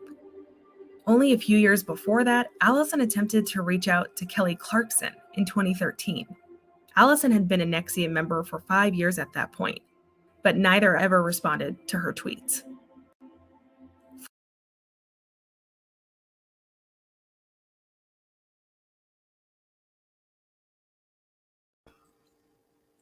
You see that? He did the same exact thing like R. Kelly. You needed permission to eat. You had to be on a certain calories amount a day. You would get punished if you did bad things or you didn't listen, if you were disobedient. You had to ask permission to use the bathroom. Same thing. And you mean to tell me that's not torture? That's not abuse? This guy over here called it character building. How they had to do acts of humiliation. And that's character building. That's what Rainier would call it. R. Kelly would call it Rob's rules.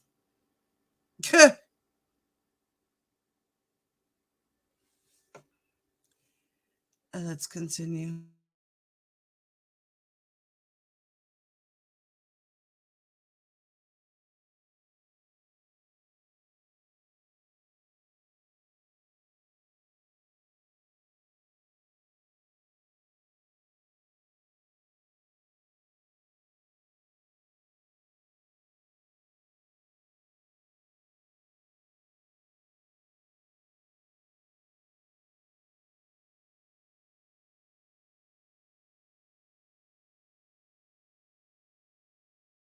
Understand what it meant to be a woman in a man's world, with emphasis on relationships and sexuality. But under the surface of this group with a feminist facade, Jeunesse was anything but empowering. Keith had members of Jeunesse meet with the men's group and do exercises together, where Keith would teach Jeunesse members how hard it was to be a man and how women were to blame for how they treated men and tempted them sexually. Keith also taught Jeunesse and the men's group about open relationships. Keith believed that men were really polyamorous, while women were monogamous. Keith made these two groups perform militant exercises, such as push-ups, planks, and members weren't allowed to eat, drink, or use the restroom without permission. Keith called these character-building exercises. Female members who talked back or raised objections with the curriculum were humiliated and made to wear masks, a costume with cow udders, and one woman even had to wear a jockstrap. It was around this time that Allison attempted to recruit Emma Watson by tagging her in a few tweets, calling Jeunesse a human development and women's movement, and implying that Emma Watson's humanitarian work would fit in well with the women's group. Only a few years before that, Allison attempted to reach out to Kelly Clarkson in 2013. Allison had been a NXIVM member for 5 years at that point, but neither ever responded to her tweets. Former friends of Allison began to notice her behavior change. A former castmate of Allison's named Michael Rosenbaum recalled on his podcast of a strange incident he had with her while Allison was in NXIVM. Michael played Lex Luthor on Smallville, and although he and Allison were friends on set behind the scenes, he hadn't seen her in quite some time. Michael said a few years after Smallville ended, Allison let him know she was in the area and wanted to stop by his place. He hadn't seen Allison in years and said she walked into his house like she owned the place, and he instantly recognized Allison was a different person. Allison walked in with a couple friends Michael didn't know. They all said hi, and then Allison and her friends walked into his kitchen. Not sure what they were doing, Michael followed them in the kitchen where they began opening his cabinets, took his pots and pans out and began cooking. Michael was stunned and asked what they were doing, to which Allison replied, "We're hungry. We're hungry." Michael said after a little while he felt uncomfortable and said something like, "Yeah, you guys might want to leave soon." This made one of Allison's friends violently angry, and he started cursing at Michael. Michael then told them all to, quote, "Get the fuck out of my house," unquote. As he uncomfortably tells this story on his podcast, Michael says he remembered waiting for Allison to jump in and apologize in an attempt to calm down the situation, because that's something she normally would have done. But she didn't. And as they walked out of his house, Michael said it looked like they were in a zombie-like trance.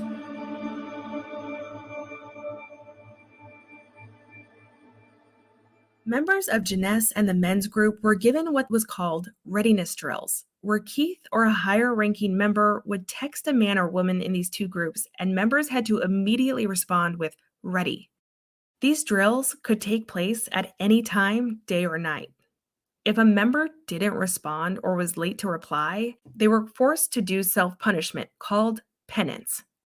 Bonnie Peace, a female member of Jeunesse, remembers her penance dictated she be forced to sleep on the floor at home for several nights while her husband slept in the bed. Bonnie was an actress who appeared in Star Wars Episode II, Attack of the Clones. She and her husband had met in Nexium, and Bonnie became one of Allison's closest friends. Together, they performed in another Nexium group called Simply Human, which was a live theater group Keith had Allison lead. But Bonnie had had enough of Keith Raniere, and she knew she had to get out of Nexium, even though her husband, a high-ranking member, chose to stay in the organization at the time. Before defecting in 2017 and losing the only community she had known for several years, Bonnie Hey, Miss recalled in the April. documentary The Vow about being worried for the women in Jeunesse because they were beginning to look unhealthy, and she noticed Allison's backbones were sticking out. Bonnie confronted Allison about her concerns, telling her she looked sick. She knew Allison wasn't eating and told Allison she needed to start eating. That's when Allison replied, quote, "Well, Keith is measuring my calories. He says as long as I'm having my period, I'm fine," unquote. Then Allison told Bonnie something truly disturbing. Allison told her she made a lifetime vow to Keith, a vow of devotion. When Bonnie officially left Nexium and told Keith she was leaving because she believed Nexium was built on abuse, obligation, and coercion, and that she could no longer support it, the last thing Keith said to her was, quote, "You seem to have a commitment to being a victim," unquote. Now, one of Allison's closest friends was leaving right when Allison had made a lifetime vow. What Bonnie didn't know was all those years Allison was leading Simply Human, Nexium's live theater group, Keith never paid Allison like he said he would. It was discovered in court documents that in 2016, Allison reached out to Keith via email asking him to be paid as she was going broke.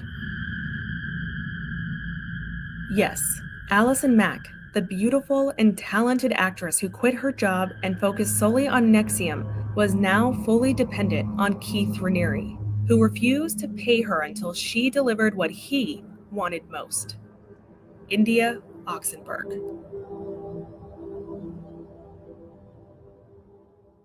Some former members of Nexium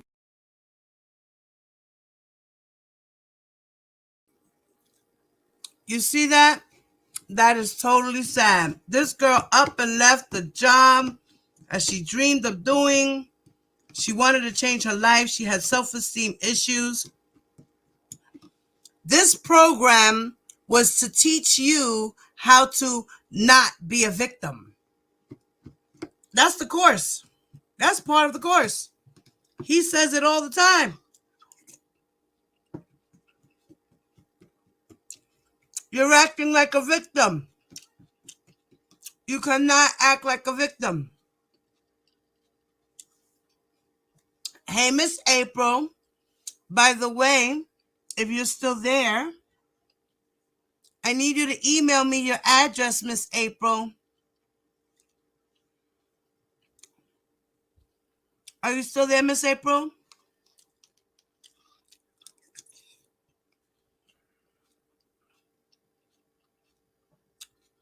Blue Lagoon. What's up, puppy? Miss April, you still there?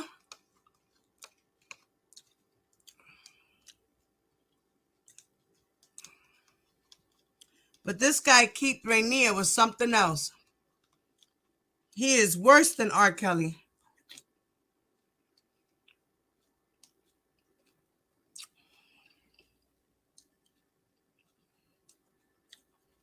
It's crazy how these men do all this shit in plain sight.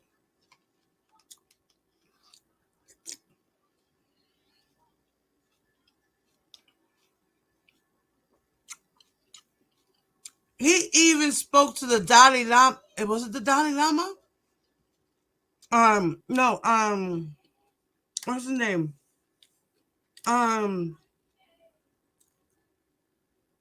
Oh my God, the Buddha guy. Yes, I think it is Dalai Lama. Oh man, I think so. I want to say that so bad. I'm not sure if that's correct, but he went and he spoke to that guy. The guy didn't want to talk to him because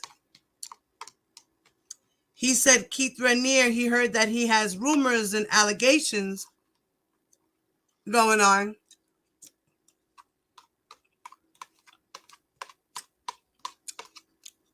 He wound up meeting the Dalai Lama, manipulated him, and then he wound up getting his approval.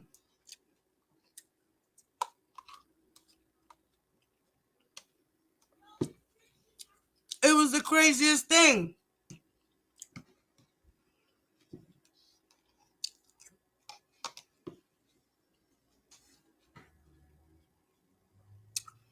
I'm eating, guys, in the background. Let's continue.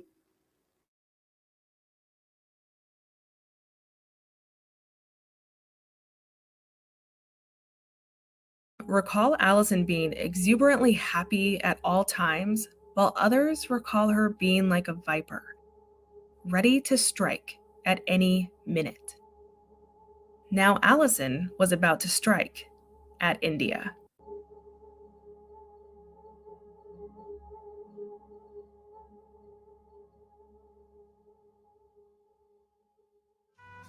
For Jeunesse, I think, is the most gratifying thing that I've ever done. It's the most challenging thing I've ever done because it consists of working with a group of people in a way that is totally interdependent, meaning we're all working together and no one is ever punished and no one is ever told that they're wrong or they're bad. And the most important thing in working on Jeunesse is the relationships in Jeunesse. And I'm not used to that. I'm used to the objective being met. I'm used to having like strict, hard, fast deadlines and lots of fear and punishment if I don't get it right. And in working for Jeunesse, there isn't any of that. So it comes purely from a place of self-motivation and self-direction. And that is really difficult. But I would say that working for Jeunesse is the most satisfying and purposeful thing I've ever done. Behind the scenes of Jeunesse, Keith had formed a private group called DOS, which meant Master over Slave Women. Several women of Keith's inner circle, including Allison, were instructed to recruit other women, usually from Jeunesse, and they were instructed to lie to their DOS recruits and say that Keith was not involved in any way with DOS.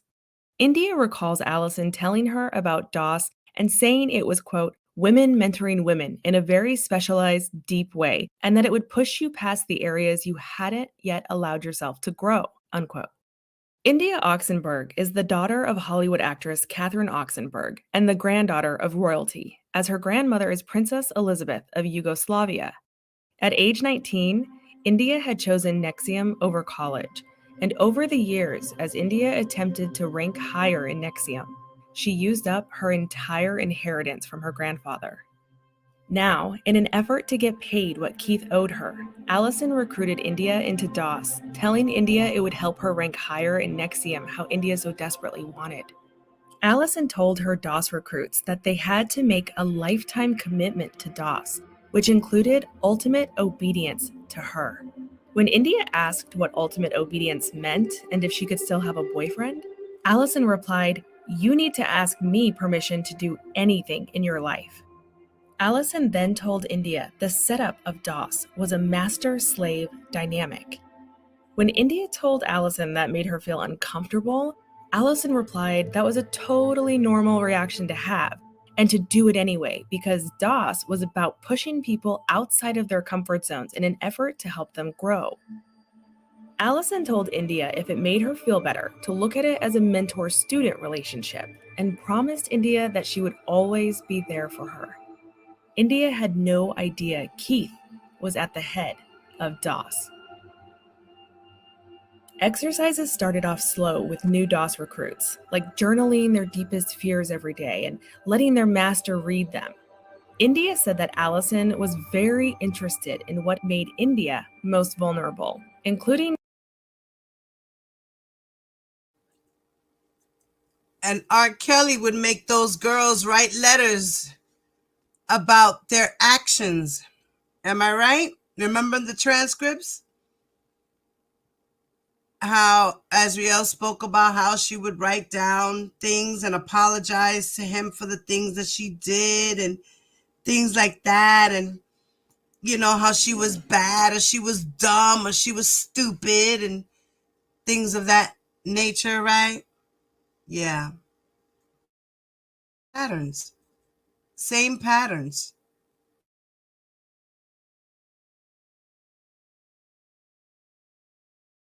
What she was uncomfortable with intimately.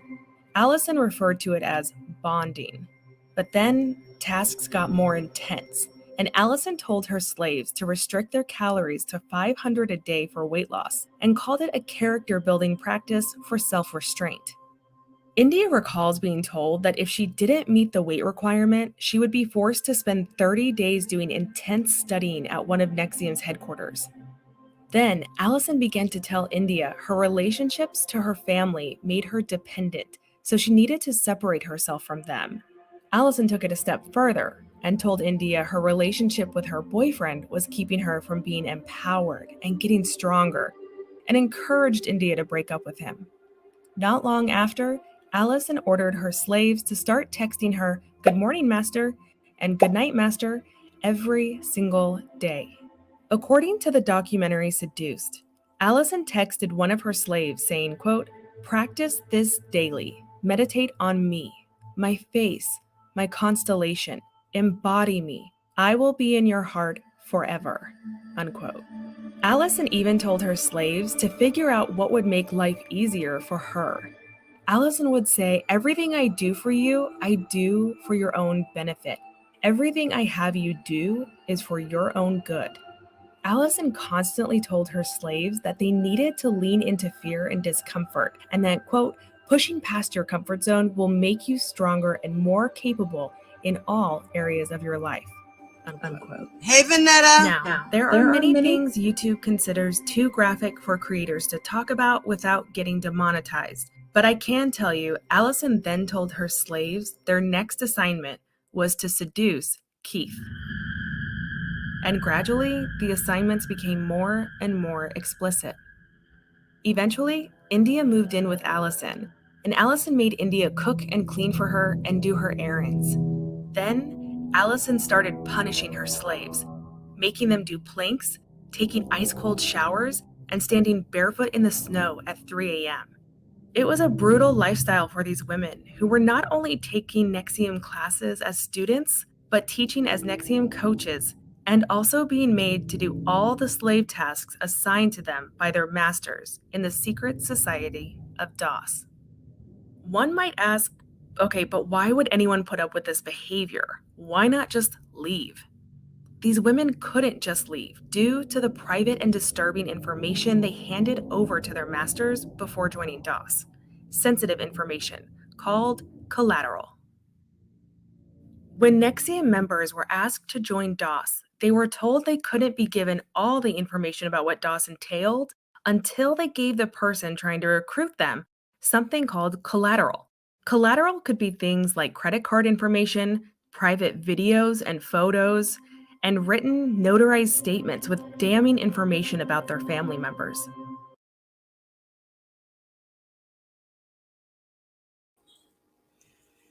Exactly what R. Kelly would do. He would have the girls send him pictures, write letters, damaging things about their family members, right? The same patterns of behavior, the bad acts. This is what Keith Raniere went to jail for. So did Allison Mack and R. Kelly and Harvey Weinstein. Bad acts. They had other people to back up their testimonies as corroborating evidence. It's not hearsay when you have somebody else who witnessed what happened, or someone who went through the same exact thing. It's a pattern of behavior.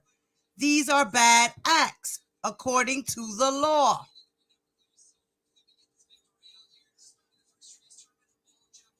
Right, held as blackmail as well to control them. Exactly. It's exactly what it is. It's blackmail to control them. At the end of the day, collateral. This guy calls it collateral. You know, we got to get this stuff to prove to us that you're really loyal and that you're down for whatever, and you're going to keep it quiet. And this one was just scheming on to get paid and to control people. She was in love. It's a damn shame. Let's continue.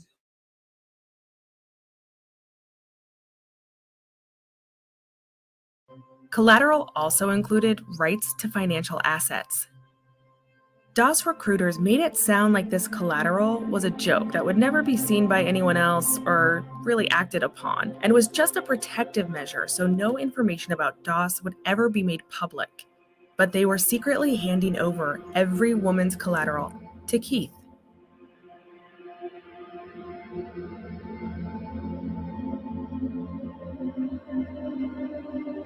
In February of 2017, in a small courtroom with India as a witness, Allison married an actress named Nikki Klein. Nikki starred in the TV series Battlestar Galactica, but quit the show to follow Keith. India said that Nikki Klein, a Canadian and a devout member of NXIVM who also recruited slaves for Keith as a master, needed a U.S. green card as her visa was about to expire, and Keith instructed Allison and Nikki to marry so she could stay in the U.S. Nikki Klein denies these allegations. In March of 2017, Allison told her slaves they were going to be branded. The women were told by Allison that it was part of being in the DOS sorority, and this was their way to be reminded of the most important relationship of their life. What the women didn't know was that it was Allison who came up with the idea of the brand after somebody in Keith's inner circle suggested everyone get matching tattoos. The women were told the brand would be a symbol that represented the 4 elements, and Allison had one of her slaves, who was a doctor, practice on oranges with a cauterizing pen in Allison's bathroom.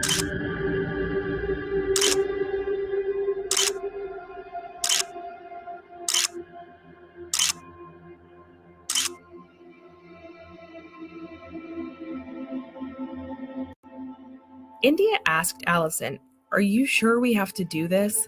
To which Allison replied, "Yes." The branding ceremony took place in Allison's bedroom, and as each woman was branded, Allison told the women to repeat the words, quote, "Feel the pain, feel the love," unquote. Each branding session lasted about 30 minutes.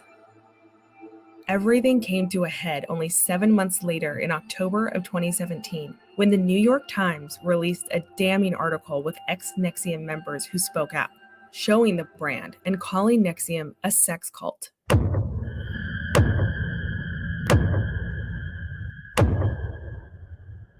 Sarah Edmondson, one of NXIVM's defectors who also had been in DOS, did a tell-all for the article, which included sharing how DOS members had to give collateral. Sarah became outraged and left NXIVM when she found out that the brand on her hip wasn't a symbol of the elements, but were Keith's initials. The symbol, when turned another way, also contained the initials of Allison Mack.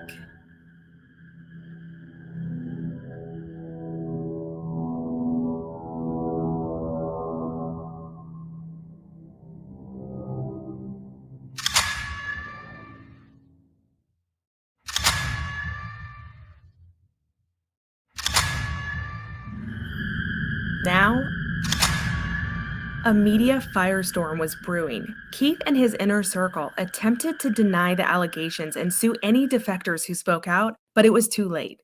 Too much damning evidence had been released, and after having ignored the requests of ex-members for years to step in and do something about NXIVM, the FBI finally got involved and opened an investigation. Only 1 month after the New York Times article was released, Keith fled to Mexico in November of 2017. Allison tried to lay low and hardly left her apartment. India recalls Allison becoming paranoid of people watching her or the media finding her.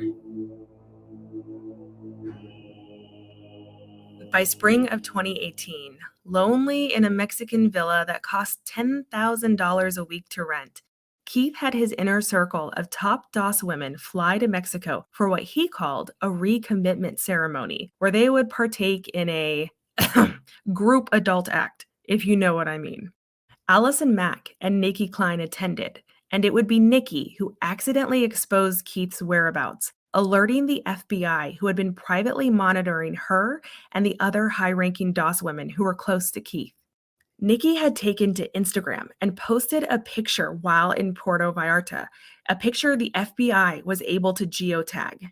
This led them straight to Keith, where the Mexican federal police surrounded Keith's villa with guns drawn and pointed at several members of Keith's inner circle, only to find the smartest man in the world, the classical pianist and his holiness who could impact the weather, the one and only Vanguard, hiding in a walk-in closet. This video shows the exact moment Allison watched Keith be taken away by Mexican police, while Nikki was the one recording. Let's go in the car. We're gonna follow them. Get out of the way. Huh? Lauren's coming. Let's go, you guys.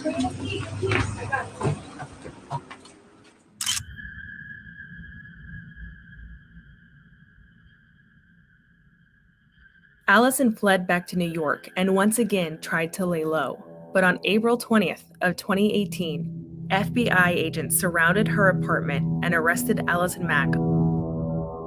At Allison's first hearing in a Brooklyn courtroom, she pled not guilty, but she would later change her tune.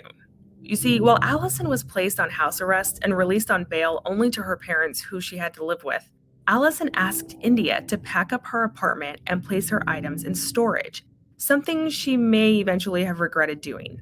Because while packing up her apartment, India came across flash drives full of photographs and video of Keith with his inner circle of women, including the moment when he instructed them how DOS should be created and informed them they would become masters while he would be the grandmaster of DOS. Also found on these flash drives was all the collateral, spreadsheets, and recordings from secret meetings. It's believed that around 150 women were recruited into DOS, and it was later discovered Keith planned to have his inner circle and their recruits recruit thousands of women who he planned to obtain collateral from. He then wanted some of those women to run for different offices in government. Keith was a madman, a user and a controller, and he wanted to control the world.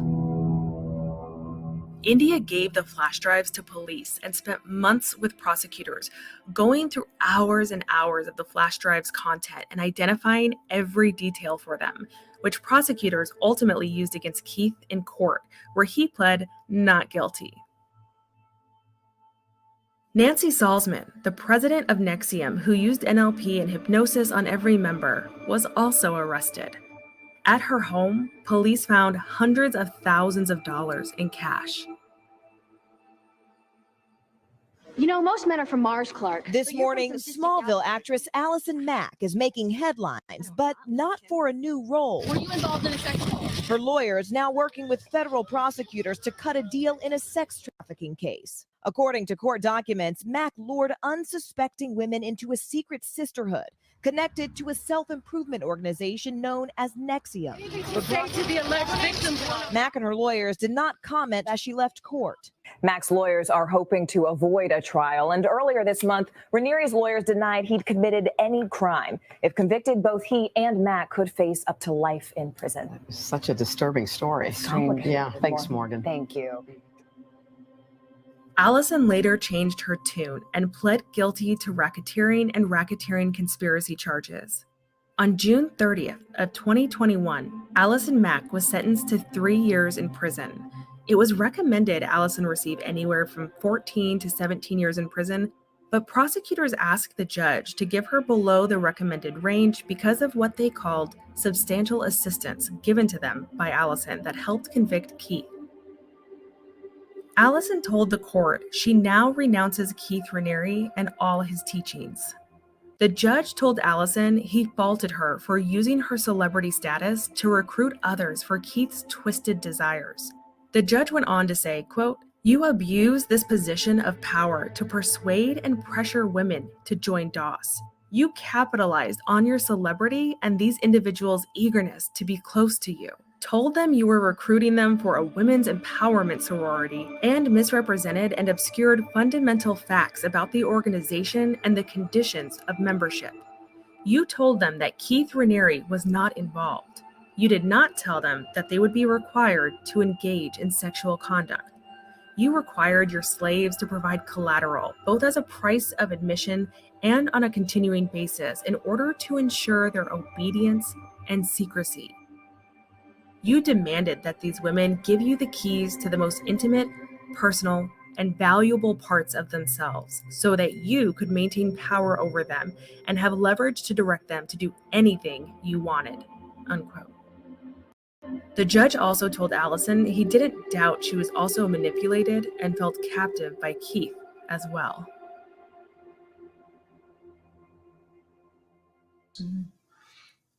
The problem right now with society is is not self-reflective.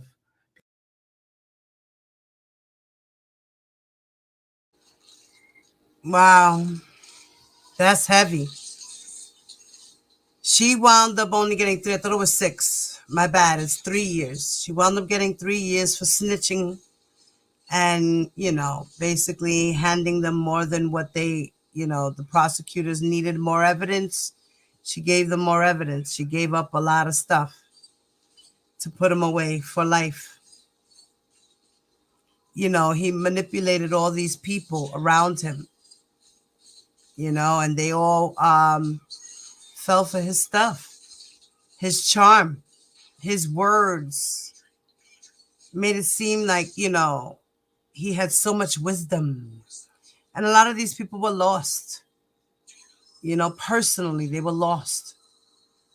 You can smell, this guy was able to, bring them in. He was able to smell the wounded. That's how he did it.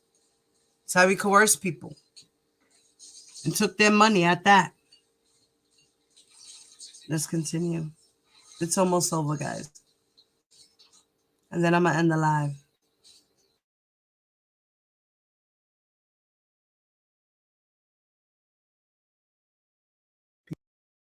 Because we don't have a strong community structure, a strong national structure, and down to the strong family structure and individual structure, these things are not reflective of really a specific type of morality. You question most people, and in some of our educational programs, one of the modules is good and bad. And a lot of people say, oh, this is good, this is bad, but they don't have a real definition for it. And when they're put to the task, suddenly they realize, well, the reason why I think it's good is because I thought it was good, and because I thought it was good, I thought it was good, and I was told it was good, and I thought it was good. But is it good? I'm not sure it's good. And if I'd heard that from someone else. I might have been told it was bad and thought it was bad and believed it was bad. And we find that we have this programming and has nothing much to do with our experience in life other than it has been dictated to us. Society in itself, if it continues the way it's going, will end up where it's headed, as they say. And it's sort of almost as if we're along for the ride. Yeah. But humans have the capacity to actually sit and think about where we want it to be, think about how we would like it to change.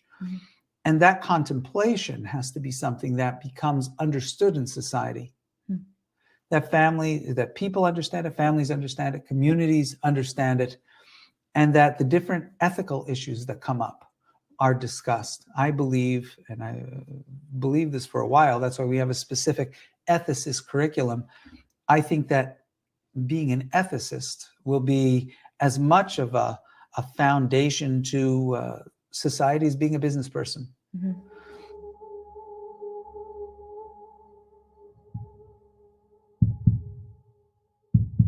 During Keith Raniere's trial, Sarah Edmondson's branding video was leaked to the Mexican press, where Keith had many well-established NXIVM contacts.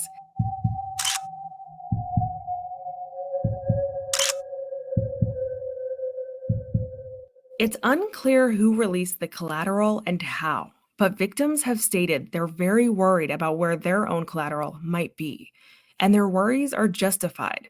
Several members of Keith's inner circle, including Allison's ex-wife, Nikki Klein, who she divorced in December of 2020, are still defenders of Keith, Doss, and at the time of this recording, seem to be in cult-like groups themselves.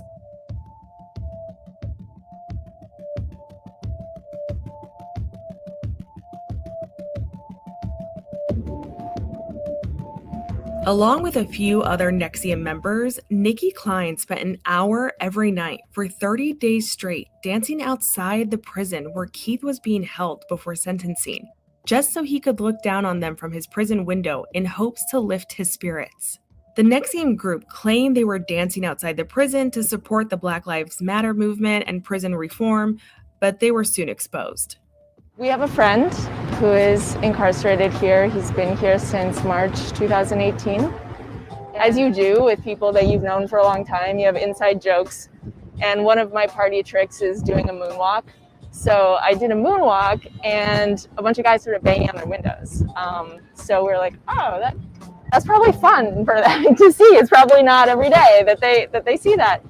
And it evolved to turning on the car stereo and dancing. You know, I took classes for many years with Executive Success Programs, which is affiliated with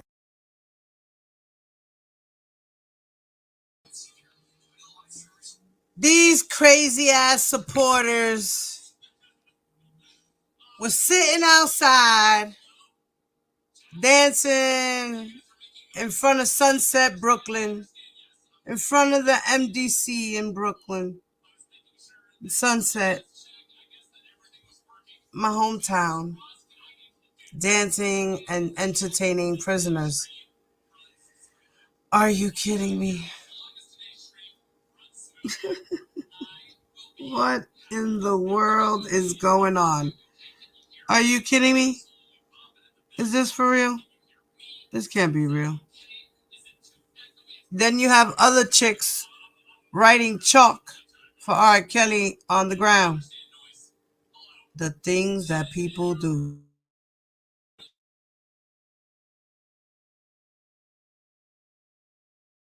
NXIVM. I think what's really sad is that we're out here doing something really good that is helping a lot of people. And people can't get past this idea that we were in something called a sex cult, which I don't even know what that is. I certainly was never part of a sex cult.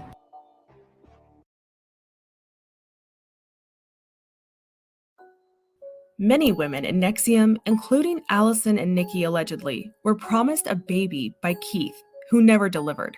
In fact, only 2 women have ever had a baby with Keith, and one of those women went into hiding. Keith forced abortions on his inner circle, but due to only being allowed to eat 500 calories a day, one woman who had his baby didn't realize she was pregnant until she was already 8 months along. Catherine Oxenberg, who in an attempt to save her daughter by using her celebrity to call out NXIVM and Keith Raniere in multiple media appearances, said her life has been threatened and she was told to never step foot in Mexico. This case set a precedent for coercive control in the United States. Coercive control is an act or pattern of assault, threats, humiliation, and intimidation, or other abuse that is used to harm, punish, or frighten a victim. According to womensaid.org, coercive control creates invisible chains and a sense of fear that pervades all elements of a victim's life. At the time of this recording, the US has no federal laws defining coercive control, unlike other developed countries such as the UK.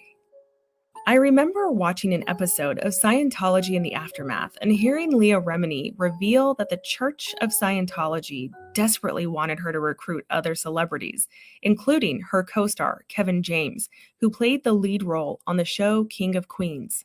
The Church of Scientology denies this, and Remini didn't feel comfortable recruiting James, who was Catholic, but many castmates of Smallville recall Allison attempting to recruit them by inviting them to take NXIVM courses.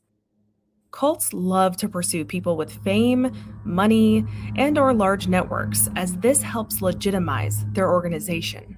NXIVM called itself a self-help company and spoke to people's ideology that the world could be made a better place if they could first work on themselves. Allison joined NXIVM to become a better actress and find self-fulfillment, but she became Keith's prey. 12 years later, she left NXIVM with no career, in debt, as a victim and a perpetrator, and in prison. At her sentencing, Allison apologized to the people she harmed by her actions and said, quote, "I am sorry to those of you that I brought into NXIVM. I am sorry I ever exposed you to the nefarious and emotionally abusive schemes of a twisted man," unquote.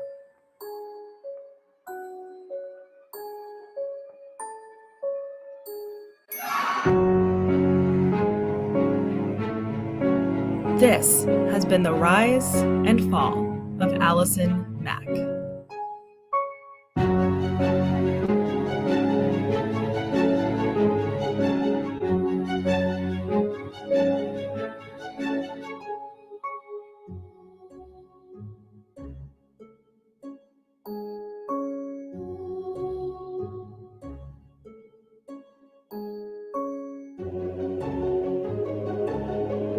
NXIVM was a very large cult with a lot of different organizations and key players, many that I didn't have the time to cover in this. And if you're interested in a more detailed account of NXIVM, including the shocking facts I couldn't discuss on YouTube without getting demonetized, I highly recommend the documentaries Seduced, which was co-produced by India Oxenberg and gives her account of NXIVM, as well as The Lost Women of NXIVM, which features journalist Frank Parletto, who was a former publicist for NXIVM. This one was riveting, and in true crime fashion, I could not look away from the screen. Last but not least, The Vow, which has a lot of private insider footage of NXIVM's day-to-day activities and events, and features Sarah Edmondson, Bonnie Peace, as well as many other high-ranking members of NXIVM. If you are a fan of cults, scams, and cautionary tales, be sure to like and subscribe so more content like this is recommended to you. Until next time, my name is Josie. Thank you for watching, and I'll see you in the next video. I'm living in a kind of daydream.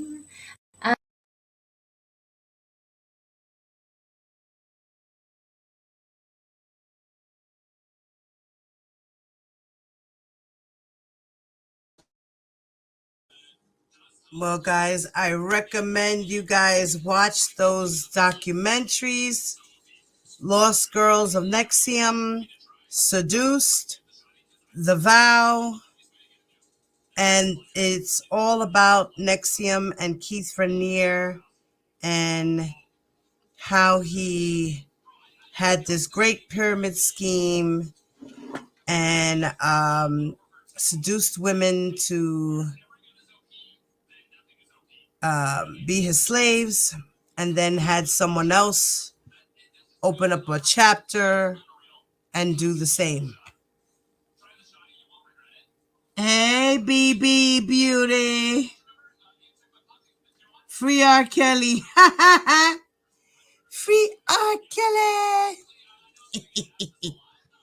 You know he ain't going nowhere, mamita. You know he ain't going nowhere. He's going to be sitting right there for a long time, girl. Girl. But yeah, guys, please do me a favor. On your way out, please hit that like button. Okay. Gracias very mucho, darlings.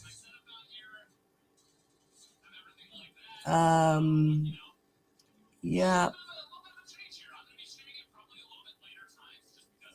Wait a minute.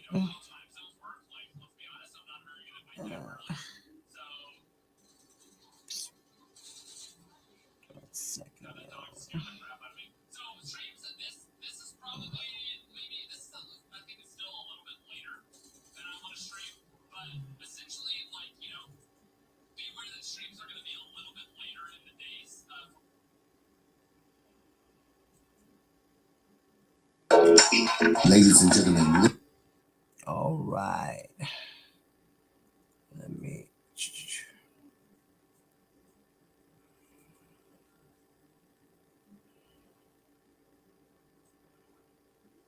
Oh, wait. Oh, no. Where'd it go? Here we go. Okay.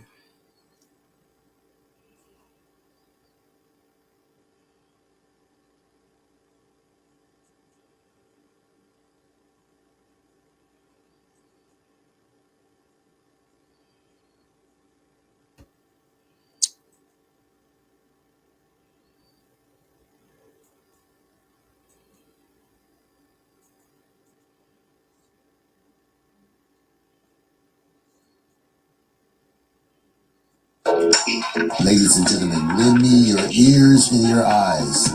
Diva Divine Light, live from Brooklyn, New York. Don't be laying for what you saying, yo. I'm silly with my diamond, with the dilly, yo.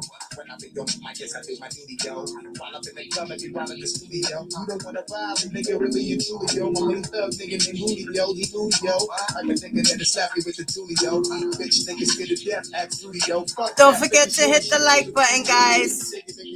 Thank you, thank you. Thank you for hanging out with Diva Divine.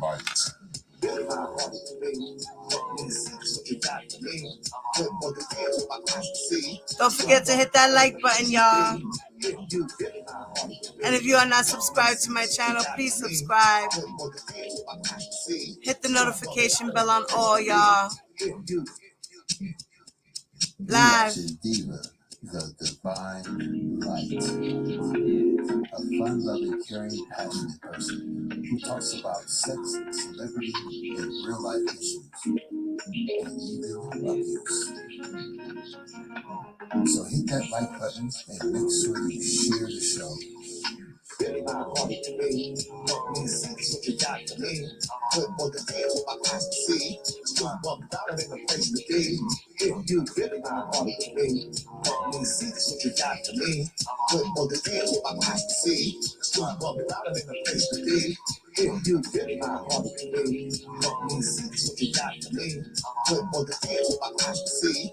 $1 in the place to be. If you really my heart to me, let me see what you got to me. Put more than hands on my eyes to see. $1 in the place to be. If you And it comes in live on the Go Ball.